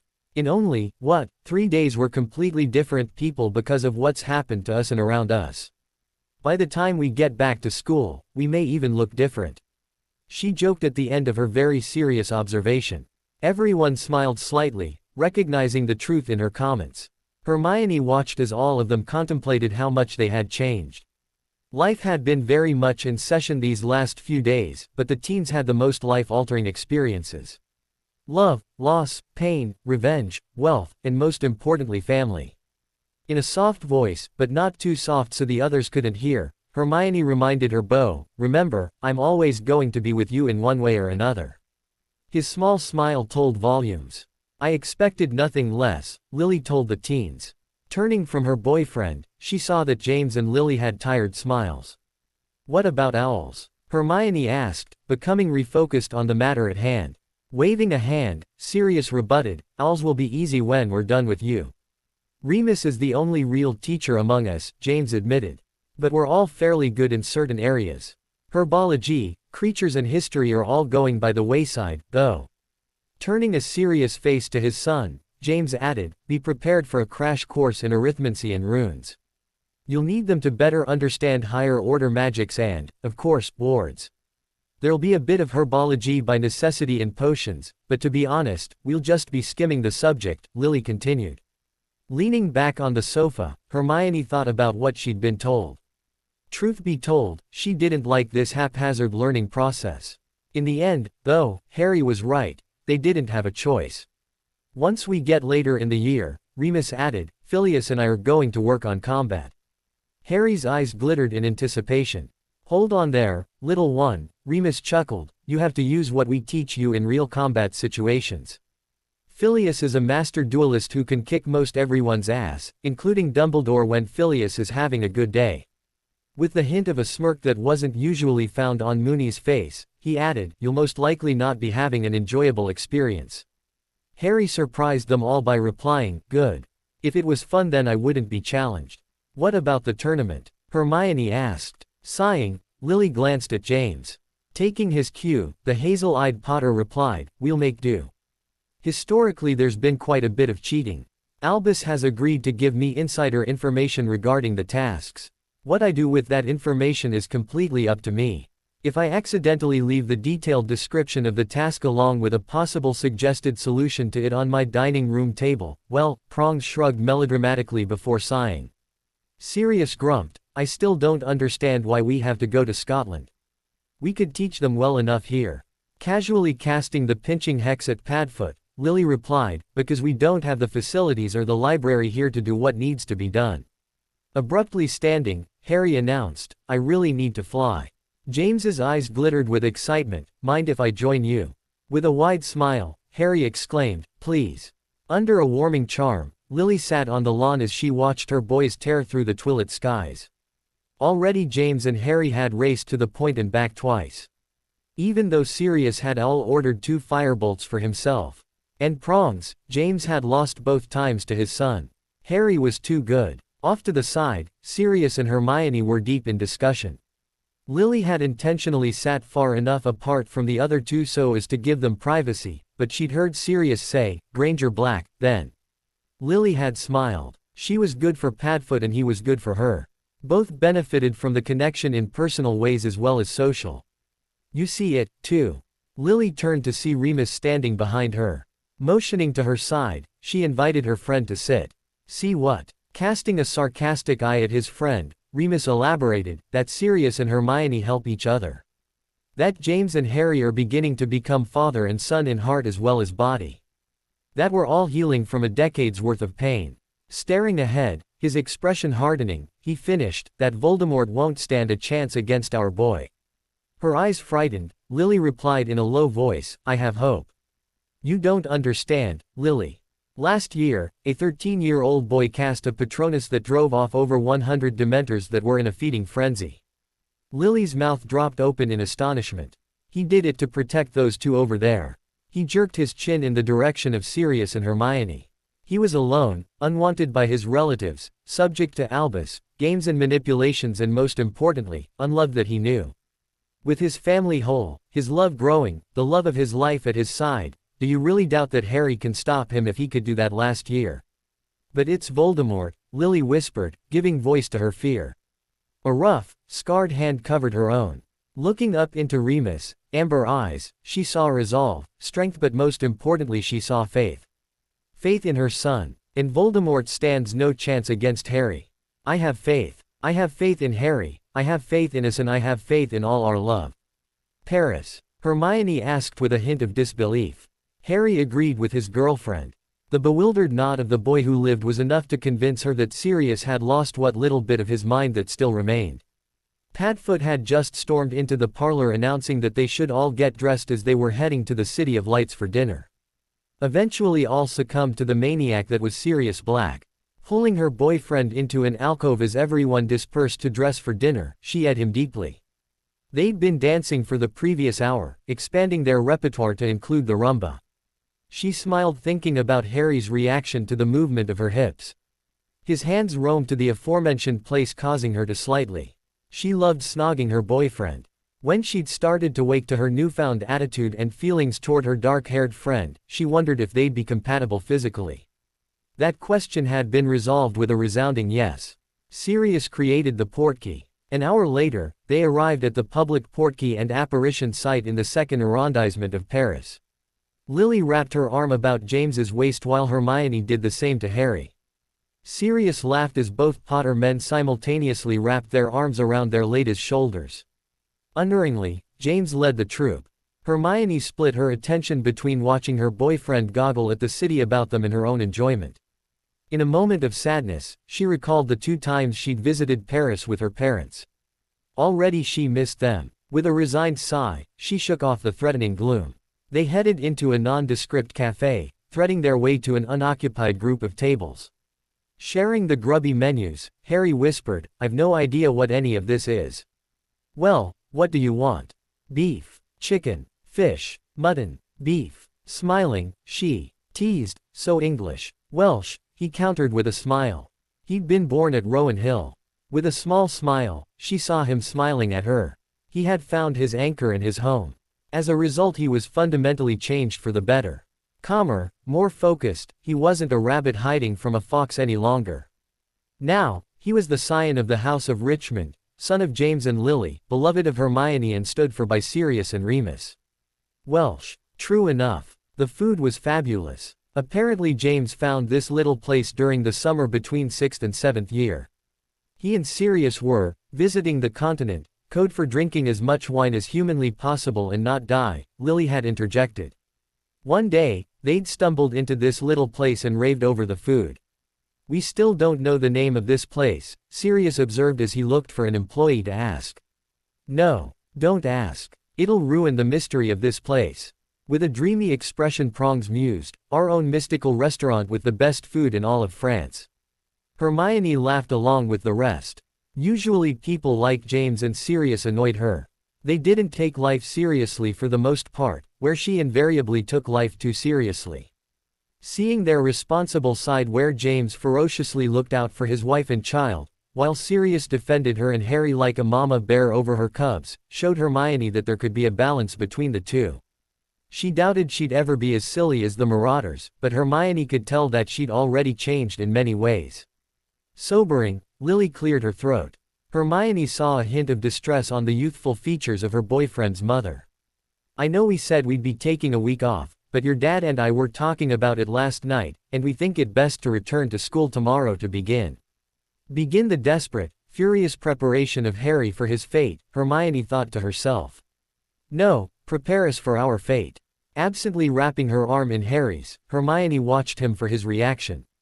To her pride, he nodded once in agreement before taking a long pull on his after-dinner coffee. "But tonight," Sirius announced with a grand flourish. "Tonight, we have the City of Light as our mistress." Lily threw a piece of bread at Padfoot while the group laughed. Hermione was packing her little bag the next morning when Rowry popped into the bedroom. "My lady," he intoned with his usual gravitas, "allow me." A snap of his little fingers found the bag packed and settled nicely on his shoulder. "I shall provide your things to your quarters at Hogwarts." After one more bow, he popped away. Sighing, she slumped into the chair next to the crackling fireplace. Looking about the beautiful room, she realized that she didn't want to return to school. The thought took her aback. She missed learning and the challenge of her classes, but Hermione loved being here at Rowan Hill. The house was beyond beautiful. Hermione was sure that if it wasn't a magical home it would have been on the National Register like Chatham House and the like. Unbidden, her imagination pulled up a long-forgotten memory. She smiled as she remembered how she'd pictured her ideal house. When introduced to the wonderful works of Jane Austen, Hermione had fallen in love with the idea of the hallowed halls of Miss Austen's most famous fictional residence. The home of the Potters fleshed out that vision, giving it substance and texture. Rowan Hill was Pemberley and Harry was her Darcy. He just wasn't as much of an ass as poor Fitzwilliam had started off as. Smiling, she curled up in the chair, staring into the fire as she savored the feeling. Internal and external warmth cradled and swaddled her in a safe place. A knocking on the door broke her from her trance. Smiling, she called, "Come in, Harry." An impish Padfoot stuck his head in the room. "Bedroom rendezvous with your beau. Whatever am I to think, young lady?" She blushed and stammered as Sirius teased her before finally finding the trump card. With a wicked gleam in her eye, she shouted, "Sirius! Stop this nonsense." Comically deflating, Sirius stuck out his lip before they both began to laugh.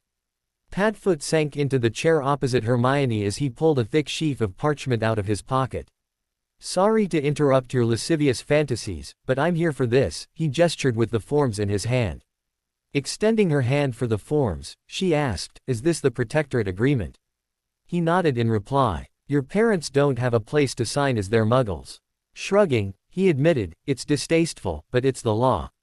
Silently, Hermione read through the forms. On the last page she stopped, stunned. "You're adopting me and making me your heir." The glimmer of a tear shimmered in the corner of her eye. A bit uncomfortable, Sirius looked away. "I told you I think very highly of you. Of course, if I ever find a woman lunatic enough to take me and we have a son, he'd become the heir. But in that unlikely occurrence," he looked her in the eye with affection, "you'll be my heir." Looking in her lap, she replied, "Thank you, Sirius." Shifting to her feet, Hermione made her way to the desk. With the provided eagle feather quill, she deftly signed her name at the bottom. Turning, she saw Sirius standing behind her, an expression of tenderness on his face that she'd seen on Lily and James's faces when they watched Harry. With a soft smile, she handed Sirius the quill. With his usual broad strokes, he signed the form. Tuning, he tentatively took her in his arms. Deciding to go with the situation, Hermione gave him her usual rib-crushing hug. Breaking apart, Hermione saw the usual mischievous expression return on the face of her pseudo-adopted father. "Come, Lady Granger Black, we must away. Only 5 days." Harry stood at the gates of Hogwarts reflecting on the changes that had taken place over the previous work week. Family, love, friends, retribution, the list went on. Holding Hermione's hand firmly in his own, he followed his father and Remus up the path to the school. His mother and Sirius were trailing the teens, mapping out the arithmancy lessons. Harry could tell that Hermione wanted to join in the discussion behind them, but she seemed preoccupied. Seeing her worrying her lower lip, he asked, "What's bothering you?" "Ron. The rest of school." Frowning, he asked, "Okay, that was an answer that told me nothing at all." Sighing, she laid her head on his shoulder for a moment before resuming their trek up the hill. "You know how vindictive Ron can be. He can be outright mean when he's crossed. I'm afraid that the bit of resentment he was showing the night of the Goblet of Fire is going to detonate because of our unique schooling on top of the tournament. And because we're together now," Harry added absently. His eyes losing focus as he mulled over her words, the boy who lived fell silent. Eventually, he told her, "Look, if he's an ass about it, well, I don't have time or energy to cater to his wounded pride. All the time we've known him, he's been jealous of my wealth or fame. Never did he see the price that had been paid." Pausing, he wondered if he should tell his girlfriend, but decided he'd have no secrets from her if he could. "Our first Christmas here, when I got the cloak as I unwrapped it, Ron said, I'd do anything for one of those." Shaking his head, he added, "He didn't even recognize that I'd had to have my father apparently die to get it. Never registered to him." Realizing the situation for where it stood, Harry told Hermione, "Look, from my perspective, Ron's a decent enough bloke, but he's shown his true colors. I don't have time, energy or trust to deal with him, so he can sod off." With a small smile, Hermione reproved, "Harry, language." Rolling his eyes, he squeezed her hand. "What do you think? About what I said and all?" Shaking her head, Hermione betrayed her inner conflict. Harry didn't blame her. She'd had as rough a childhood as he'd, just in a different way. He'd had abuse heaped on him, while she'd been ostracized. Two very different types of pain, but pain nonetheless. She needed time to sort through her feelings, but God help Ron Weasley if he hurt her. If Harry didn't get to him first, it didn't bear thinking what his dad or Sirius would do to the red-headed prat. With a smile, another thought occurred to him as he contemplated Sirius' vengeance on any who crossed Hermione. Turning to his girlfriend, he told her, "I've two words for you, Mum, and Snape." Hermione giggled, envisioning the inescapable encounter. Once Lily was made aware the extent of the potion master's haranguing of her son, the reckoning would be swift. "Oh, I hope I get to see it. I don't. Can you imagine the curse words and the amount of bloodshed? Poor Snape doesn't have a chance. She'll murder him." Her giggles bubbled over into laughter. "I never thought I'd hear the words, poor, and Snape, in the same sentence coming from your mouth." With his crooked smile in place, he snarked, "Yeah, well, don't get used to it. I doubt it'll happen again." They laughed a bit as they made their way up to school. "The rest of the school isn't going to be happy with us. They're going to scream, 'Special treatment,'" Hermione observed. Snorting, he replied, "and they'll be right. But, after second year, I'm not too concerned what the rest of the school thinks of me. They're a bunch of old hens, from where I sit." 2 weeks ago, Harry would have been very distressed about being ostracized yet again by the school population. Now, though, his confidence had risen so that he didn't derive a sense of self from his schoolmates. Hogwarts wasn't his home any longer, Rowan Hill was his home. Frowning, Hermione cast one of her penetrating glances at her boyfriend. Knuckling under, he admitted, "Okay, of course I care, but on the whole," he trailed off as he looked closely at her. "On the whole, they don't matter." He squeezed her hand, "I've all in need within close range and the rest can take a long walk off a short pier as far as I'm concerned." She pulled him up short, placing a long, sweet on his lips. "I love you," she whispered. "Love you too. What about the headmaster?" Hermione asked, returning to business. Harry cast a surprised look at her. Albus Dumbledore had been a frequent topic of conversation the previous few days and very little of the discussion had shown the old man in a very flattering light. Hermione was infamous for her above-average adherence to rules and near reverence for authority figures. Over the last week, both of those attitudes had been bent and forged into a new way of viewing the world. His mother, Harry felt, was the biggest influence on his girlfriend. Lily had grown up in a lower-middle-class household where government was respected but always regarded with more than a healthy dose of cynicism. Lily's success at life had shown Hermione a different way of life that she could follow. Plus, Harry knew that she really liked Lily, looking to her as a witch she could emulate. Pursing his lips, Harry considered the question. His father's laughter in front of him as he slid his arm across Remus' shoulder provided the answer for him. "Not my problem," Harry told Hermione. "He's their problem," he nodded. Toward his father. "Fair enough," she agreed. Remus stood in the back of the group as they entered the school. With a soft smile, he watched the family unconsciously group around Harry and Hermione. James and Lily were up front with himself and Sirius flanking the teens. Of course, the headmaster was waiting for them at the doors. Strangely enough to Remus, so too was Stephen Maturin. The shark-like grin on the face of the solicitor made Remus shiver, then smile. Whatever makes a solicitor that happy is usually not very pleasant. Next to the solicitor was a sober-looking wizard dressed in the red robes of the Auror Corps. "James, Lily, it's so good to see you," Dumbledore began before he was interrupted by the wave of James's hand. Turning to the solicitor, Prongs nodded. Maturin, in turn told the Auror, "Please proceed." Shuffling to the headmaster, the Auror held out a bound scroll. "Albus Dumbledore, by decree of the second wizard magistrate, you are hereby constrained from initiating any contact with the minor wizard, Harry James Potter.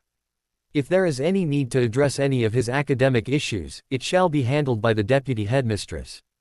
Under no account are you to initiate any discussion with, or seek out, the minor wizard, Harry James Potter, or through an intermediary, initiate conversation with said minor wizard. This writ is in effect until the minor wizard, Harry James Potter, achieves his majority. Do you acknowledge receipt of this writ? When Dumbledore nodded, the Auror countered, I'll need a verbal acknowledgement, sir. Yes, I acknowledge receipt of this writ, Dumbledore replied in a low, sad tone. Without saying another word, the Auror turned and headed down the path to Hogsmeade, apparently to return to his duties.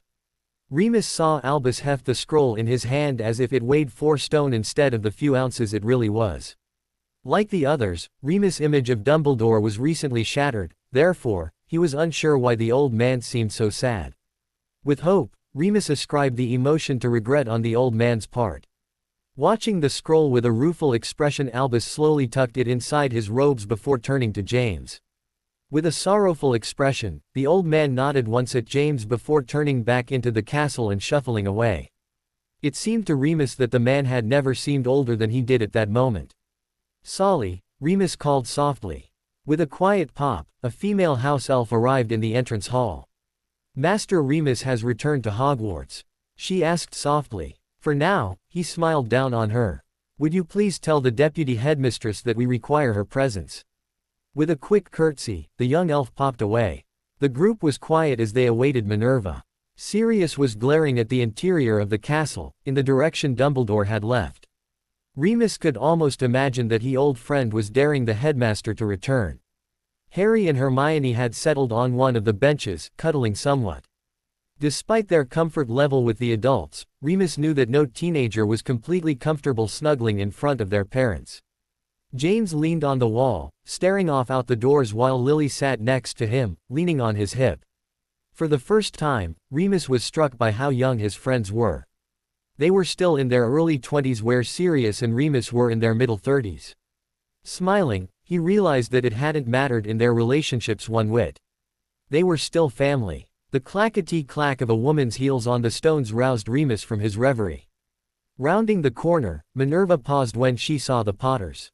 He saw her visibly stiffen her upper lip as she approached the waiting group. James cut his eyes to his right. Seeing the deputy head, he stood up straight. Minerva, he greeted in a somewhat friendly tone. Are you aware of what we require? The middle-aged Scot nodded as she replied, Albus tasked me to see to your needs. Gesturing with his hand, James asked, shall we, then? Follow me, she requested as she turned into the school. Once again, the adults formed up around the teens. James and Lily were in the front of the procession while Sirius and Remus were in the rear. The former defense professor assumed the teens were tagging along so as to know where everyone was going to stay. On the far side of the castle, away from the bulk of the classrooms, Minerva stopped in front of a hallway filled with portraits. These are the guest suites I've set aside for you. Pick which ones you'd like. She trailed off, they're all very similar. Walking to a door, she opened it to show a smallish-sized classroom. You may use this classroom for your studies. If you require different facilities, let me know and I shall work out something. Something was off and Remus couldn't figure out what it was. Looking about, nothing seemed out of order. James and Lily, fine. Sirius and the teens, fine. Minerva, not fine. She was nervous and uncomfortable, he realized.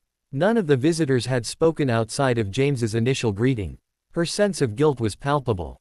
Sirius, James and he had discussed Albus and Minerva's role in Harry's placement with the Dursleys. Feeling sorry for the woman who'd chosen badly, Remus told her, thank you, Minerva. We'll be fine from here. After a small sigh, she nodded jerkily before moving off toward the Great Hall. With a hint of sternness, James turned to Harry. We'll be in this first room, he gestured toward a portrait of Hermes. If you have any hint of trouble, I want you here, even if we're not. Turning to Hermione, he added, both of you. I know that you're used to doing things on your own. His lip twisting, he interjected, mainly because the adults in your lives have repeatedly failed to provide for you. He looked his son in the eye as he declared, that's all over now. We're here to help you. A surprisingly stern Sirius echoed his friend. You have to let us help you. It's time to become part of the family. It was sound counsel to which Remus nodded his agreement. Shrugging, Harry replied, sure. Remus smiled when Hermione glared at her bow. When she pinched his arm, he flinched. Fine, he relented with more honesty. We'll come to you first. With a smile, Lily asked, would you rather we eat in our quarters or in the Great Hall? Smiling Remus caught her drift. Most teenagers would be mortified to have their parents eating with them in this situation. However, Harry had just been granted his parents from the dead, as it were, and had only had them back for a short 5 days. Shrugging again, he replied, whatever you want. Lily cocked her eyebrow before glancing at her smiling husband. James solemnly told his son, I promise, no why faces during meals from us. Just before and after, right, Sirius teased. Hermione quashed the humor with a well-placed glare at her new pseudo-father. After deciding to forego the decision to a later day, they took a communal meal in James and Lily's rooms. The teens skipped back to Gryffindor Tower as the clock struck 12. We are in so much trouble, Hermione said. Rolling his eyes at her, he teased, but we have a note from Professor Padfoot.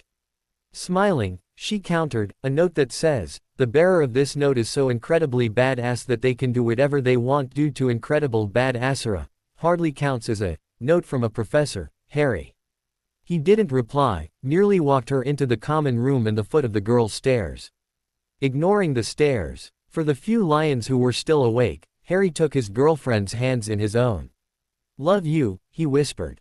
She squeezed his hands back, love you, too. They met in the middle for a quick. The gentle peck grew a bit heated as their tongues entwined.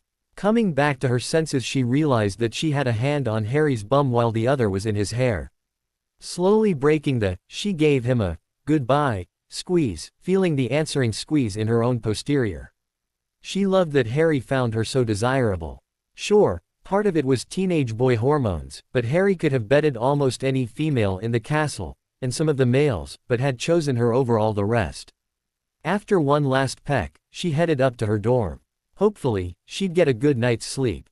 She had a feeling that the next day would be rough. She was right. Waking early, she found herself in the common room an hour before she expected Harry. Despite his age, Harry was an early riser. The glares in the common room were quite unsettling. It began with a few of the 7th years. Like a fungus, it spread to the others as they came down from the dorms. Soon, it seemed as if the entire house was glaring at her, for what she didn't know, but suspected that it was about the tournament.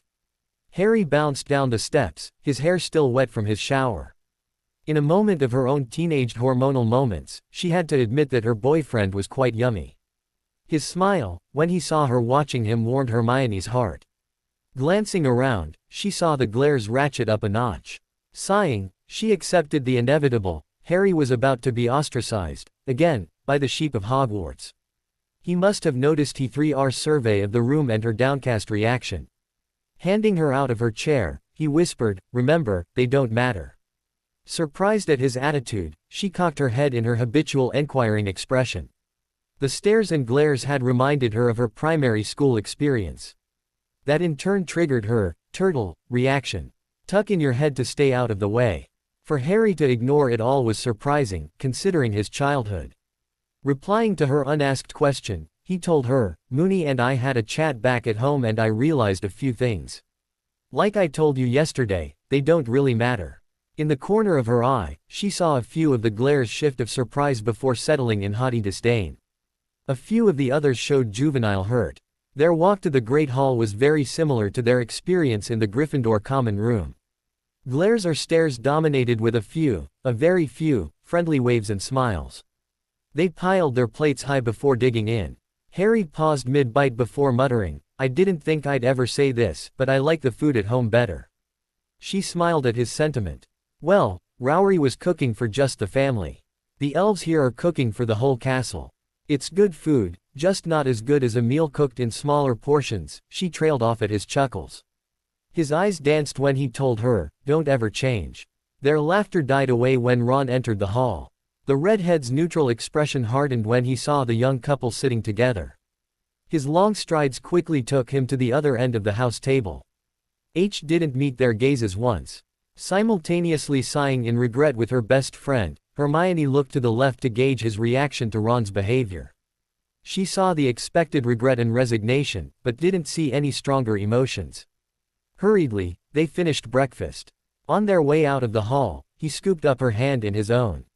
Ron, she asked. Shrugging, He told her, "He's a good friend, but from what you told me last week and what I saw this morning, he's obviously not as good a friend as I thought he was." Looking at his feet as they ambled to their new classroom by the guest quarters, he added, "If he wants to be a proper friend, I'm here. If he's going to be childish about it, well, I just don't have time to deal with him." Hermione blinked. Although Ron deserved a bit of Harry's ire, she never expected him to focus it in any meaningful manner. Instead of petulance, Harry was demonstrating a maturity that had recently grown. Her face pinking, Hermione admitted to herself that it was quite a turn-on. After a brief stop in a broom closet, they continued on to their destination. Passing the main stairs, Hermione was about to ask Harry to give Ron another chance when their discussion was interrupted from a most unpleasant source. "So, I see you've condescended to rejoin the student population, Potter." Hermione looked forward to see their sneering former potions instructor. The levitated crate of ingredients gave away that Snape was heading to the dungeons. "Now that your saintly parents are back, I expect that you'll be even more arrogant than before. Now you have a proper role model." Astonished at the man's vitriol, for he was nearly snarling at two teenagers, Hermione gaped. He was a professor, and yet, in a moment of realization, she saw Severus Snape for what he was. A bully. Thrown off balance by the epiphany, she was silent as Harry's face burned red. Just as he opened his mouth to say something that would undoubtedly land him in detention for months, Hermione recollected herself and tugged her boyfriend away. With a muttered, "Good morning, Professor," they headed off. Once they rounded the corner, Harry sputtered, that, URRRHG. Tugging his hand, again, she cajoled, "Come on, let's see what they've in store for us." Lily was wading through a pile of Charms books, Phileas Flitwick at her side. She'd always had a fondness for the diminutive professor, and he, in his turn, had a fondness for the former Lily Evans. Padfoot had spread his arithmancy plans across a conjured conference table while Remus was thumbing through his lesson plans from last year.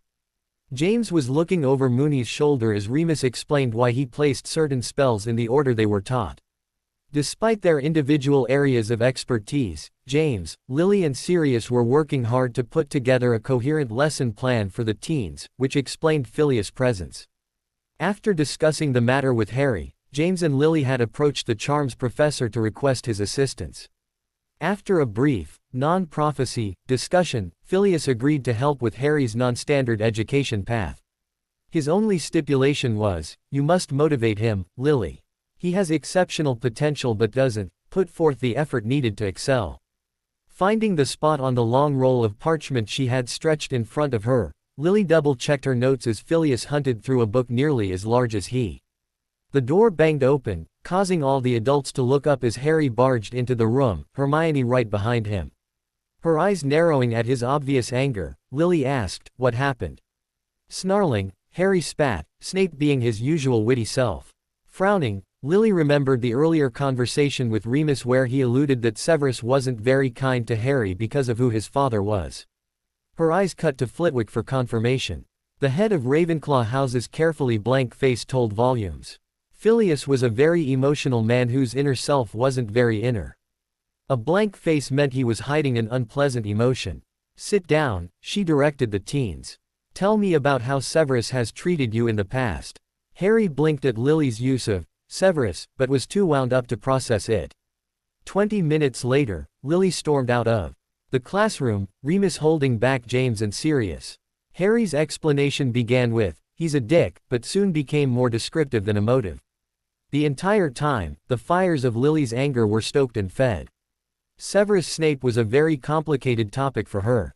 When they were first dating, Lily had told James that Severus had been her best friend since she was 6 years old. Young Severus had explained to her that she wasn't going mad when Petunia's hair turned green as they were having a fight. That she wasn't an abomination for having shattered her mum's favorite vase after being spanked, without touching it, mind.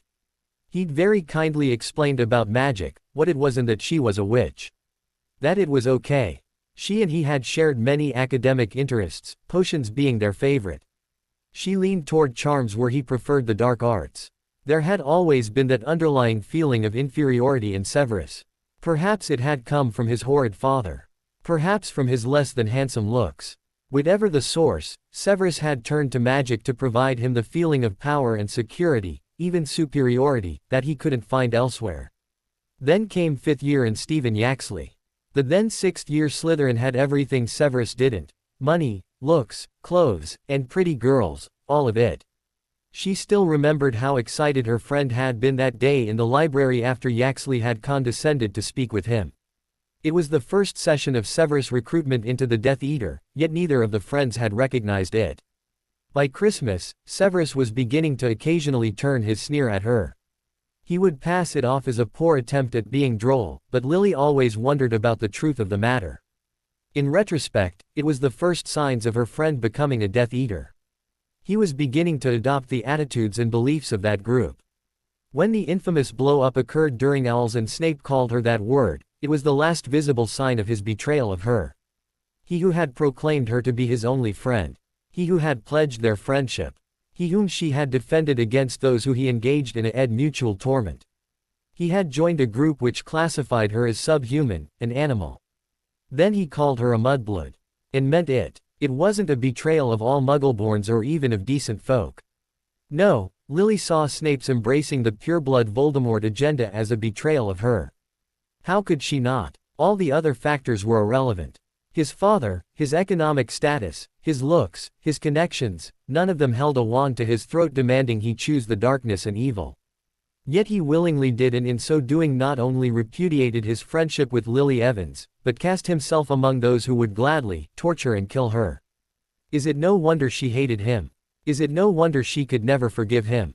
Therefore, as she stormed to the dungeons, there were no fond feelings for her former friend bubbling up from her memories. No, Lily Potter was protecting her son from an enemy, for that was what Severus Snape was to her. It was still early, so she didn't halt her stride. A bludgeoning hex to the door slammed it into the wall, stressing the hinges. She heard him begin until she rounded into the room. Snape's hard sneer softened to something approaching a welcoming expression. "Hello, Lily," he greeted in a fairly neutral tone. "Don't you, hello, Lily, me Severus Snape." Her face hard and her tone harder, she asked, "How many times must you betray me?" His face drained of all blood as his expression melted to one of shocked horror. An interminable number of seconds passed as Snape stared at Lily. She couldn't tell if he was shocked that she'd spoken the truth aloud. Finally, or that he was shocked at her audacity. Either way, she didn't give a. He'd best leave her son alone. "I know how you treat my son," she declared. Her expression and body language not giving an inch, she told him, "I don't care why you torment him, nor do I really care what you may claim he has done to provoke you." Nearly growling, she leaned on a table to focus her glare, "But if you don't treat him with, at least, neutrality, I'll be back. And Severus," she caught his eye, "I'll cut off your goddamn hand. Your right hand. Do not with me in mine." Spinning on her heel, Lily stormed out. There was nothing for him to say. In an unexpected show of generosity on her part, she prevented him from groveling or even lying to her by immediately removing herself from his presence. A bit calmer, but still wound up, Lily headed back to what they all called the classroom. She had work to do. "So, Dad, while Mum is opening a new orifice in our friendly neighborhood potions master's forehead, maybe we could have a little talk." Sirius frowned at Harry's aggressive tone, but didn't say anything. The teen was still wound up from the earlier altercation with the current head of Slytherin House, so Sirius was willing to cut him a little bit of slack. Apparently, this crap from Snivellus was a long time brewing and seemed to be coming to a head. Phileas silently left, seeing that the confrontation to come was definitely of the family nature of which he wanted no part. Smart man. When the door clicked shut behind the head of Ravenclaw, Sirius turned his attention to his cousin and closest friend. Padfoot was shocked at how wretched Prongs appeared. His shoulders sagging while his head drooped, James slowly made his way to a chair. After he beckoned Harry to sit across from him, Sirius slipped into the third side of the table while Moony occupied the fourth. Hermione pulled a chair up next to Harry as they all waited for Prongs to begin. With a choked voice, James admitted, "I was a bullying punk who was a borderline thug for many years." Sirius felt his back get up. Rushing to his friend's defense, he shouted, "Bollocks to that." "What about," but was cut off by James's raised hand. "Padfoot, I love you, but shut up and let me tell my story." Fuming, Sirius sat back in his chair. Absently he noticed Harry's nod of approval regarding his father's actions. On some level, Sirius agreed that it was rather mature of James to own up to his activities, but still. I met Severus Snape on the train before first year. I admit that at first I was insanely jealous of him because he had your mother's ear. With a wan grin, he told his son, even then I loved her. Harry's face softened a bit, but not much. Sirius remembered the meeting. Neither he nor James had known any spells of note, but Snivellus sure had. The greasy Burke had nailed them with the body bind before casting the tickling jinx. After 10 minutes, it began to hurt like hell. When I saw Snape tell Lily that I was sure to be a worthless Gryffindor, I saw red. Dropping his head to avoid his son's gaze, he admitted, I began to taunt him about his second-hand robes and greasy hair. But his hair was greasy. Sirius objected. Padfoot, James whined. Fine, fine, I'll shut it so that you can tell all kinds of misleading things that make you look like a monster. Fine. He crossed his arms, swearing that he'd grab Harry at the earliest possible chance so that his godson knew the truth about his dad. In a touching gesture, Harry leaned across the table, grasped his father's hand before he told him, I love you Dad and could never think you a monster. His grin brightened when he added, a bloody wanker maybe, but not a monster. James gave a short laugh before becoming serious again. That kind of set the tone for our encounters for the next 5 or so years. Hold on, James, Remus interrupted. I know you want to tell Harry about how you behaved, but it's dishonest not to include Severus' behavior. He was no saint in the matter. Yeah, Sirius cut in, quickly explaining about the tickling hex payback by Snape. Padfoot saw Harry's expression become contemplative. Shrugging, James continued, anyway, every time we met up after that it was bad. Sometimes it was just taunting about his looks or robes to later when jinxes and curses were cast. To be honest, after first year, he did begin to make it plain that he was interested in the dark arts. James's eyes narrowed, and I hate the dark arts. The Grindelwald War killed most of the Potters, leaving just my mum, dad and me. Those bastards went after us and a few other families to make a point. Well, they made their point all right and, therefore, I hate any and all dark arts practitioners. Anyway, he sighed as he ran his left hand absently through his hair. This rivalry turned into a little war over the years. By third year, Minerva was pulling me into her office warning me with suspension. He'd put me in the hospital wing for a week with a slicing hex during 5th year. Nodding to Sirius and Remus, these two retaliated the next day. Damn near killed him. It was right before Owls if I remember aright.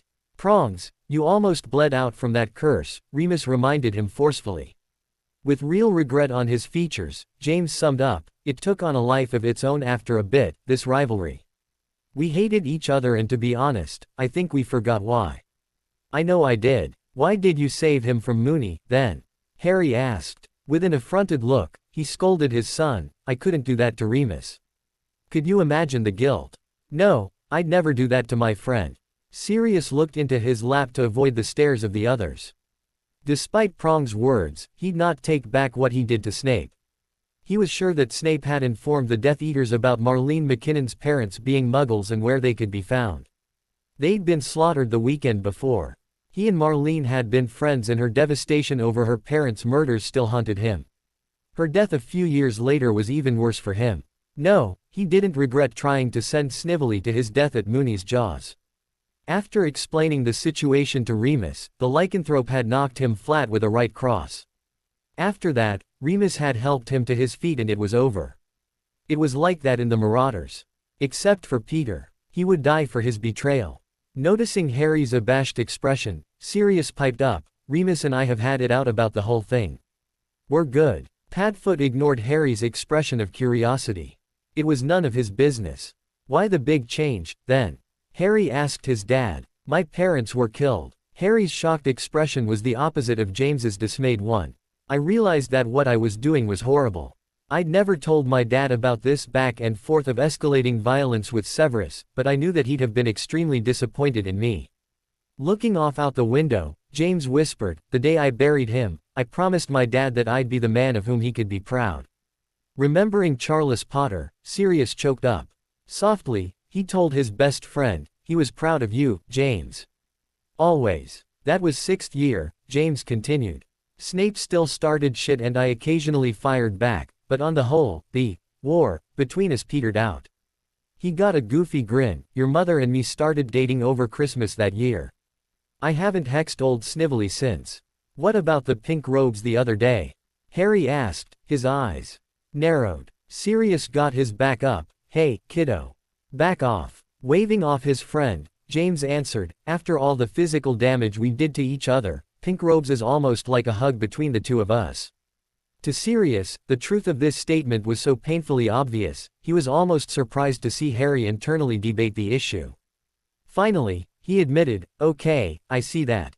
My behavior, as I think I've made pretty clear, has been less than stellar and at times reprehensible.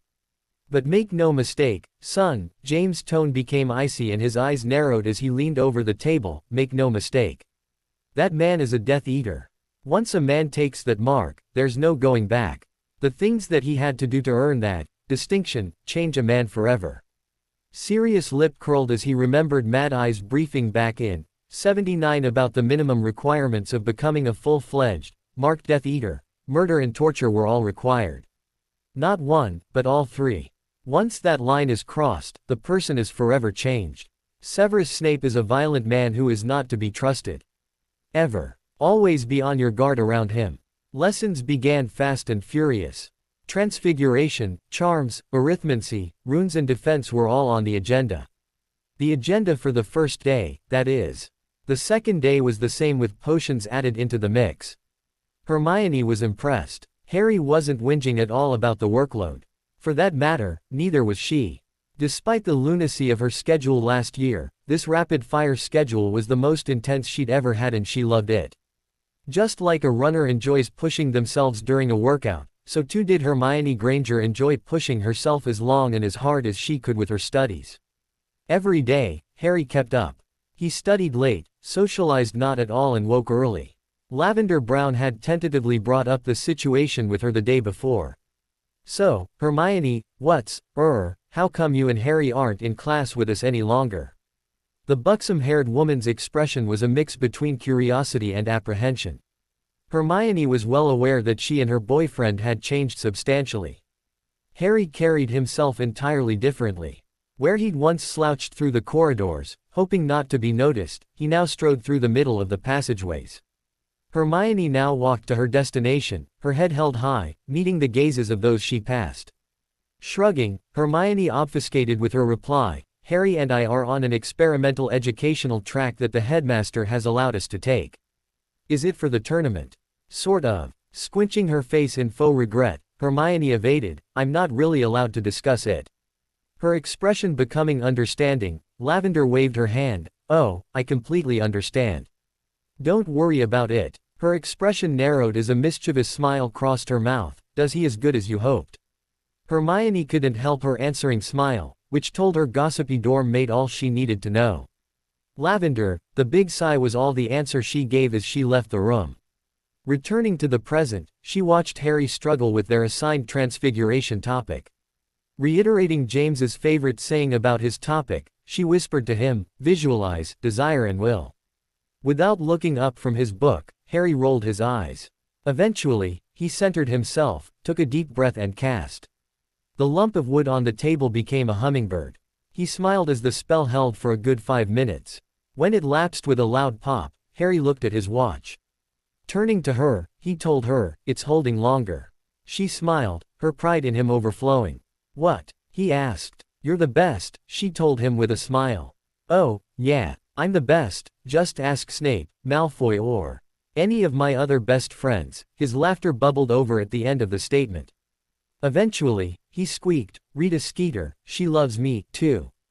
Don't make fun, she complained. I'm being serious. You just keep it until you get it. It's pretty inspiring. He ducked his head as he nodded, his embarrassment evident. Sliding next to him, she nibbled his ear before husking, very inspiring.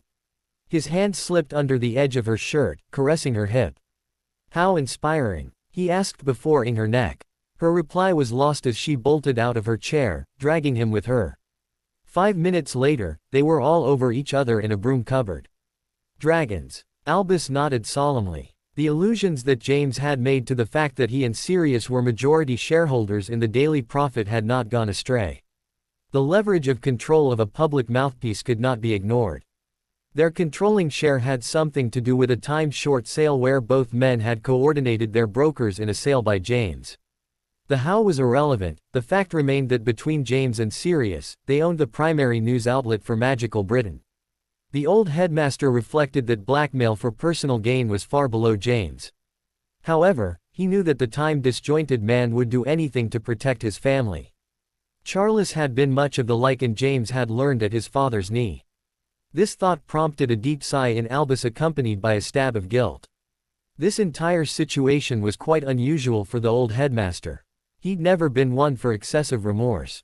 Once he'd grieved the loss of Gellert, he'd not thought of him more often than happenstances and he'd considered Gellert to be his true love. However, upon reading in the newspaper about Harry's years of torment with the Dursleys, he'd plunged into the deep storm waters of self-recrimination, rarely surfacing for a breath. He also knew better than to ever raise the issue with James or Lily. He'd been surprised so far that neither Potter had resorted to violence against him. The restraining order, he knew, was merely the opening salvo in their vengeance. How could he have done it differently? Albus wondered about this point incessantly. Harry was the child of prophecy. Voldemort was definitely not dead. Albus was sure that the wizard had undergone at least one of 5 different methods for surviving his accident. In the end, 5 different attempts on Harry's life were thwarted solely by the wards surrounding the Dursley home. 4 of the 5 nascent murderers were repulsed so violently, in proportion to their intent, that the prospective attackers were permanently hospitalized. Dragons, James repeated, bringing Albus back to the present. To conclude his inner musings, Albus resolved that he'd settle later whether the ends justified the means in Harry's situation. Yes, dragons. Each champion shall face their own beast. The objective being to retrieve an egg, which is also a clue to the nature of the second task. James stared at the old man with such suppressed rage and ferocity that Albus feared the physical confrontation between the two of them had come at last. He wasn't afraid of James, despite the man's combat prowess. Rather, he was afraid of the break, which such a confrontation would bring. Once again, Albus misread a Potter. James's jaw clenched twice before slowly standing. Pausing in his turn to the door, the young man asked, "Breeds?" "It's not really relevant, but I believe that Igor has arranged for a Welsh green, a Chinese fireball, an Hungarian horntail and oh, blast what was the last," he trailed off. Magicking the Triwizard folder into his hand, he flipped through it. Finding the right page, he murmured, "Ah, yes. A Swedish short snout. That's the last. Igor." "Who's Igor?" James asked with a casualness that put Albus on his guard. Of course, the headmaster chided himself. James would recognize the name. "Igor Karkaroff. He's the head of Durmstrang." The sarcastic laughter that bubbled up out of James surprised Albus. He expected rage or denunciations, not a cynical fatalism from the man. "You know, I don't know why I'm surprised. You already employ one Death Eater. Why not let another one in the castle when Voldemort's on the march?" His expression angry, James leaned on the desk. "Tell my old friend Igor, that the thrashing I gave him back in '80 will seem like a love tap should he ever speak to my son, much less bring him harm." Albus remembered the situation quite well. James and Sirius had been attending a clandestine meet with Continental fence-sitters in the First Blood War. As Lords Richmond and Blackmore, it was felt that they would hold sway over the Russian and French aristocrats who Voldemort was courting. Someone, Pettigrew most likely, had betrayed the rendezvous. Igor Karkaroff had led the 4-man Death Eater force that Voldemort had dispatched. Their orders were to teach the uppity blood traitors a lesson. When James and Sirius were done with them, Igor, along with Augustus Rookwood, required 3 and 2 week stays in St. Mungo's prior to their trials. Augustus Caro and Stephen Yaxley had been buried 3 days later. Needless to say, Voldemort was unsuccessful in his attempt to court the wealthy continental aristocrats whom he wanted to supplement the Malfoy, Lestrange and McNair wealth. James was a competent fighter. Paired with Sirius, the duo was deadly. Adding Lily and Remus to the team made them a power that could stand against most of the forces that the Dark Lord could muster. This was the only reason he allowed James as much leeway with Harry's schooling as he did. Albus would have to go very far afield to find a better tutoring group than James, Lily, Sirius and Remus. Adding Phileas to the mix was a stroke of genius. Lily's doing, no doubt. James's glare intensified. Albus shook away the mental digression. It seemed that he was more distracted than ever these days. Usually, it seemed to revolve around young Harry Potter. I have to wonder which side you support, Albus. You bring 2 known Death Eaters into the castle wards. You harbored Peter for years, holding up his hand to forestall the old man's objections. James added, knowingly or not, you harbored him.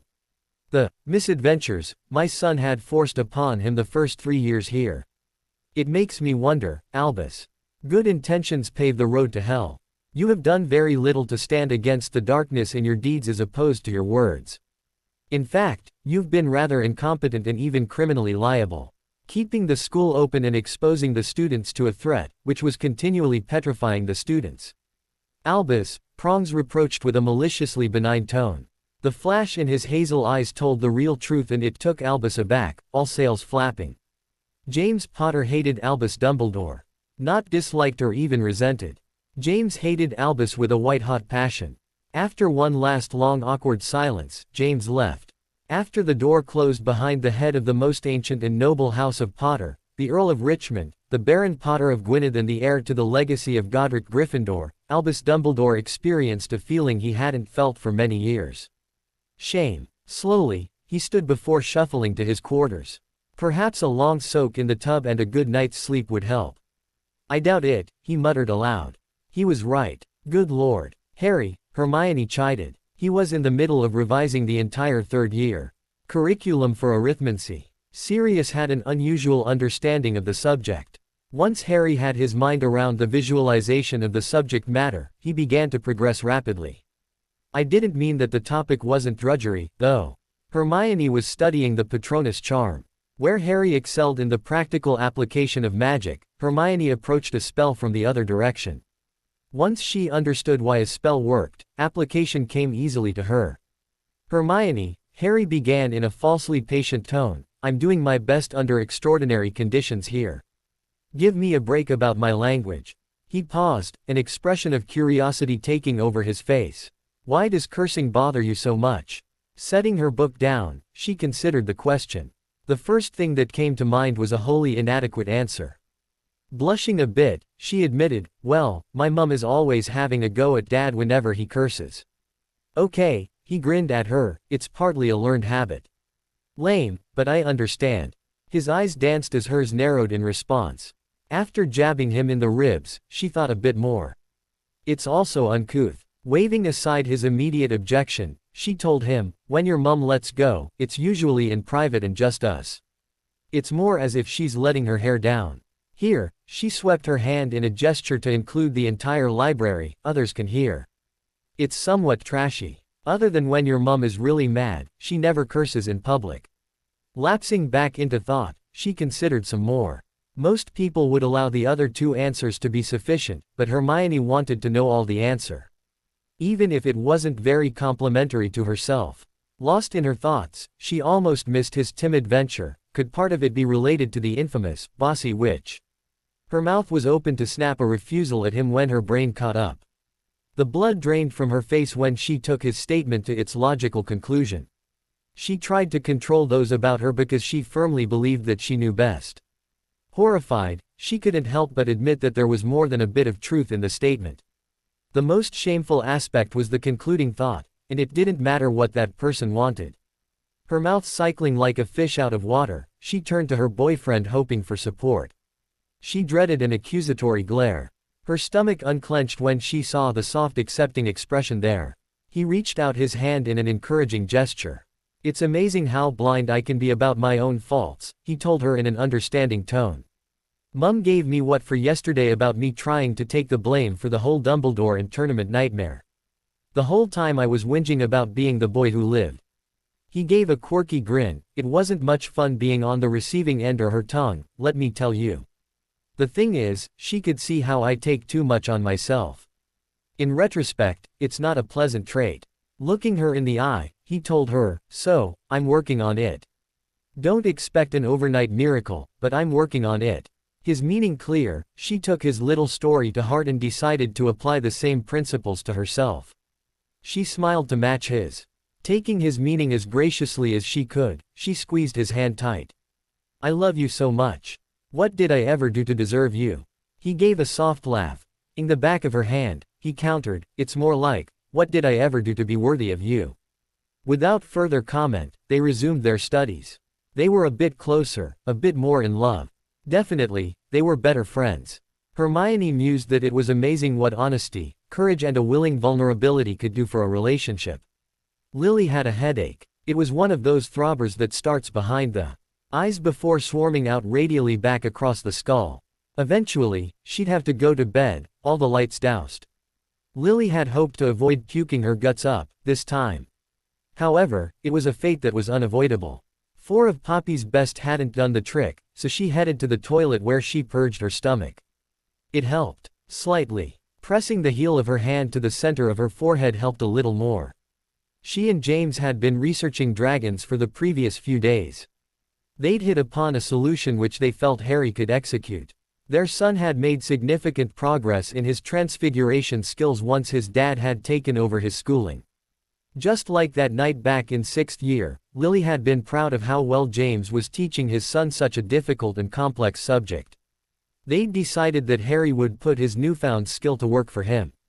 James had shoved the 5th universal law of transfiguration down Harry and Hermione's throat so that he'd be capable of performing the spells. First, they had Harry transfigure some of the material in his Colosseum, as Sirius called it, into birds. Right now, they were leaning toward falcons, as they were swift and agile. A quick compulsion charm would have them swirling about the dragon's head, causing a distraction and irritant for the beast. We want to anger the dragon. A pale-faced Hermione asked as Harry gaped at his parents as they explained the plan.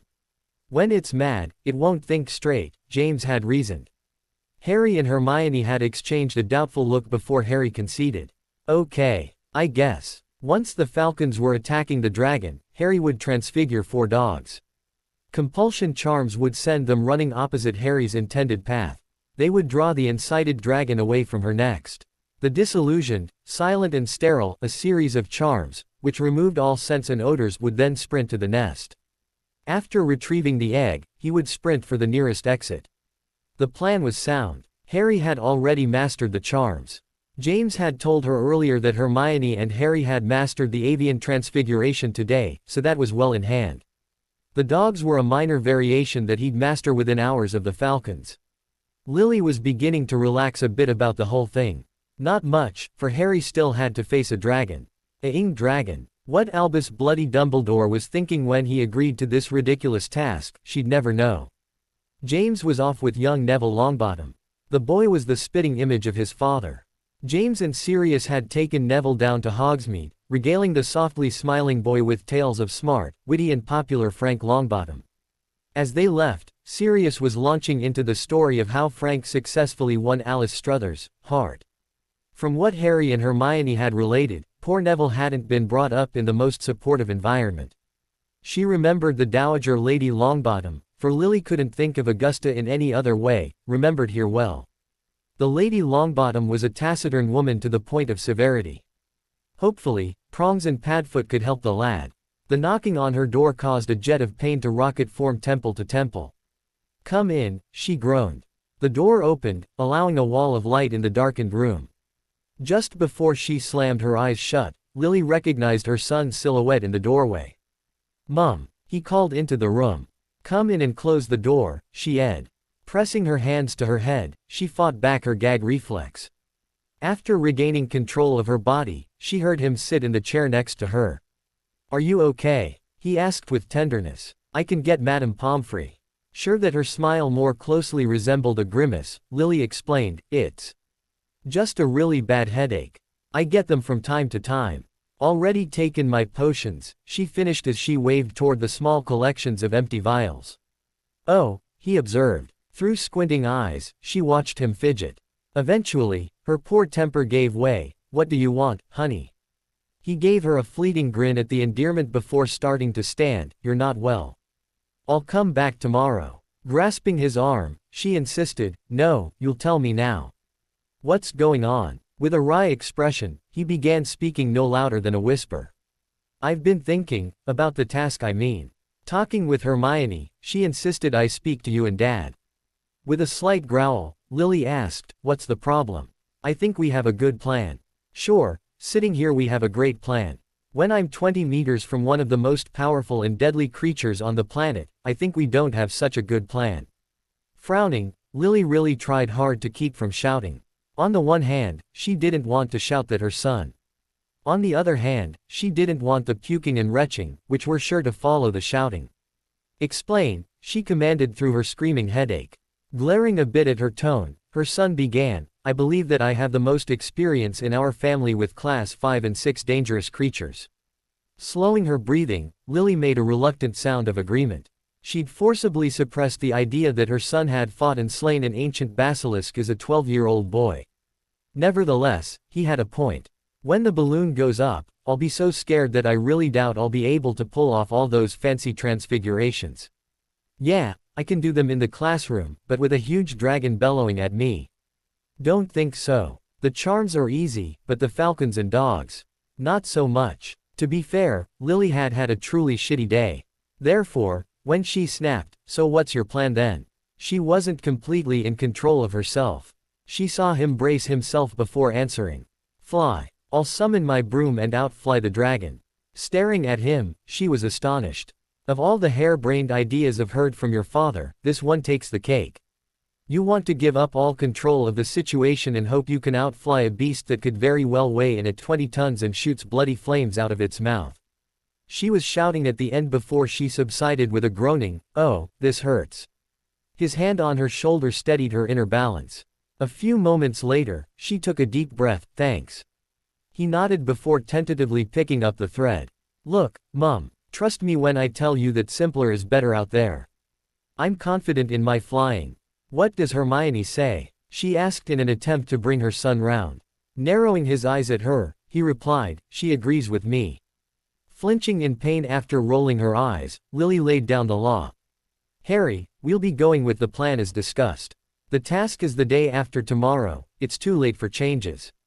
Laying her hand on his clenched one, she tried to console him. Look, I know you're scared. I'm scared and I'm not going into that ring. It'll be all right, honey.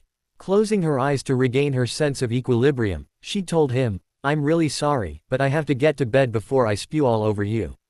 The last thing she remembered before sleep took her was, I love you too, Mum.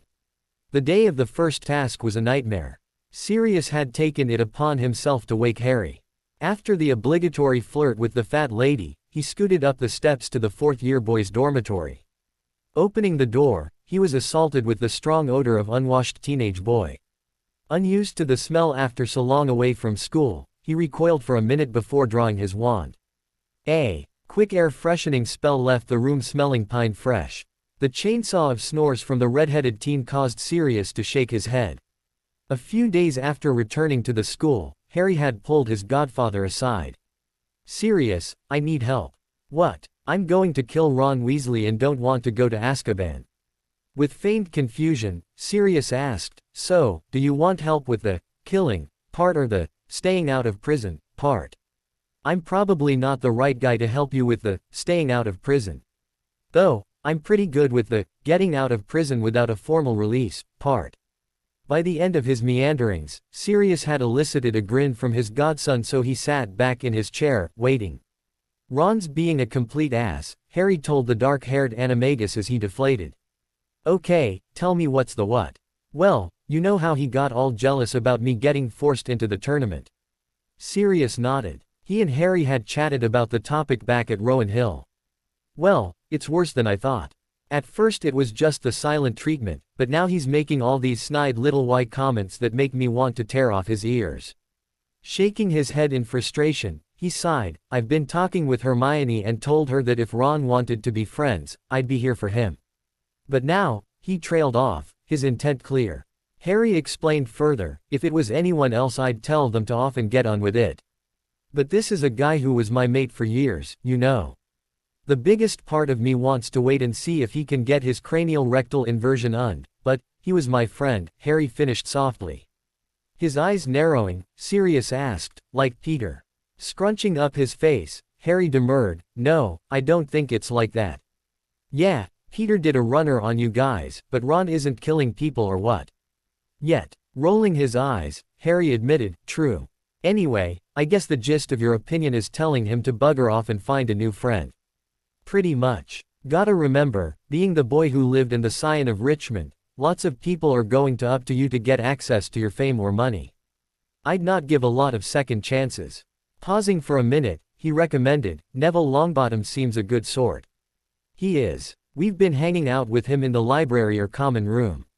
He's studying other stuff, but he's one of those genuinely nice people, you know." "Yeah, look, I'm not saying give it to Ron in the neck, but be wary. Let him run his mouth and play his little games. It says a lot more about him than it does about you and Hermie." "Mate, don't call her that," Harry joked as he looked about for his girlfriend. "She'll murder you if she hears that. But I'm her loving pseudo-father, the great pad-footed one." Laughing as he smacked his godfather upside the head, he corrected him, "No, you're a moron." With a slight smile, Sirius returned to the present as he passed by the now former friend of his godson and his Hermione. Neville was laying there on his back, snoring like a buzz saw, good lad that one. Too bad about Frank and Alice. In the corner, he saw his godson. Sitting on the edge of his bed, Harry was already dressed in the robes provided for the tournament. His head in his hands, Harry was in a praying pose. Sirius was suddenly terrified for his godson. In a few short hours, Harry would be face to face with a dragon. While he considered a basilisk more dangerous, a dragon was a very close second. Scrubbing his face to get a hold of himself, Padfoot gave a great shuddering sigh. Harry must have heard him, for when Sirius dropped his hands, Harry was watching him. "Hey, Padfoot," Harry greeted softly. Beckoning his godson out of the room, Sirius turned to leave. Heading to the common room, he sat on a chair in the corner of the room, under the large bay window. Harry settled opposite him and they were both silent for a long minute. "It'll be okay," Sirius attempted to reassure Harry. When he only got a sarcastic expression in return, Sirius rolled his eyes before shrugging. "Okay, I'm hoping really hard that it'll be alright." "At least it's honest," Harry muttered. "So where's Hermione?" Sirius asked. Harry glanced at his watch. "She'll be down in a few minutes." Time seemed to slow as they sat there, chatting. In later years, Sirius would tell Harry that he had no idea what they talked about for that half hour. They filled up the time with nattering to keep from running mad. Life became flashes of color and bursts of sound for Sirius as he tried to hold himself together. The affected mirth and good humor seemed to be working as Harry relaxed a bit. At least, he appeared to relax. Soon enough, the whole family was congregated around the far end of the Gryffindor house table. Lily's cajoling resulted in a plate of food in her son's belly before he realized what was going on. Sirius smirked. Lily was there, little mother, during 7th year when she and James had been seriously dating. Looks like it was a practice run for her real kid. Walking down to the Champions Pavilion en masse, Sirius watched Harry. On his left was Lily, gently, but firmly, grasping her son's hand. On his right was Hermione, who had her left arm wrapped in Harry's right. Sirius wanted to smile at the sugary sweetness of the situation, but just couldn't muster the smile for his humor. He was tapped out of false humor, having worn himself out in the morning. To his surprise, his hand shook as he raked it through his hair. There were no words. Try as he might to think of something witty or even wise, nothing came. Seeing Remus and James wordlessly hugging Harry, Padfoot figured it was the same for them. Of course, Lily held Harry longest, though Hermione waited with her boyfriend as the adults all moved off to the stands. It seemed as if the entire event was a dream. Everything was moving in slow motion once again. Eventually, Hermione wordlessly joined them. The silent tears on her face gave the truth of her feelings. Time seemed to slow, yet move at a rapid pace. Sound dribbled to nothing. While people moved by Sirius at such a quick pace, he had a hard time keeping track of what was going on around him. He felt Hermione take his hand to tug him to their seats. She didn't even look at him, her face terror-stricken and drawn in fear for her boyfriend. He savored the stray thought that it was pretty neat that Hermione depended on him for comfort. Sitting next to Moony, Sirius fixed his gaze on the opening of the ring where the champions were to meet their fate. First in came the Diggory boy. The Swedish short snout didn't buy the feint. The transfigured dog was roasted and then the boy caught the tail end of another burst of fire. Lucky for him that a short snout can only breathe fire after a full minute recovery period drifted through Sirius' head, unbidden. As Madame Pomfrey tended to the wounded boy, Sirius vaguely heard Lily panicking on the other side of Moony.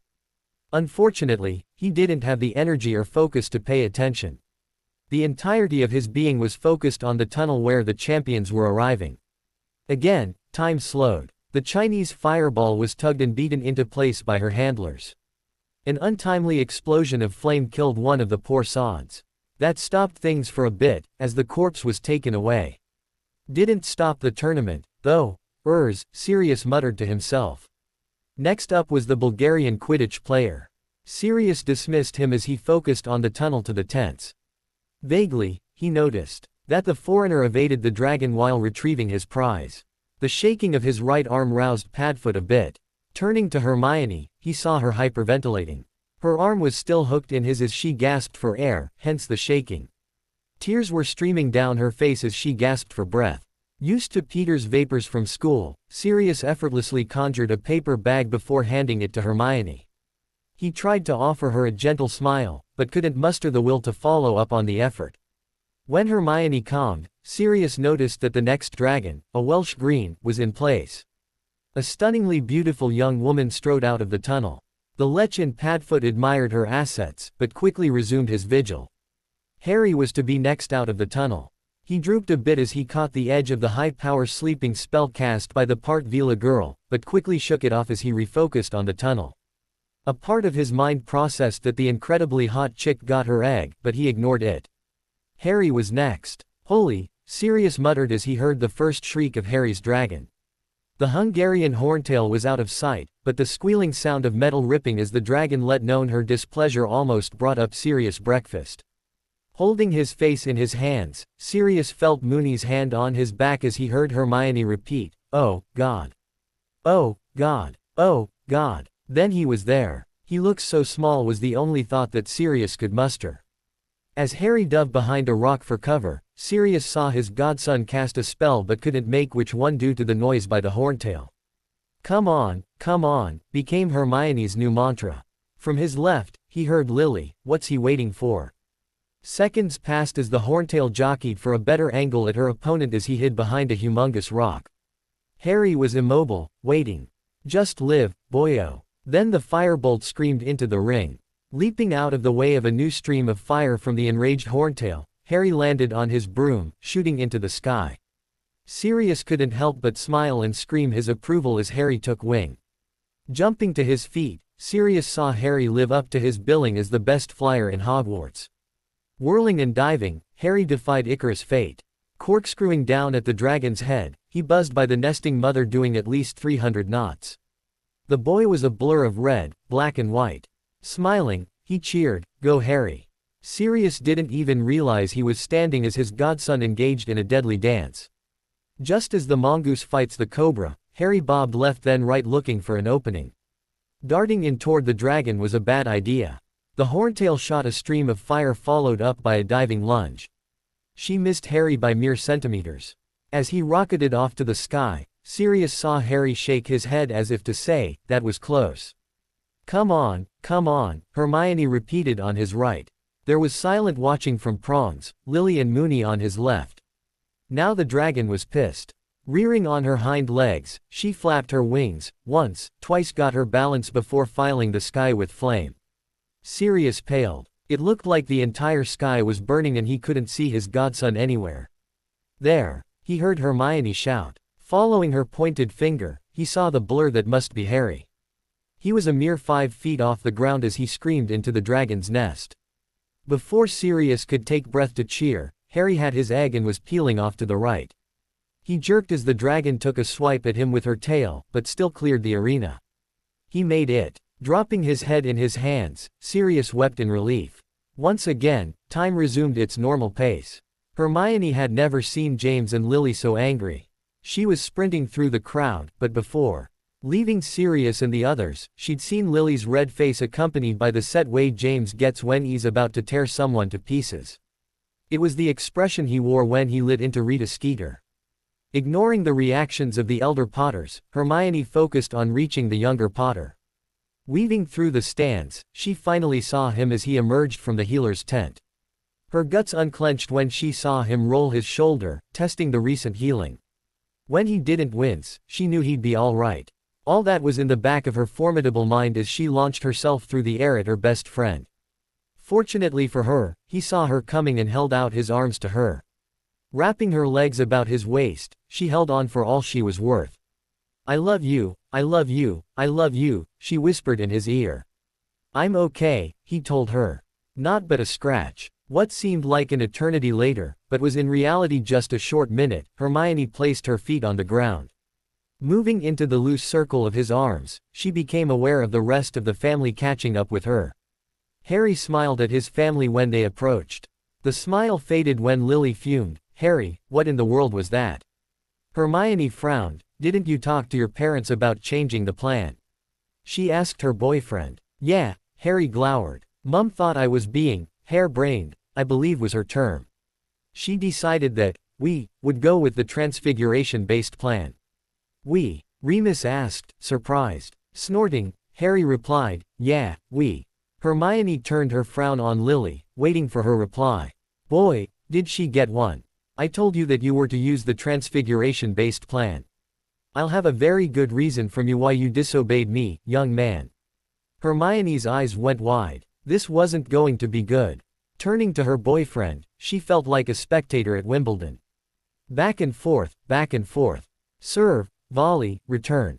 With narrowed eyes, Harry gave truth to the fact that he'd not only inherited his mother's green eyes, but her temper as well. "Disobeyed?" he asked in a quiet tone, his displeasure clear. "Yes." Lily wasn't giving an inch, despite Hermione's belief that she was out of order. Strangely, James had been silent during the entire exchange, but his position at his wife's side told his opinion as loud as words ever could. Harry looked at the ground while he towed a loose rock. It was evident he was really exerting himself to hold his temper, so she wound her arm in his while whispering, "It's okay, Harry. They just don't understand. They love you. They were just scared." She didn't finish what she'd planned to be a deeply insightful and reassuring statement as she was interrupted by a volatile red-headed witch. "What don't we understand, young lady?" Lily barked. "Don't you talk to her that way," Harry thundered. Out of the corner of her now narrowed eyes, Hermione saw Sirius stiffen. "Hey, Lily, take it easy," he began. Without looking at him, she snarled, "Shut it, Padfoot." Remus stepped in, literally. Moving in between Lily, James and the rest of the family, he held up his hands in a placating manner. "We're all emotionally upset. That wasn't much fun for any of us." He caught Harry's eye, trying to make his point without elaboration. Hermione leaned into her boyfriend as he nodded his understanding. Hermione was exhausted from watching Harry in his task, much less participating in it and facing a huge dragon. Taking a deep breath, she collected herself. "Lily," Remus began. When the redhead didn't let up her high-intensity glare from her son, Moony stood in her way. "It's over. Shouting now won't change a thing." Her face softening, Lily nodded. Apparently, Harry had reached the limit of his endurance, though. Lashing out, he snarled, "What the do you think you're on about?" Taken aback by the words and tone from their son, James and Lily stared. "Oh, not good," Hermione observed silently. She'd seen Harry this angry only a few times. The first had been shortly after the troll incident in first year. Draco Malfoy had just gone off on one of his buffoonish rants when Harry had cold-cocked him. There were no words or threats from Harry, just a right cross that left the blonde prat senseless. Not wanting to repeat that situation, Hermione started to push Harry away from his parents. Unfortunately, he was far stronger than she was, so he didn't move too far. "I mean, I've been fighting Voldemort, killing creatures that make that dragon look like a puppy." He gestured wildly at the ring where the handlers had finally subdued the enraged Horntail. "Now you lot show up and are going to be all in charge." Raking his left hand through his hair, he calmed a bit. "Look, don't get me wrong, having the two of you in my life is easily the best thing that's ever happened to me, but you've got to remember that I've been effectively on my own for years now." Pointing his finger at his mother, he declared, "There was no good reason to go with the transfiguration-based plan other than, because you said so, and I'm sorry, but that's not a good enough reason." Hermione saw Harry glare at his now shamefaced mother, so back the off, all right. I have no problem following you if it makes sense. So far, everything has made sense. Except this. And you know what? He leaned in to whisper with more than a bit of vehemence. Our hair-brained idea worked. Spinning on his heel, Harry took off for the castle, Hermione's hand in his. As she hurried to keep up with her irate boyfriend, Hermione heard Padfoot tell his cousin and cousin's wife, "Well, you completely bollocksed it up. Good job." She couldn't agree more. Harry was in the corner of the library staring at a book he was supposed to have finished reading yesterday. Hermione was at his side, doing her own impression of reading an advanced arithmancy book, but he'd noticed her lack of page turning 23 minutes earlier. "Should I go apologize to them?" he whispered to her. The agony in his tone must have betrayed his inner fear.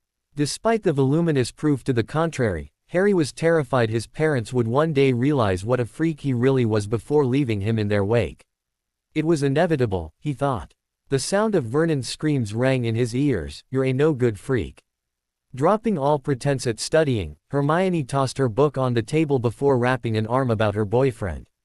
"Your family. They'll never willingly leave you. They love you, despite their atrocious behavior this morning."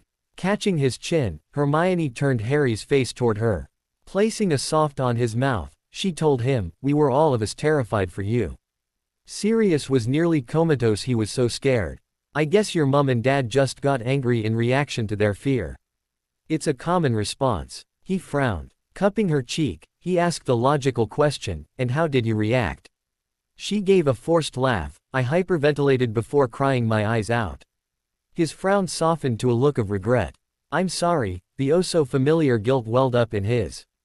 Aside from the physical abuse his aunt and uncle had heaped upon him, they'd also conditioned him to accept the blame for every situation where there was discord. He and his mum had a long talk about it and Harry had resolved to move past it. However, old habits die hard. Just as he was threatened to be overwhelmed by guilt and misplaced shame, he heard exactly what he needed. "I love you," she blurted. Obviously, Hermione didn't know what to say to help Harry, so she reached for the old standby. One could never go wrong in declaring their love for their beloved. Harry couldn't help himself, his smile was wide and genuine in response to her declaration. He'd had so few tell him that they loved him, that her love was a wondrous thing for him. In his turn, he placed a loving on her warm mouth. Their lips parted and tongues jeweled in that age-old dance of lovers. The nervous clearing of two throats brought Harry and Hermione out of each other. Slowly, they parted to see James and Lily standing there. Instead of his parents' usual happy and buoyant expressions, Harry was saddened to see them both morose and nervous. It was especially depressing to see the glum face on his perpetually happy father. It was disheartening for Harry, despite his success in the first task. Holding Hermione's hand firmly, he silently gestured for James and Lily to sit across from them. James took a deep breath before beginning. "I'm not going to beat around the bush. We were completely in the wrong this morning. I hope you understand that the emotion of the moment overtook both of us and we reacted badly. That doesn't make what occurred acceptable by any means. It's merely the reason." When James looked his son in the eye, Harry was astonished to see a hint of a tear. "I'm very sorry for my behavior, son. I love you and will do my best to prevent a repetition of my boorish behavior." Harry was very impressed, though he didn't consider James's silent agreement and encouragement of Lily to be too egregious. Turning his gaze on his mother, Harry waited. With a slowness that gave Harry the impression that his mother had a 10-ton weight about her neck, Lily raised her face to meet her son's gaze. She flinched when she saw his expression. Harry quickly realized that his resentment of his mother's words and deeds must have been very plain on his face. Feeling the squeeze in his hand, he nodded in Hermione's direction. Once again, she was his anchor.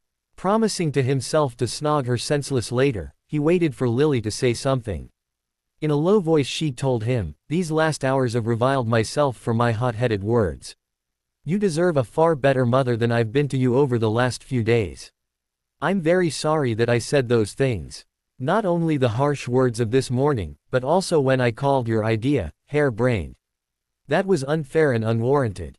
I'm very sorry for it all." Realizing that high emotion was the culprit in this scenario, and a vicious headache, Harry decided to end it all before it got any worse. He'd made his point, He wasn't a little boy who needed Mummy and Daddy to hold his hand and tell him when to pee. I forgive you. Glancing at his dad, he clarified, both of you. Let's just move on. His discomfort with the situation gnawed at him as he shuffled in his seat. It was a great relief when his parents nodded in assent. So, there's going to be a ball over Christmas. Who are you going to take? James asked with his usual grin. Harry couldn't help the groan that escaped as Hermione gave a very un-Hermione-ish squeal. The sharp jab in his ribs produced the requisite, "Hermione, would you please go to the Yule Ball with me?" She leaned over, placing a on his cheek as she replied, "I'd love to." So, Harry's attention was brought to his mother, who had an expectant expression as she arched her brow at Harry's dad. "Dearest of my heart, woman of my world, which who owns my very soul," James began dramatically. Standing with a flourish, he knelt before Lily, grasping her hand tenderly.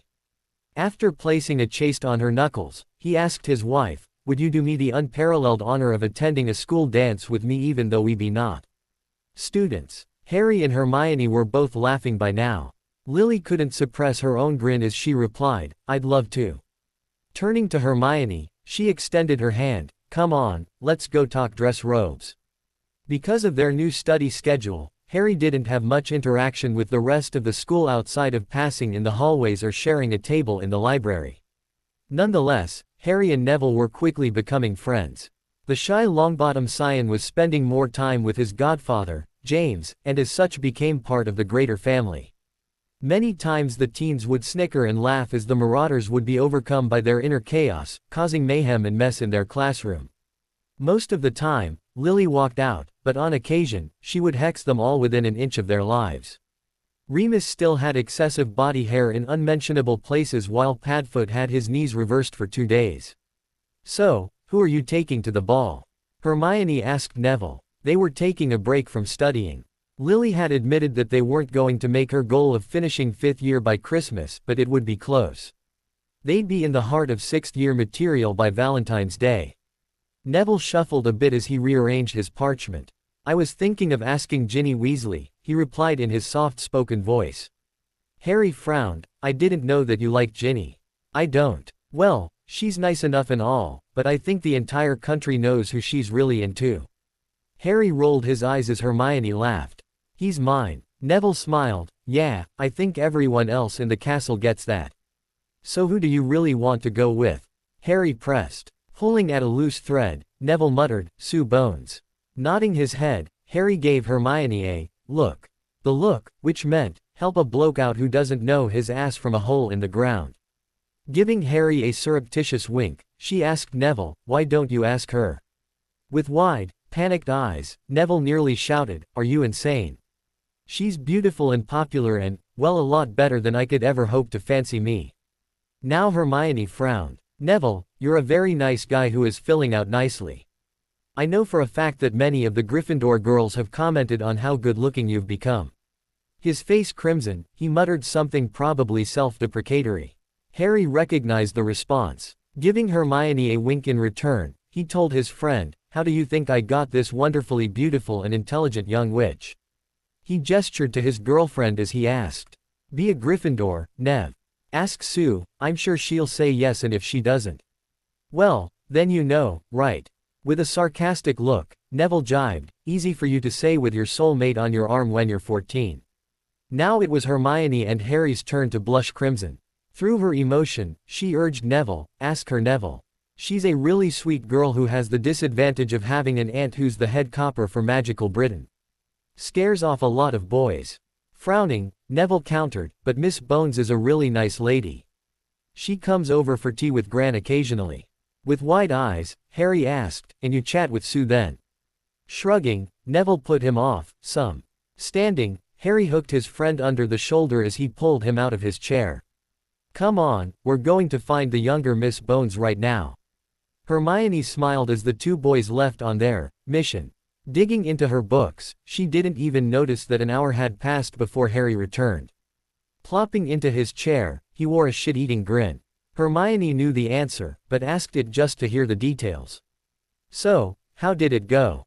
Miss Bones assented to allow Mr. Longbottom to escort her to the Yule Ball. Hermione smiled. His dad was having an impression on his son and Hermione had to say she liked seeing Harry so carefree.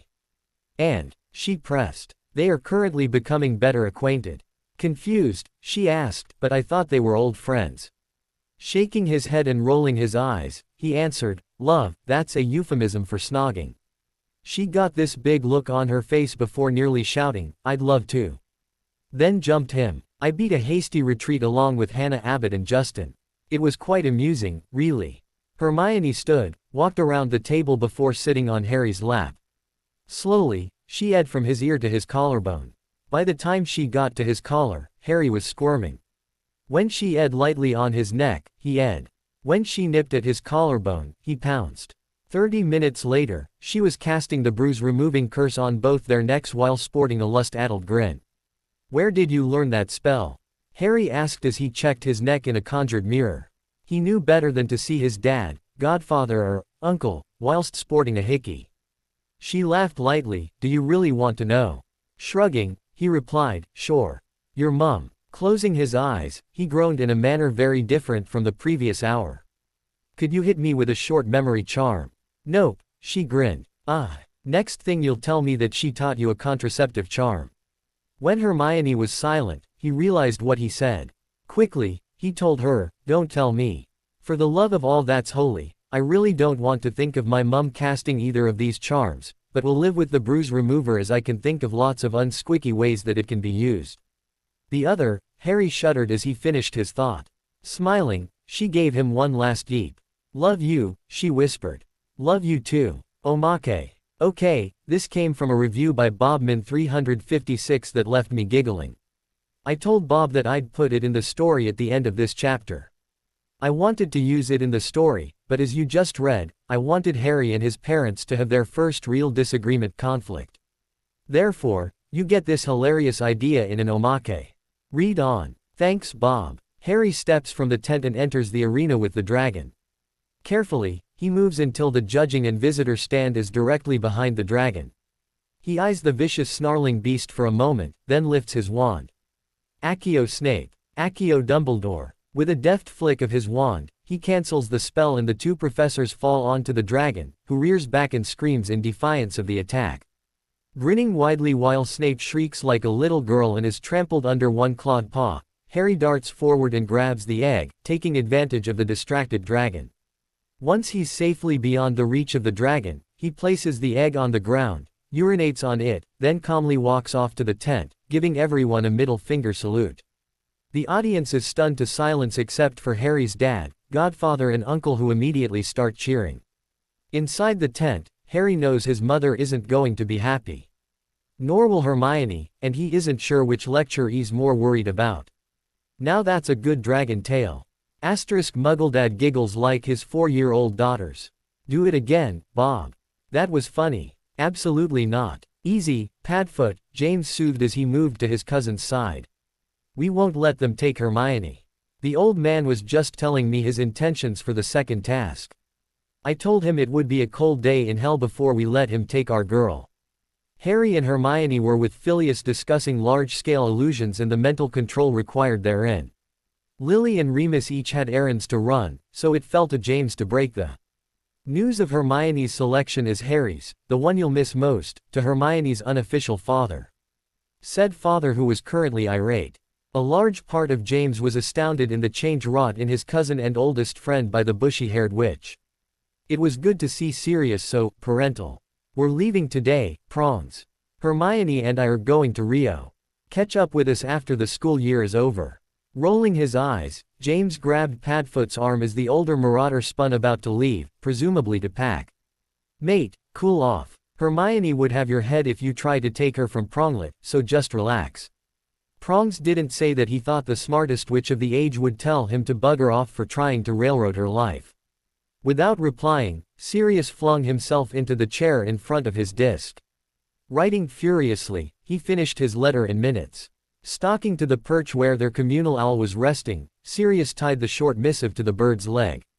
Without comment, he shooed the raptor out the window.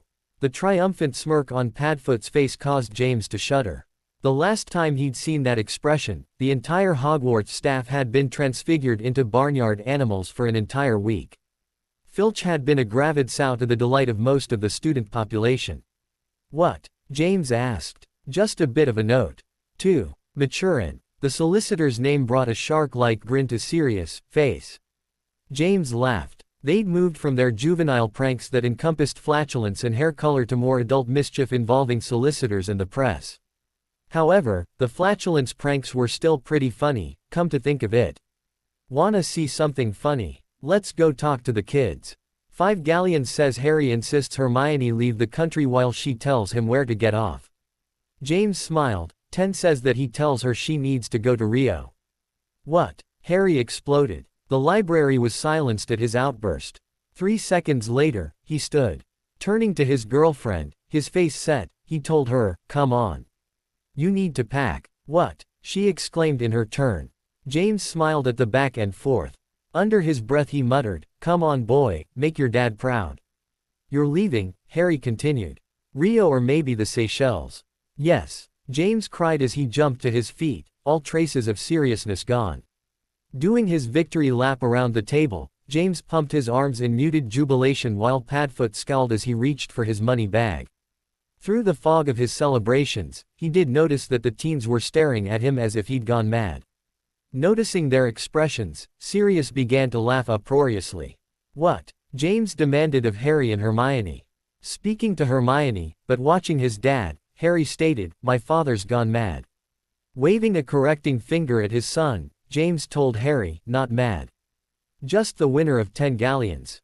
"Whatever," Harry muttered. "What are we going to do about all this?" The boy who lived asked as he resettled in his seat. "Excuse me," Hermione interrupted with an icy tone. "As this concerns me, I do believe that I should be able to decide for myself regarding my course of action." The quietly furious expression on her face drove all jocularity from Prong's mind. "But," Harry countered lamely. Hermione turned on her boyfriend, a scathing comment on her lips.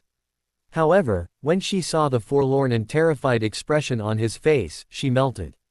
Giving him a soft, she asked, "Let's see what your dad and Sirius have planned, okay?"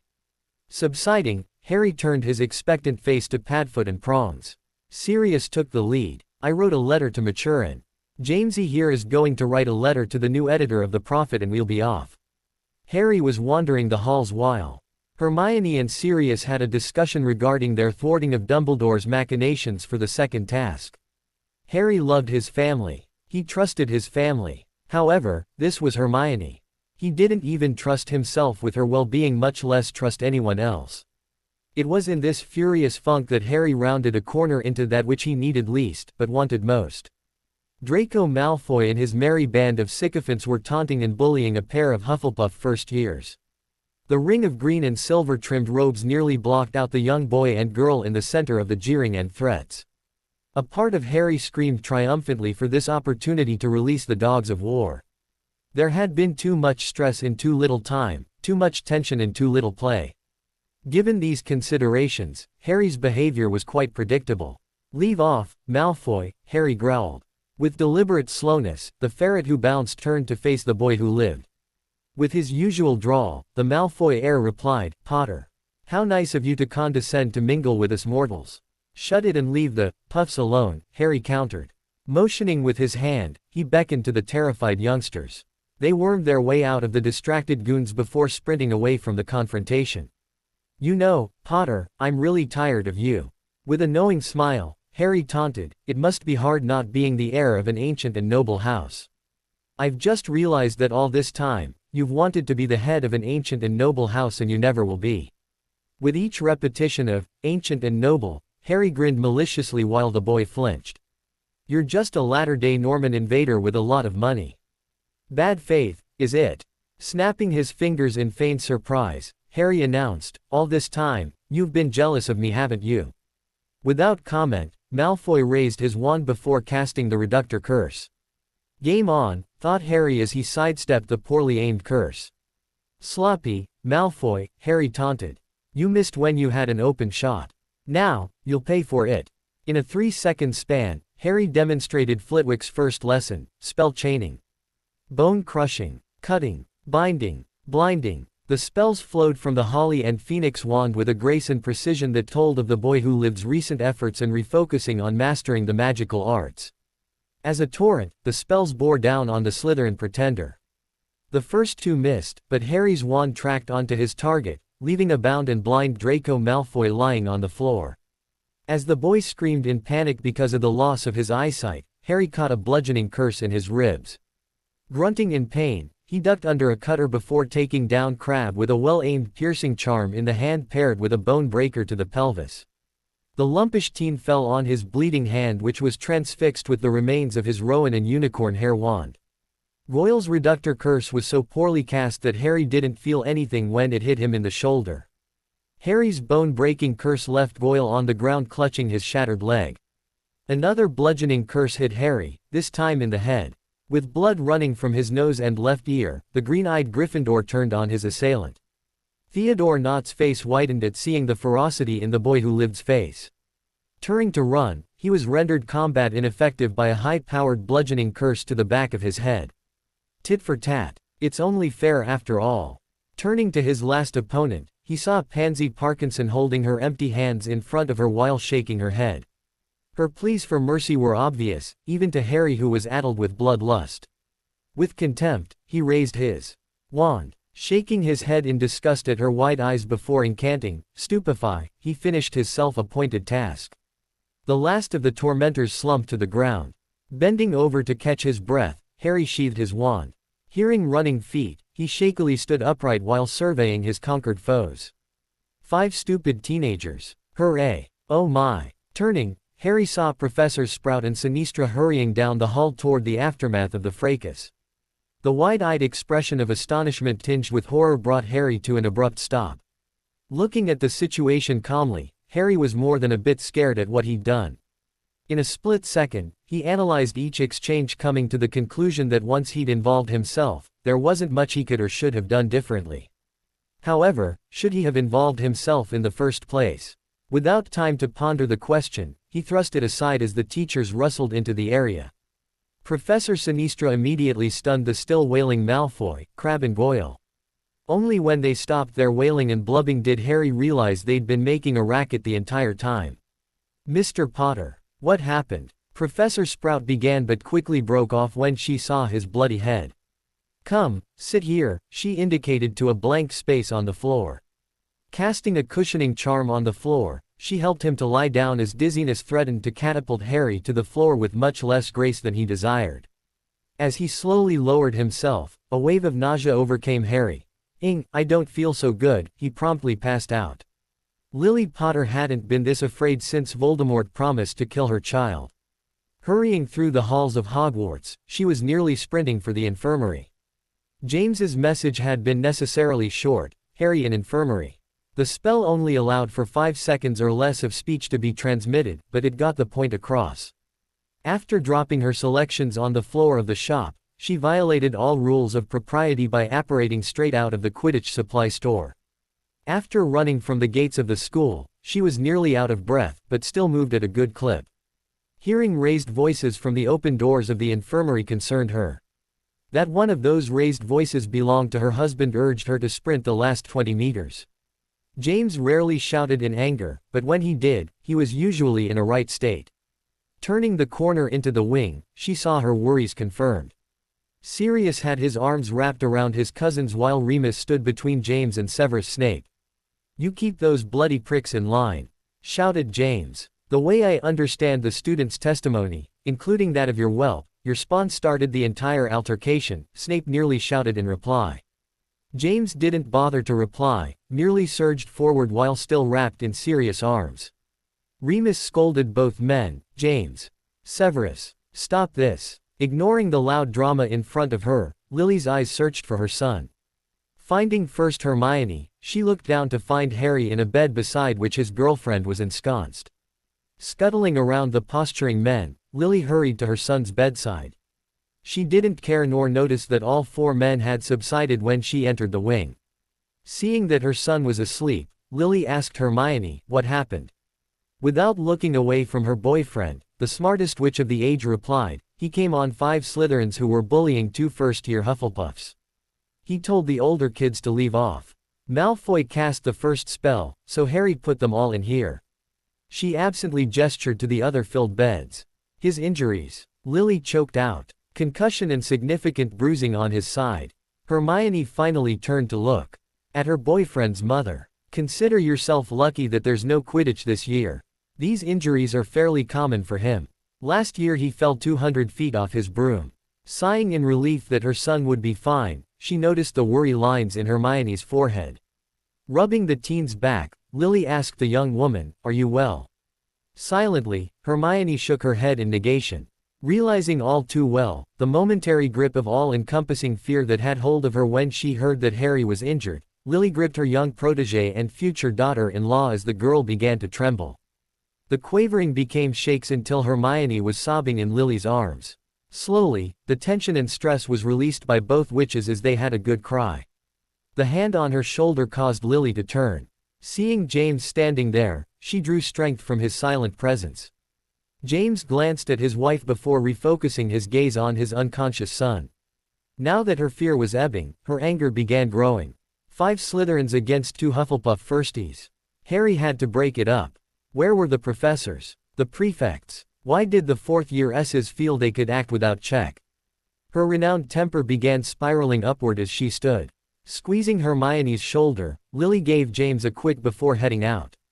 Her destination, the dungeons. Tell the headmaster that Sirius Black and Remus Lupin are here to see him. When he was teaching during the previous year, Remus had been told that the gargoyle could relay a message to the head via the portraits in the office. If the head chose to allow entrance, he could. Otherwise, they'd be waiting a while. Fortunately, the gargoyle promptly leapt aside, allowing Moony and Padfoot entrance. The moment the door to the office proper was open, Sirius began his rant. "Albus, what kind of school are you running here? You let students bully younger children, then start hexing another student they have outnumbered 5 to 1. What the?" Remus caught up to his irate friend just in time to see the office already crowded. Dumbledore was rolling his eyes under Sirius' crude verbal lashing while Minerva visibly became angry. Severus' face was already red with his ire, but he literally began to froth at the mouth under Sirius' words. "That's awfully rich coming from you, Black." The potion master spat. Remus internally acknowledged the truth of Snape's words, but was surprised to see the restraint in his old friend. Slowly Padfoot turned to his old nemesis before calmly replying, "Very true, Snively. But my actions as a mentally retarded 13-year-old are not in question here. The action or inaction of the esteemed head of Hogwarts are in question."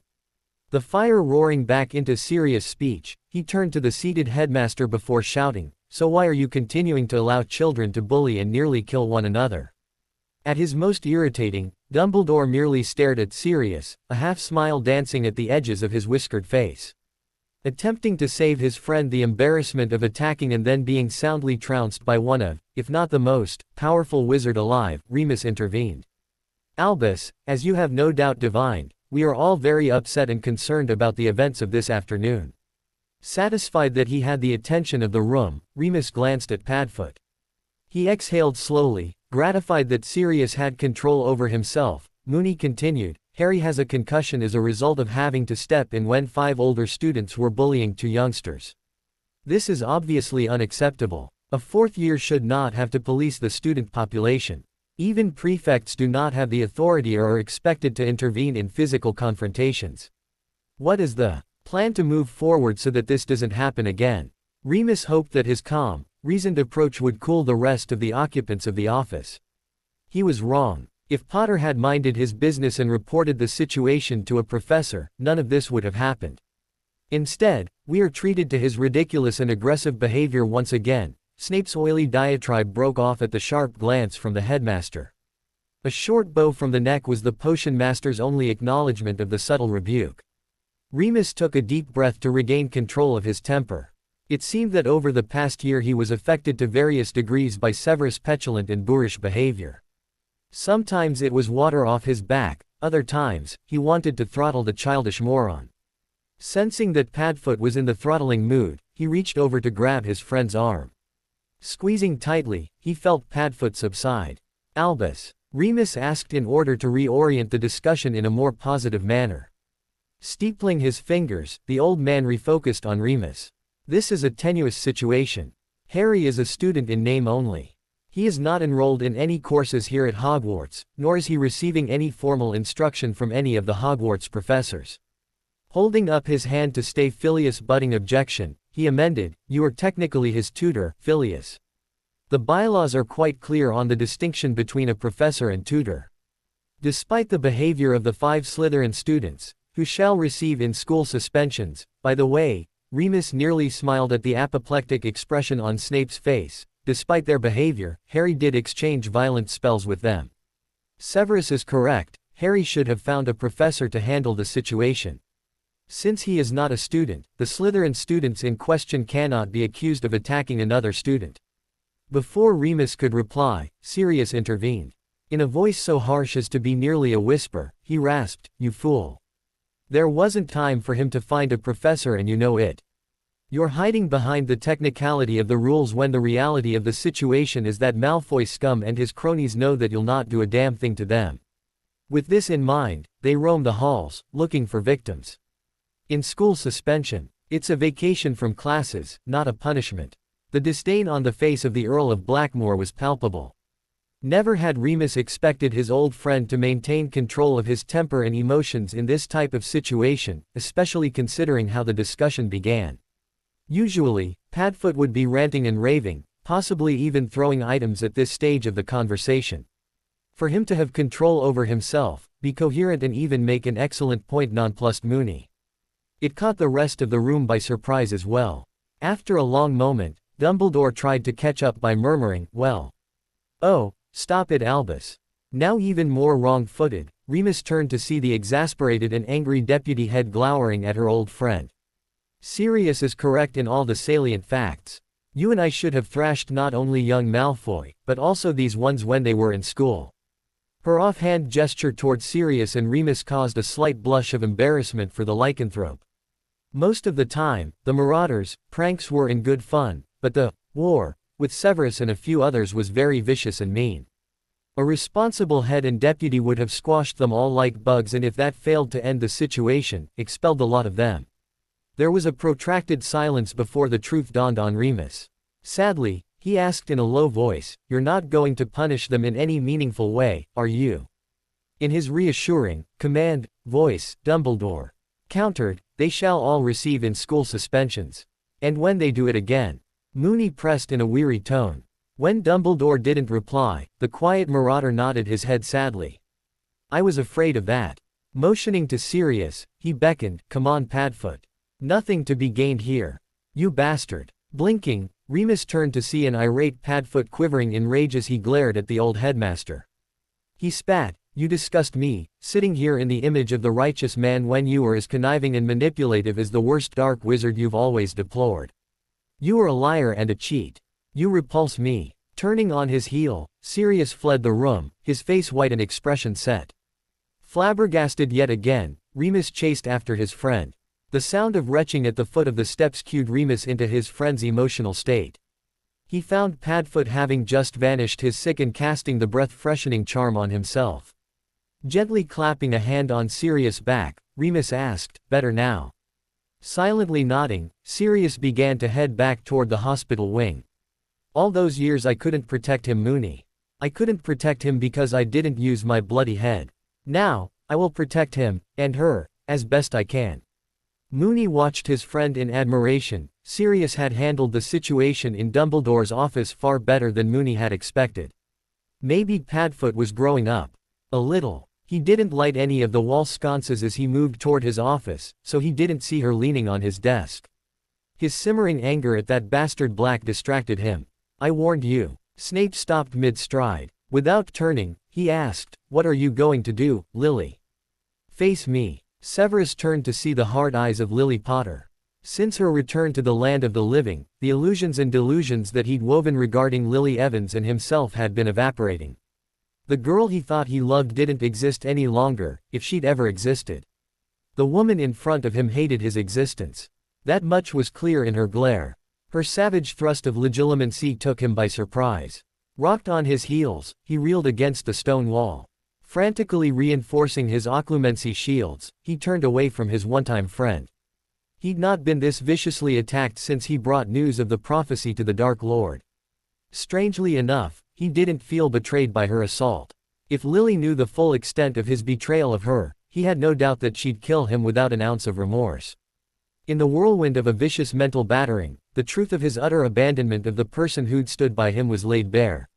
Falling to the floor under the combined assault of an enraged witch and the painful dissolution of his carefully constructed rationalizations and self-deceits, Severus Snape began to scream.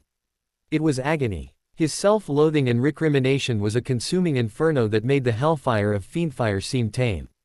The truth of not only his behavior toward Lily, but in general, had been held at bay for so many years by his resentment of James Potter.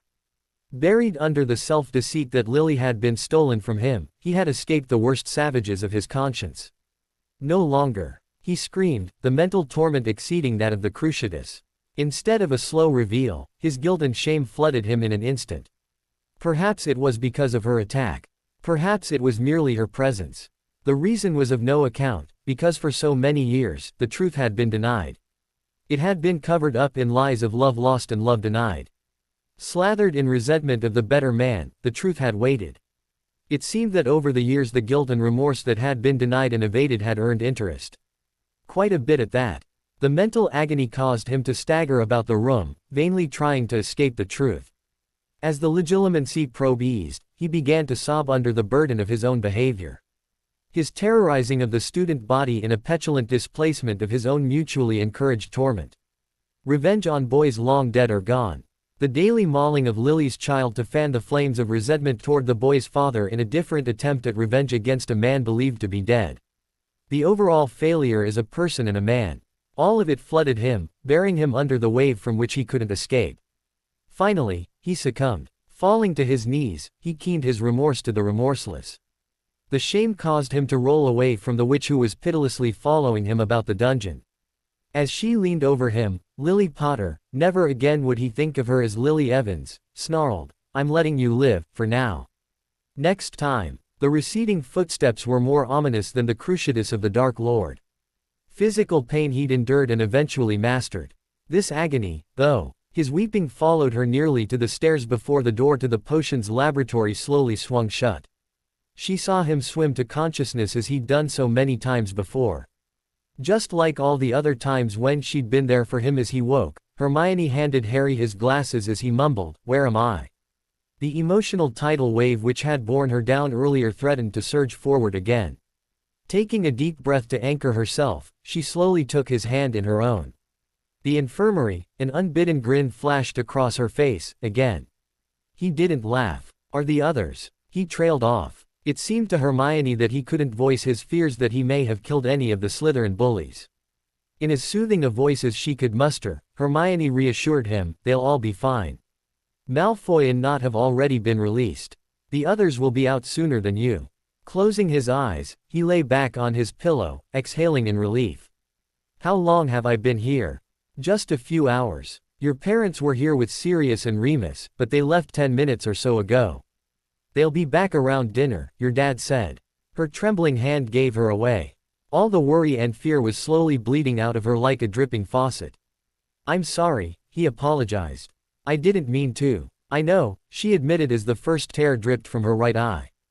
"They were going to hurt those kids." "I know, Harry," Hermione soothed. "I know and agree that you did the right thing. More tears dripped down her face. "I've just been sitting here thinking that if this is what 5 fourth years can do to you, what will Voldemort do?" She finished in a whisper as she buried her face in her hands. His grunt of pain caused her to look up just as he wrapped his arms about her. It was typical Harry, completely ignoring his own desires or needs in order to take care of her. Was it any wonder that she loved him so? "I was foolish," he admitted. "I'm not ready to take on a half-dozen opponents of any level. It's just too many points of attack for me to defeat." Yet, she heard the wolfish aggression in his unspoken promise to be able to easily dispatch at least a half-dozen opponents. "I should have got help. One well-cast spell would have killed me. Luckily, Crabbe and Goyle can barely cast the levitation spell." She half-heartedly smiled at his jibe. He was right. Once again, Harry Potter was extraordinarily lucky to survive another encounter with his enemies. I need a way to rally all of us in case we're in need. Nodding, she wiped her face. This was a task for which she was well suited. After firmly ing her man, she lay him back on the bed. I'll talk with your mum and Remus. We'll come up with something soon. The mischievous grin on his face was a new development. Since his parents had returned to the land of the living, Harry had let his inner, little boy, out of the cage on more occasions than before. So, will you tell me about your dress? Smiling at his persistence, she replied, just like the other 32 times you asked, no, I'll not tell you anything. Come on, love, just a hint. Every time he called her, love, it lit a fire in her belly. Bending over, she claimed his mouth. In him, she poured out all the caring, love and fear she'd felt over the past few hours. Hermione smiled inwardly, for she could tell that Harry was on the way to recovery. His hand was on her bum. After a few moments, she stood. I'm going to get our books. We've got to answer Remus for tomorrow about magical dispersion counter curse and how it can be used in a combat setting. Yawning, Harry grumbled, that's easy. Use the curse to destroy an inbound spell. Stunned at his offhand, but prescient use of the spell, she probed, but how do you get the curse in time? This is a ward-breaking curse. Use smaller wand movements, he mumbled just as he fell asleep. Her mind abuzz with the arithmetic possibilities, she nearly ran to Gryffindor Tower to fetch her books. The elder generation of the Marauder family simultaneously converged on the infirmary. Sirius was still emotionally wiped out from the confrontation in the headmaster's office, but felt strangely lighthearted. Ever since James and Lily had rejoined them, life had been confused and strange. Now it was simple, for he had clarity. They were on their own. Albus Dumbledore was bound and determined to act as he saw fit, regardless of outside opinion or desire. Well, damn him, I'm not going to listen to him any longer. The ministry seemed to be firmly entrenched in their ways. Nothing new there, so there was little to no assistance available to the family from that quarter. Sighing, he let the tension bleed out of him the best he could. Turning the corner, he saw James and Lily approaching from different hallways, Lily from the dungeons, James from the entry hall. Concern flooded Sirius when he saw the pale and shaken face of Lily, but before he could ask her what was wrong, Prongs jumped in. You alright, love? Had a bit of a chat with Severus. I think he'll rein in his little beasts now. Raising his eyebrows in surprise, Sirius figured it must have been some talk to get Snively to change his spots. Glancing at Prongs, he saw James wave him off, pursuing the topic. Shrugging, he filled his family in on what had happened in the headmaster's office. How Dumbledore had effectively told Sirius and Remus to bugger off, he'd run his school how he saw fit. Which included, by the way, continuing his extraordinarily lax disciplinary procedures. No shocking news there, James snarked. Prongs, Remus remonstrated half-heartedly. What Mooney? He's been an utter and complete bloody failure for the last 15 years. He failed Harry. He failed as headmaster. He failed as chief warlock. What good has Albus Dumbledore done in the last 10 years or so? There was no anger at Remus in James' words, but there was force. Sirius found himself nodding in agreement with his cousin's assessment of the old headmaster. The lycanthrope's head dropped to his. He was the only one who would help me. Sirius laid his hand on Remus' shoulder. I get it, Mooney, he did a wonderful and good thing by accommodating you here during your school years. For that, I think I can say for both of us, that Prongs and I are eternally grateful. Sirius looked to James, who gave a firm nod with emphasis before continuing. But that doesn't make him infallible. It means that he has a big heart, but what Prongs is saying is that Dumbledore isn't going to help us because he either can't or won't. Either way, we don't have the luxury to be ing about with this. Nodding, Remus sighed dispiritedly. You're right. Brightly, Sirius replied, of course I am. The flick on his ear was unseen, but it could only be Lily. Come on you jesters, let's see how my son is doing, the red-headed witch cajoled with a half-smile on her face. Sirius caught the look of concern on Prong's face before he smothered it. Whether Sirius was there or not, he had a hunch that James and Lily would be having a chat about old Snivelus in the near future. Dumbledore to hostage heir of Blackmore. Oh, damn, this is really good, James. Lily was beaming as she read the morning edition of the Prophet. The new editor, James Shanahan, was much more agreeable to the Potter agenda than the old guard. A quick note from The Father Who Lived, followed by a Flow interview led to a front-page blasting of Dumbledore and his intentions.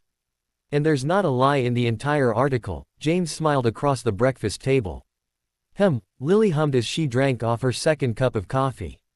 Hey, Mum, Dad, Harry greeted as he and Hermione passed through the door warden. The teens had started taking their meals in the parents' rooms shortly after returning to school where James and Lily had dreaded eating in the Great Hall. It seemed that everyone wanted to continue to eat together, but not as part of the school as Harry had put it. Well, we're not really part of the school anymore, are we? That had broken Lily's heart a little. When they were talking and becoming better acquainted, Harry had told his mum how much of a true home Hogwarts had been for him. To feel so, apart from his first real home was very sad to the young mother. How'd you sleep? She asked her son. Shrugging, he replied, the potions helped but my head still hurts. Handing her boyfriend his morning tea, Hermione told him, Madame Pomfrey said that your head would be a bit tender for a while, yet. His grunt was the only reply.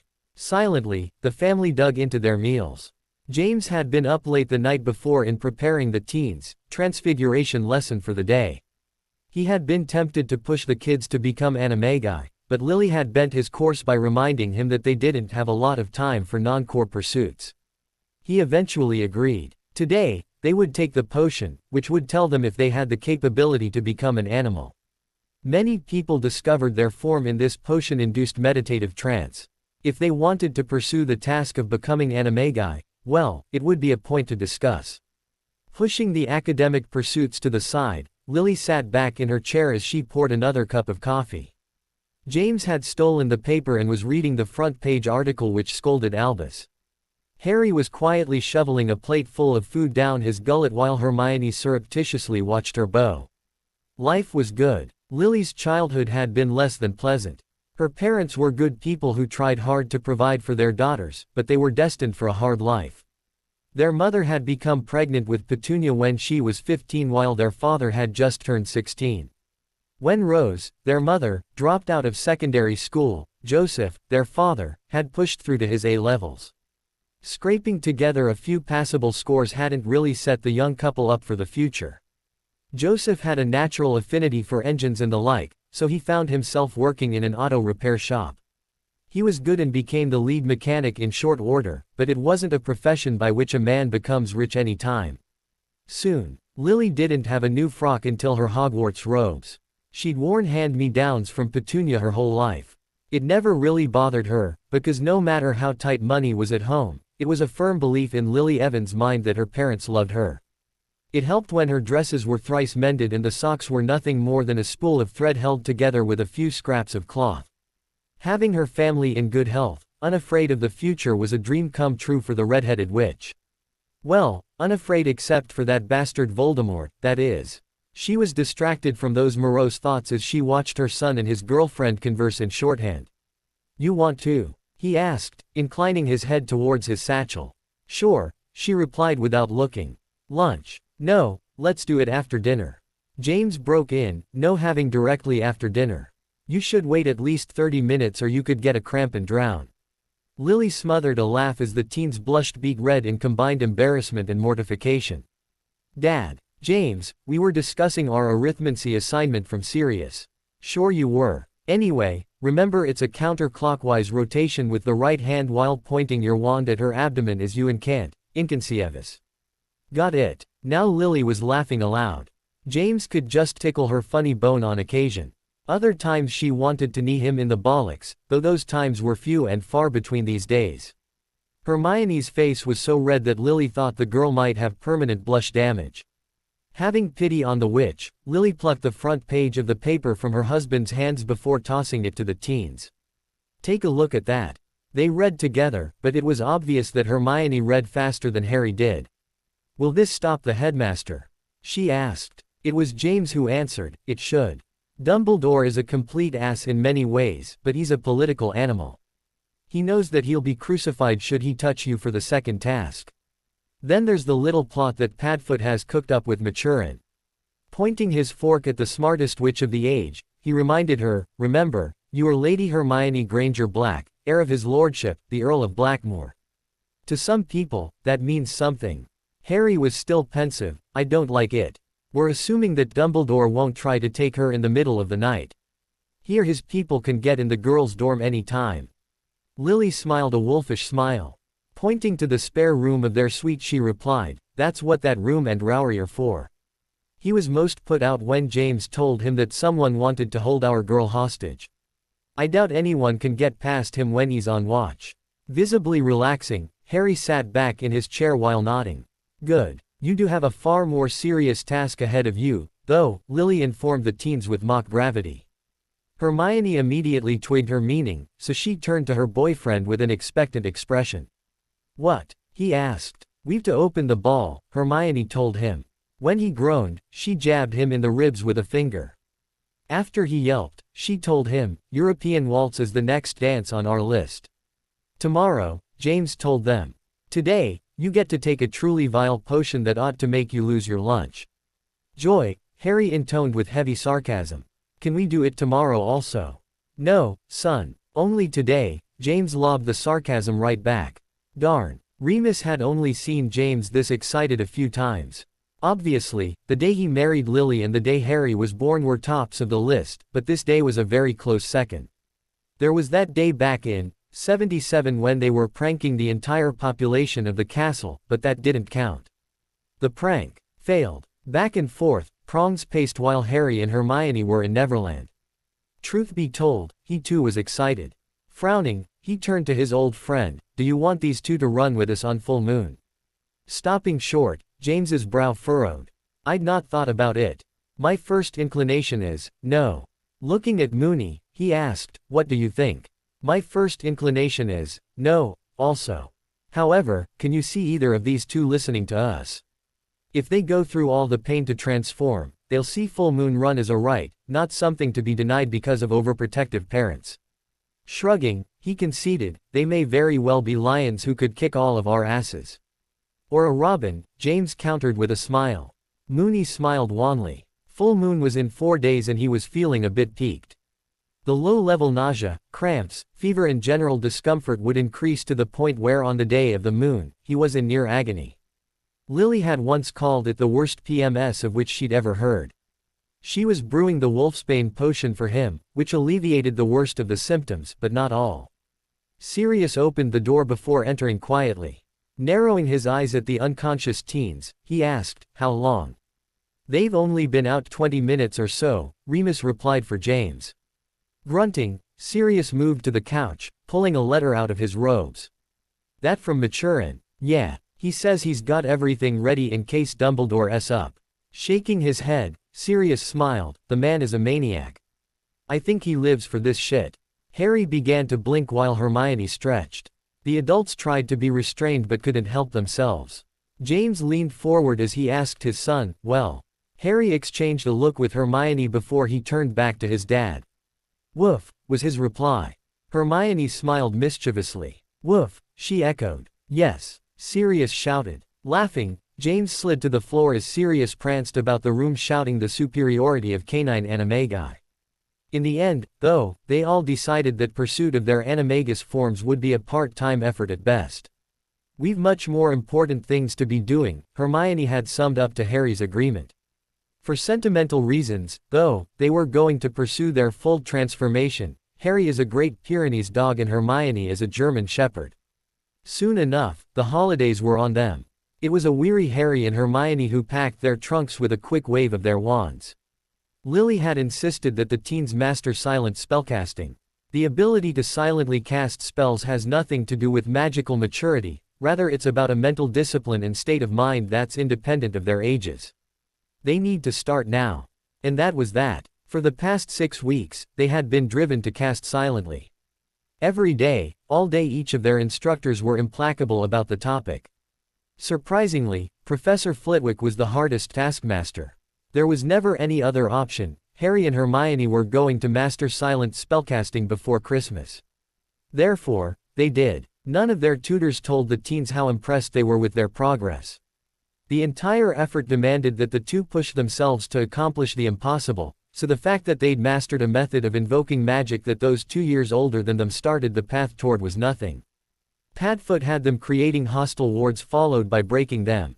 That was really hard. Remus made them duel while blindfolded, forcing the two to use the Mage Sight spell until it became second nature.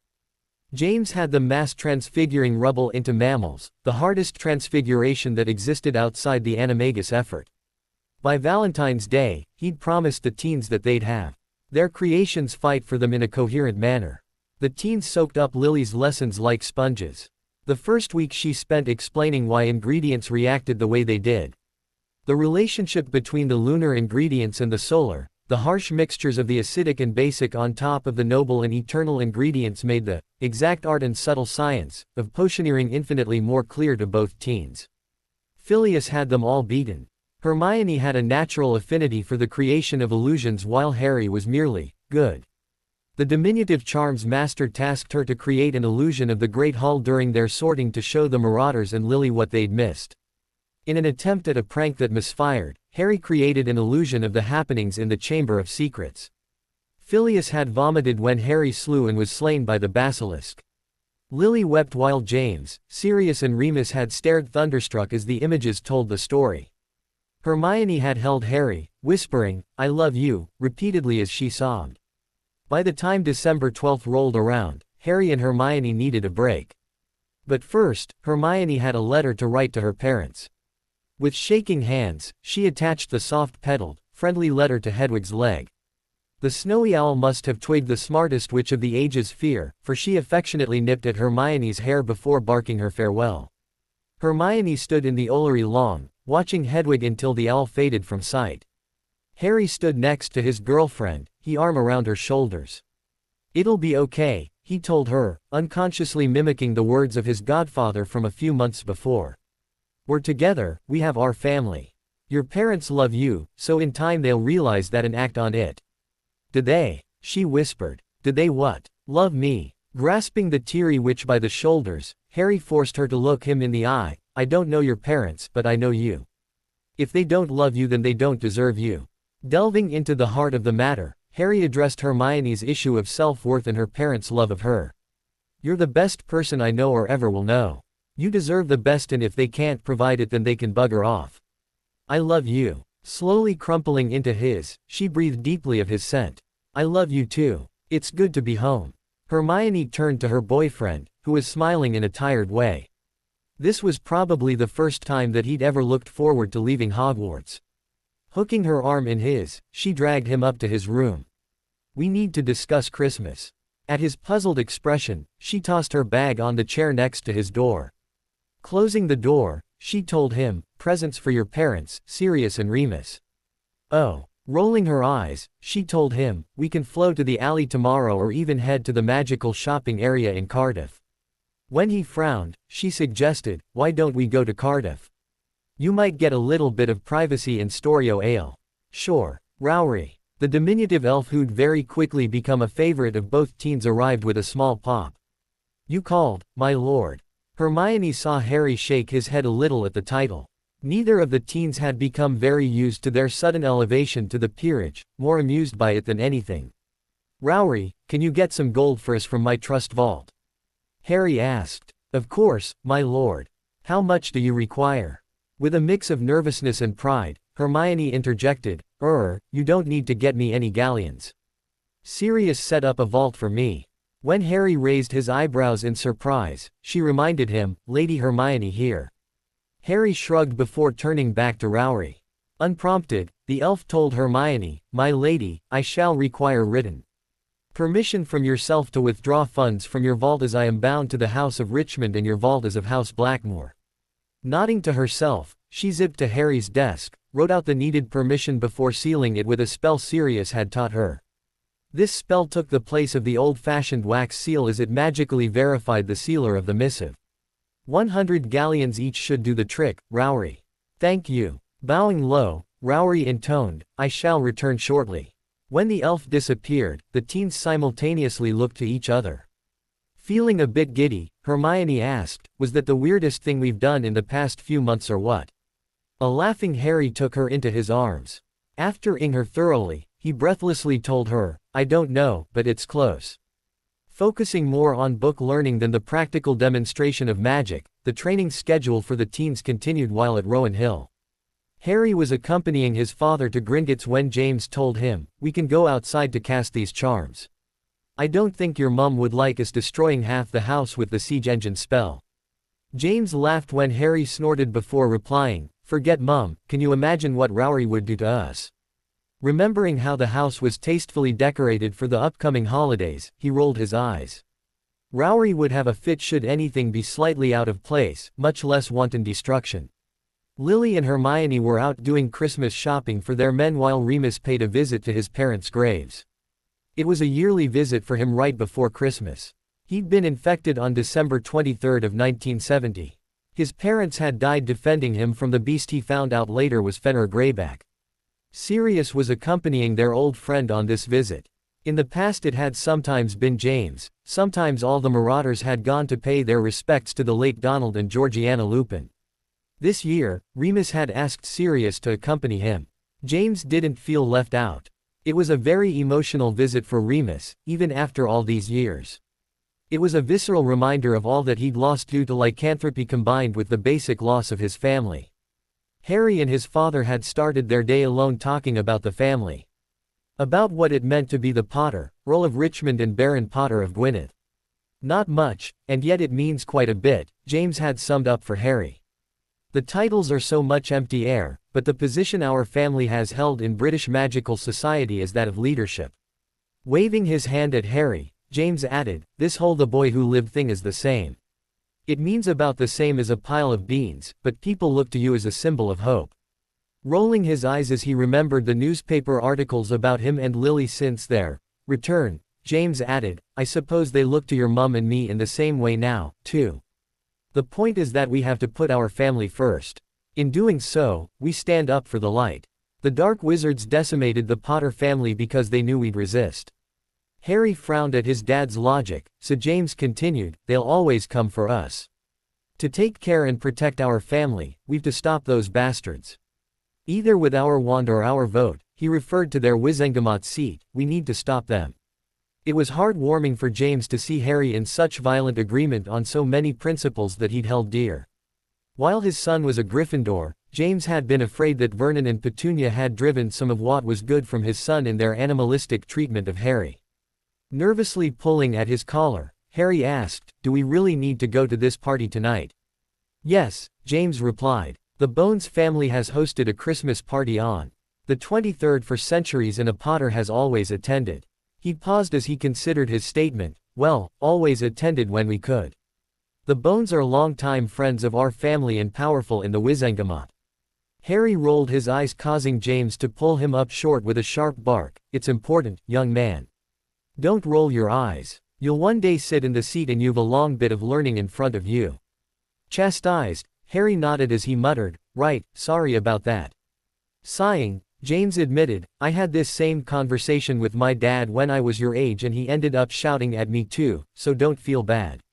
Staring off out of the window, James told his son, "I've had so many friends slaughtered. So many faceless people, good people most likely, who were killed by Voldemort and his ilk. I didn't know Edgar Bones very well before he was killed, but I understood that he was a good man." With an earnest expression, he turned to his son, "If we can save just one person by our actions in the Wizengamot, it's our duty to do so, don't you think?"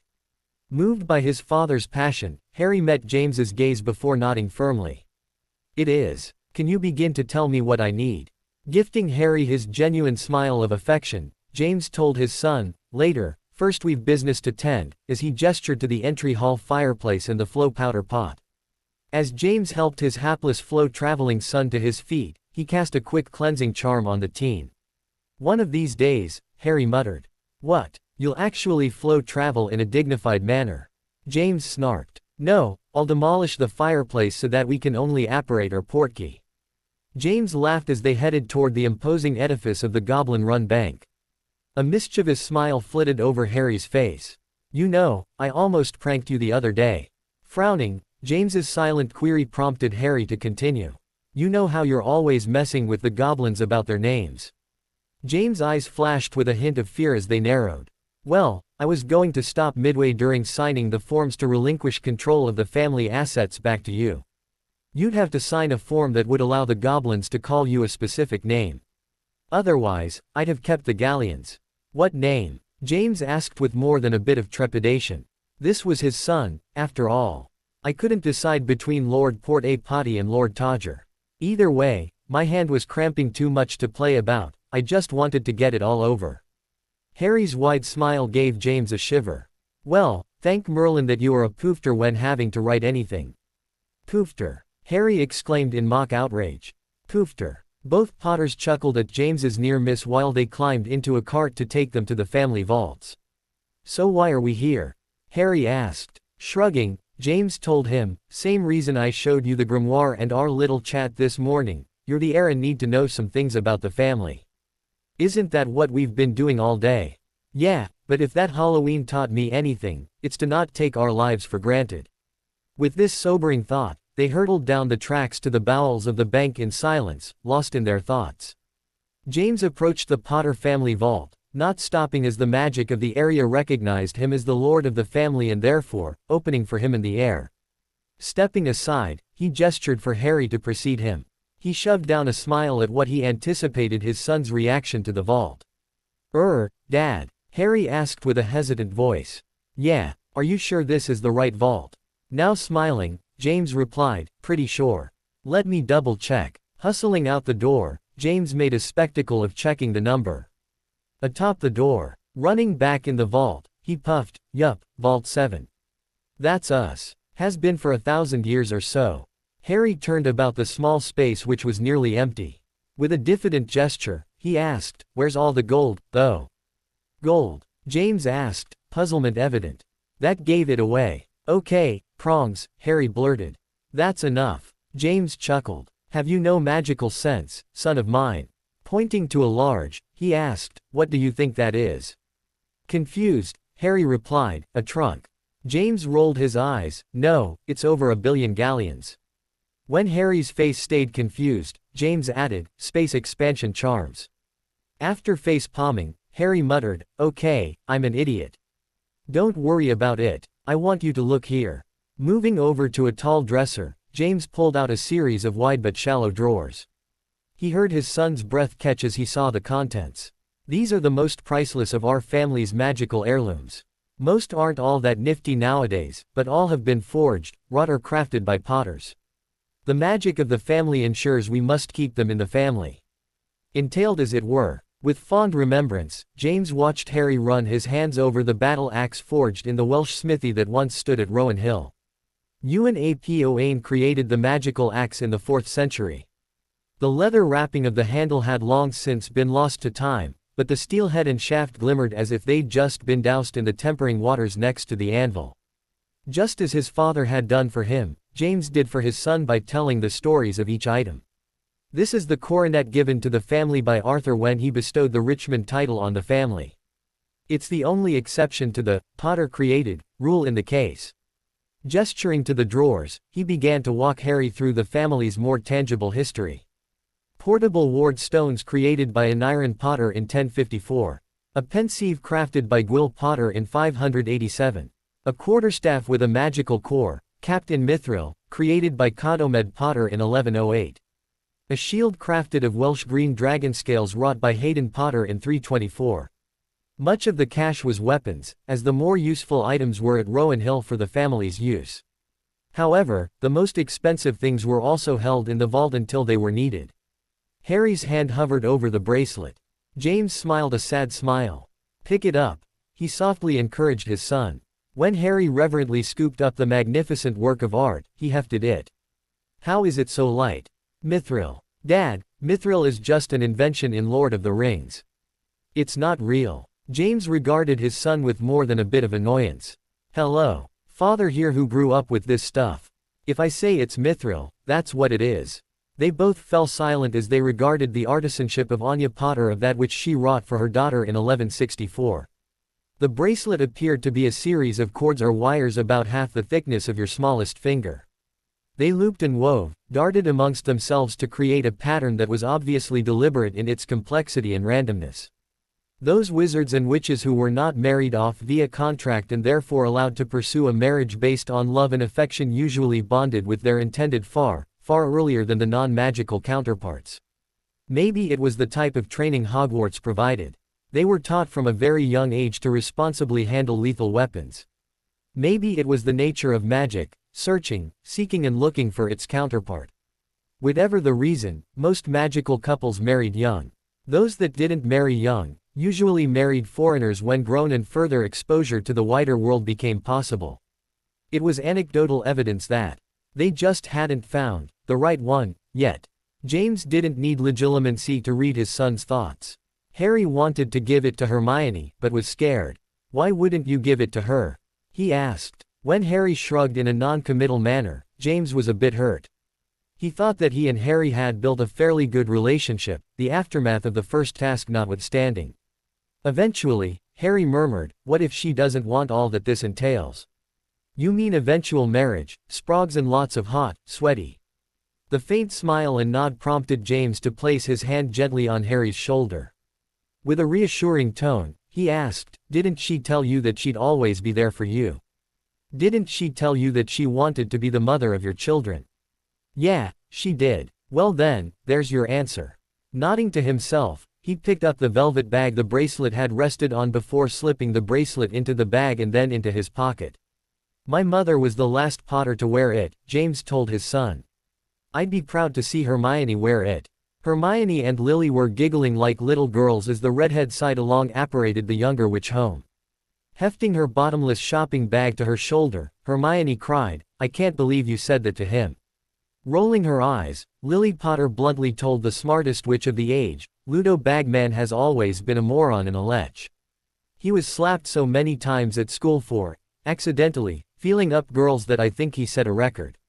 Combined with his mania for Quidditch, it's a wonder he can cast the color-changing charm."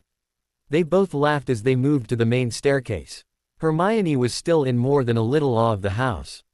While not Blenheim Palace's size, Rowan Hill was the superior to the Duke of Richmond's home in decoration and style. One of the benefits of magic was that the Potters hadn't bankrupted themselves over the years to maintain their near-palatial home, where the Churchills were routinely trying to find new ways to finance the upkeep of their magnificent home. Skipping up the marble steps, Hermione hoped that Harry liked the gift she'd purchased for him. Well, the public gift, that is. The lacy number she'd picked up at Witch's Secret wasn't for public consumption. Humming away in a manger, Hermione put away her purchases in the massive room that she'd stayed in during their initial visit. Lily had informed the teenaged witch that as a matter of course, the room was now hers. Frowning, Hermione reflected on the dichotomy of her feelings. Her virtual disownment by her parents was not a rarity in the magical or mundane world. She knew of 3 teens who'd been tossed out of their homes for various reasons, some valid, others not so valid. She'd still not received a response to the letter she'd sent her parents. Sirius had been very helpful by not making a fuss, just treating her as if it was another day. That helped, but in the end, she felt the loss of her parents keenly. In contrast was her unconditional acceptance into the houses of Blackmore and Richmond. She knew that at first, her inclusion into the family was due to her relationship with Harry. Now, she was an integral part of the 2 families and a member in her own right. Without artifice or pride, Hermione knew she was entrenched in the greater Richmond Blackmore family in her own right, as Hermione. All of it came back around to Harry, her love, best friend and hopefully much more after this night was concluded. The knock on the door derailed her more lascivious thoughts. Shoving the bag to the back of her walk-in closet, she called, "Hold on." Once the bag was obscured by her dress robes, she hustled to the door. Opening it, she found her boyfriend shuffling, his feet and noticeably nervous. "Hey," he greeted. "Hey, yourself. Come on in," she beckoned as she shut the door behind him. Amusedly confused, she watched him begin to pace in front of the crackling fire. Deciding to wait him out, she took a seat in the chair next to his path of pacing. Finally, he stopped before turning to her. "I love you." Smiling widely, she replied, "I love you, too." Silently, she watched him pull a velvet bag from his pocket. Forcing down her curiosity, she waited for him to speak. This was obviously a big deal for him. I know it's the day before Christmas, but I want to give you this so it's not a holiday gift. I want you to have this for what it means. What it means to me, to you and to my family. Her breath hitched as he pulled the bracelet out of the bag. Mithril, she whispered. Her reverent awe of the object in her boyfriend's hand was shattered when he snorted. I told Dad that Mithril was just something from Tolkien. You recognize it immediately. Figures. Hermione smiled briefly before her eyes refocused on the bracelet. This was wrought in 1164 by Anya Potter, for her daughter, Mare. Anya was Gryffindor's wife, right? Yeah. Glancing at his face, she saw that he was pale and sweaty. Pushing her inquisitiveness to the side, she stood, rubbing his back. What's wrong? Harry took a calming breath before telling her, let me finish and you'll understand. She nodded before retaking her seat. Now, she focused more on the boy than the bracelet. He hefted the bracelet still in the palm of his left hand, is magically entailed in the Potter family. Oh, she replied, her massive intellect immediately coming to the conclusion that made him so nervous. Harry was going to gift her the bracelet.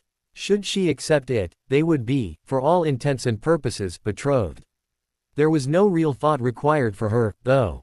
She'd thought it through after the Rita Skeeter interview and the offer of protection from Sirius. She'd thought it through when her parents had cast her from their home.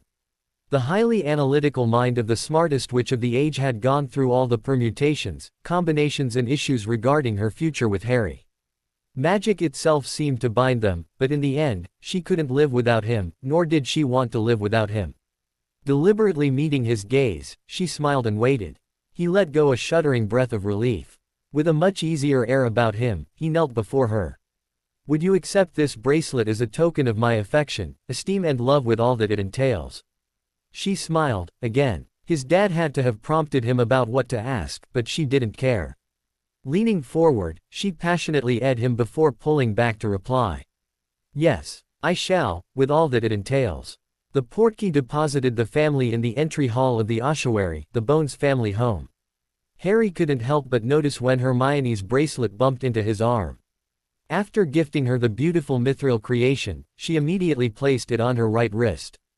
The snogging session that followed left both teens wearing far less clothing than they started. The boy who lived recognized Susan Bones, who was standing next to a woman to whom the teenaged witch was obviously related. The witch was in her late 50s with Susan's shocking red hair that was beginning to streak with gray. Cut short, it emphasized her delicate features, which were offset by the odd monocle the woman wore. Harry couldn't help but notice that the elder Bones had the same bust line as her younger relation. Quickly, Harry looked away from the twin edifices before his girlfriend caught him noticing. Not that Hermione's weren't good enough, though. On more than one occasion, he'd complimented her on the girls. Nodding to Susan, Harry followed his dad to the elder woman who he found out was Amelia Bones, Director of Magical Law Enforcement. After the friendly but distant formalities of greeting were accomplished, the Potters and Hermione moved into the house. In the middle of the hall was a tall woman that Harry vaguely remembered from somewhere, but couldn't place her. Lady Augusta, James greeted with a deep bow. There was a moment when Harry was taken aback as the elder Longbottom embraced James and Lily. From everything he'd ever heard from Neville, his gran was a distant sort of woman, yet here she was embracing the Potters in the middle of a very public place. It was a quiet embrace between those who have known and cared for each other. He had to listen especially close to hear the woman murmur, "It's very good to have you back. You've been missed." Lily replied for herself and her husband, "It's good to be back, Augusta." With one last squeeze, they separated, Lily and Augusta dabbing at their eyes with lacy handkerchiefs. James half turned to Harry and Hermione, "Augusta, you've not seen him in a while, but this is our Harry and his friend, Hermione." A kind smile peeked out of the woman's wrinkled face. "I last saw you as a babe in arms, Harry. It's good to meet you."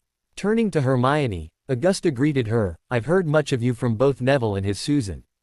It's good to meet you as well."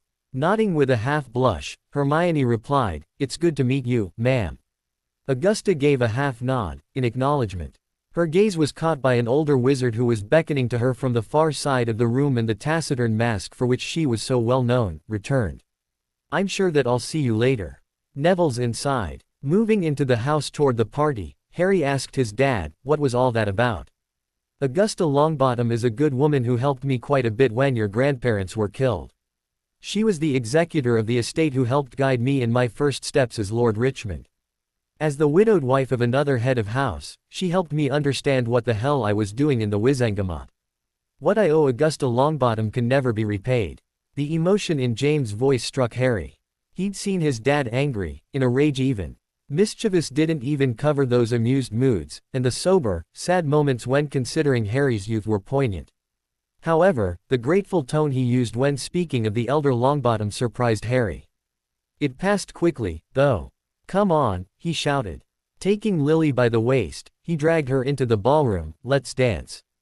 Harry smiled, scooping up Hermione's hand as they headed out to the dance floor.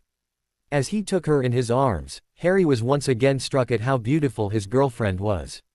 Granted, he knew that most of the boys in the fourth-year dorm thought Hermione to be decent looking.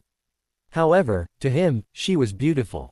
To top it, this night, she was stunning. Her hair up in a French braid exposing her delectable neck while the strapless gown gave Harry a stunning expanse of creamy skin. Her midnight blue silk gown shimmered and clung to her curves. Shuddering, he ruthlessly suppressed his desire.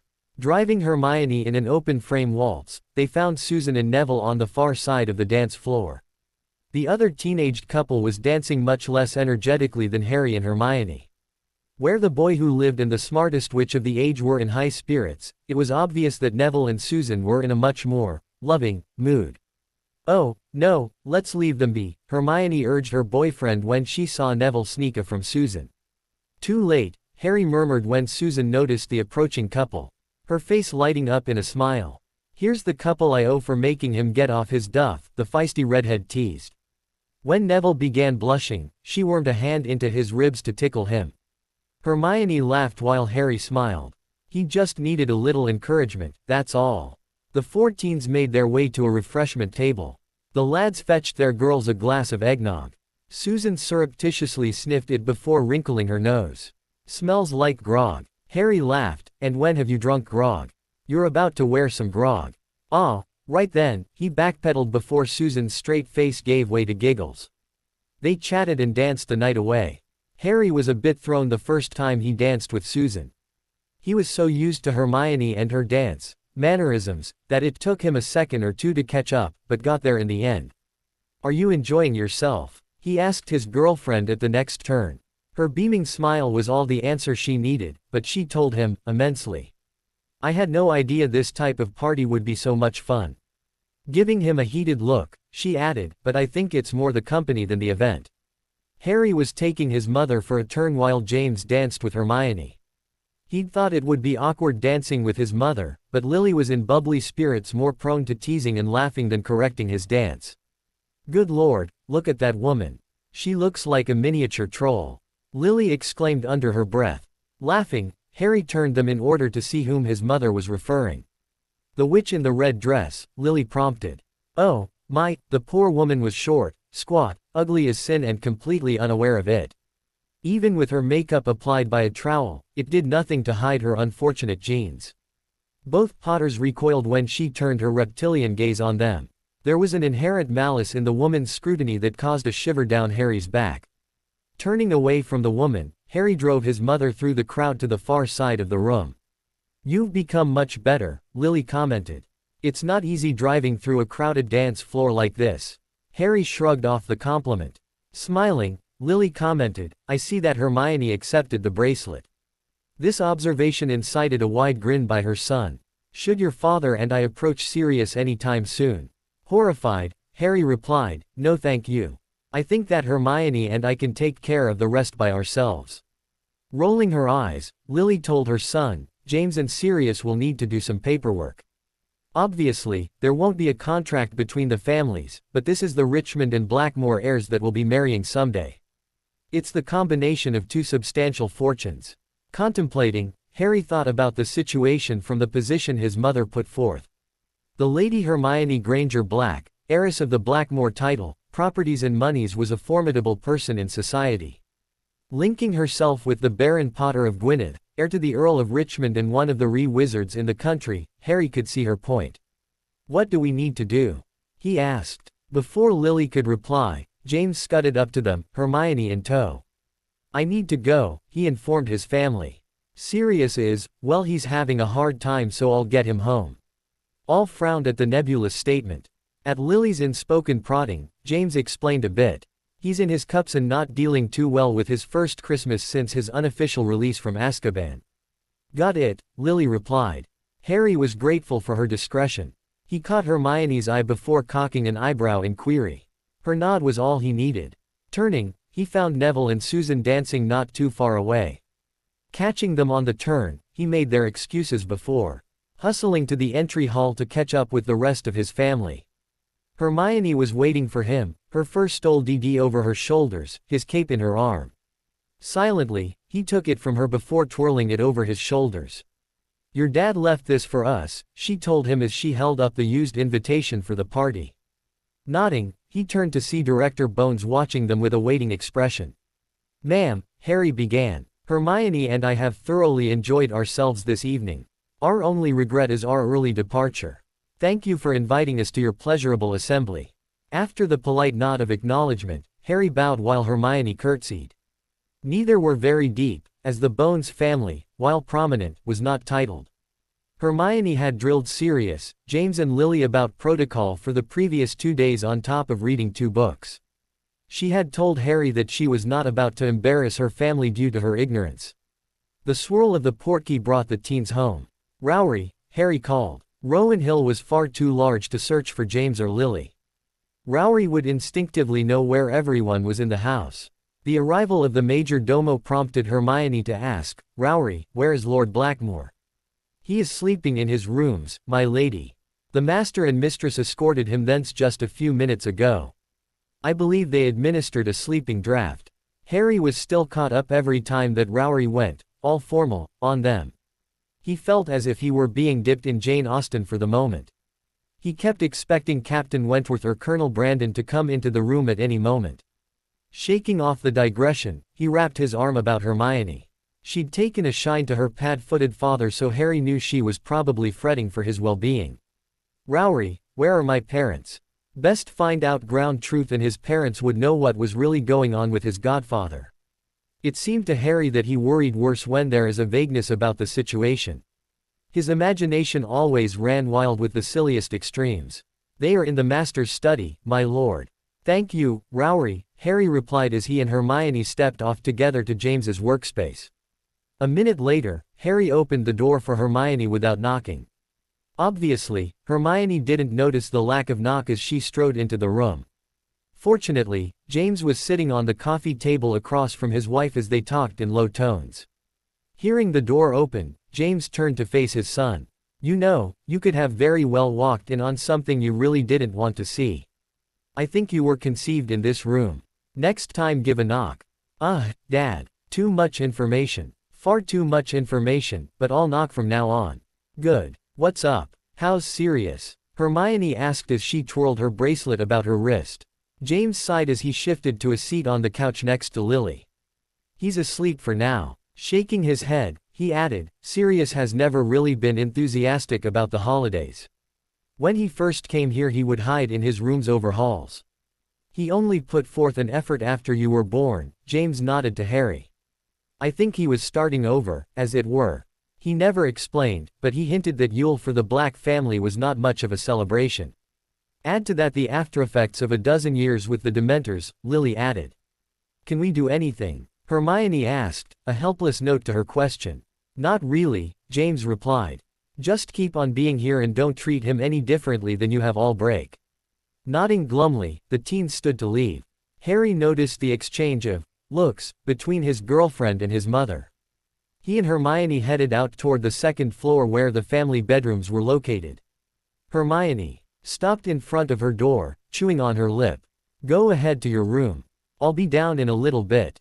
Puzzled, Harry gave her a soft, "Sure. See you soon." Hermione lay cuddled in the arms of her lover. Harry had almost passed out from amazement when, after rejoining him in his room, she shed her robe to reveal the lingerie beneath.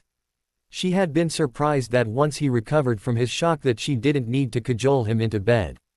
Harry was an extremely respectful lover who never pushed her physical boundaries. Part of it, she was sure, was an underlying fear that he'd drive her off should he be more hands-on than she desired. Part of it was also a reflection of his shyness. Either way, she was somewhat surprised when, after a moment of admiration of her body, he'd swept her up onto his bed. Their joining had been wonderful, even if a bit tentative due to their inexperience. Fortunately, Hermione had had a rather painful fall as a young child that relieved her of the throes of her loss of maidenhood. Snuggling into his arms, she breathed deeply of their combined scent. The musk of their lovemaking hung in the room, mixing with that unique scent that just screamed, Harry. Shifting, for despite her lack of intact hymen she was still a bit sore, she prodded Harry awake. All right, love. He muttered. Placing a on his neck, she told him, never better. What do you think? I have the best witch on the planet in my arms and we're both D. I think I've never been happier. So, is it the witch part of your statement or the D part which is making you so happy? She teased. He laughed in response. Both. Chuckling, they settled down for a long winter's nap. It had been the best day of her life. Christmas Eve day was Lily's favorite day of the year. The house was primed and decorated, the family in anticipation of gifts and wonderful meals. The societal gatherings were done with, so the family retreated to their home, venturing out only for the inevitable last-minute purchase. Which is where Sirius and James were right now.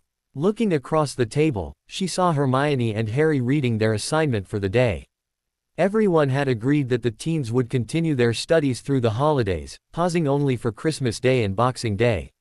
Watching her son and his girlfriend, she could tell something was different, but couldn't put her finger on it. Glancing at Remus, she saw a small smile on the lycanthrope's face. When he saw her watching him, his smile widened at her confused expression. Whatever. Settling down into her needlework, Lily kept on. She wanted to finish this by the afternoon so as to gift it to Hermione in the morning. Remus was very aware of the change in Harry and Hermione's situation. Her scent was all over him, and his all over her. Added to that was that unique scent of those recently intimate, and the conclusion was obvious. Pursing his lips, Remus wondered if the teens weren't too young to be intimate. Surely they were committed to each other and would most likely be wed before she turned 18. At the same time, Harry was still a very young 14. Shaking his head, he corrected himself, Harry was a very old 14.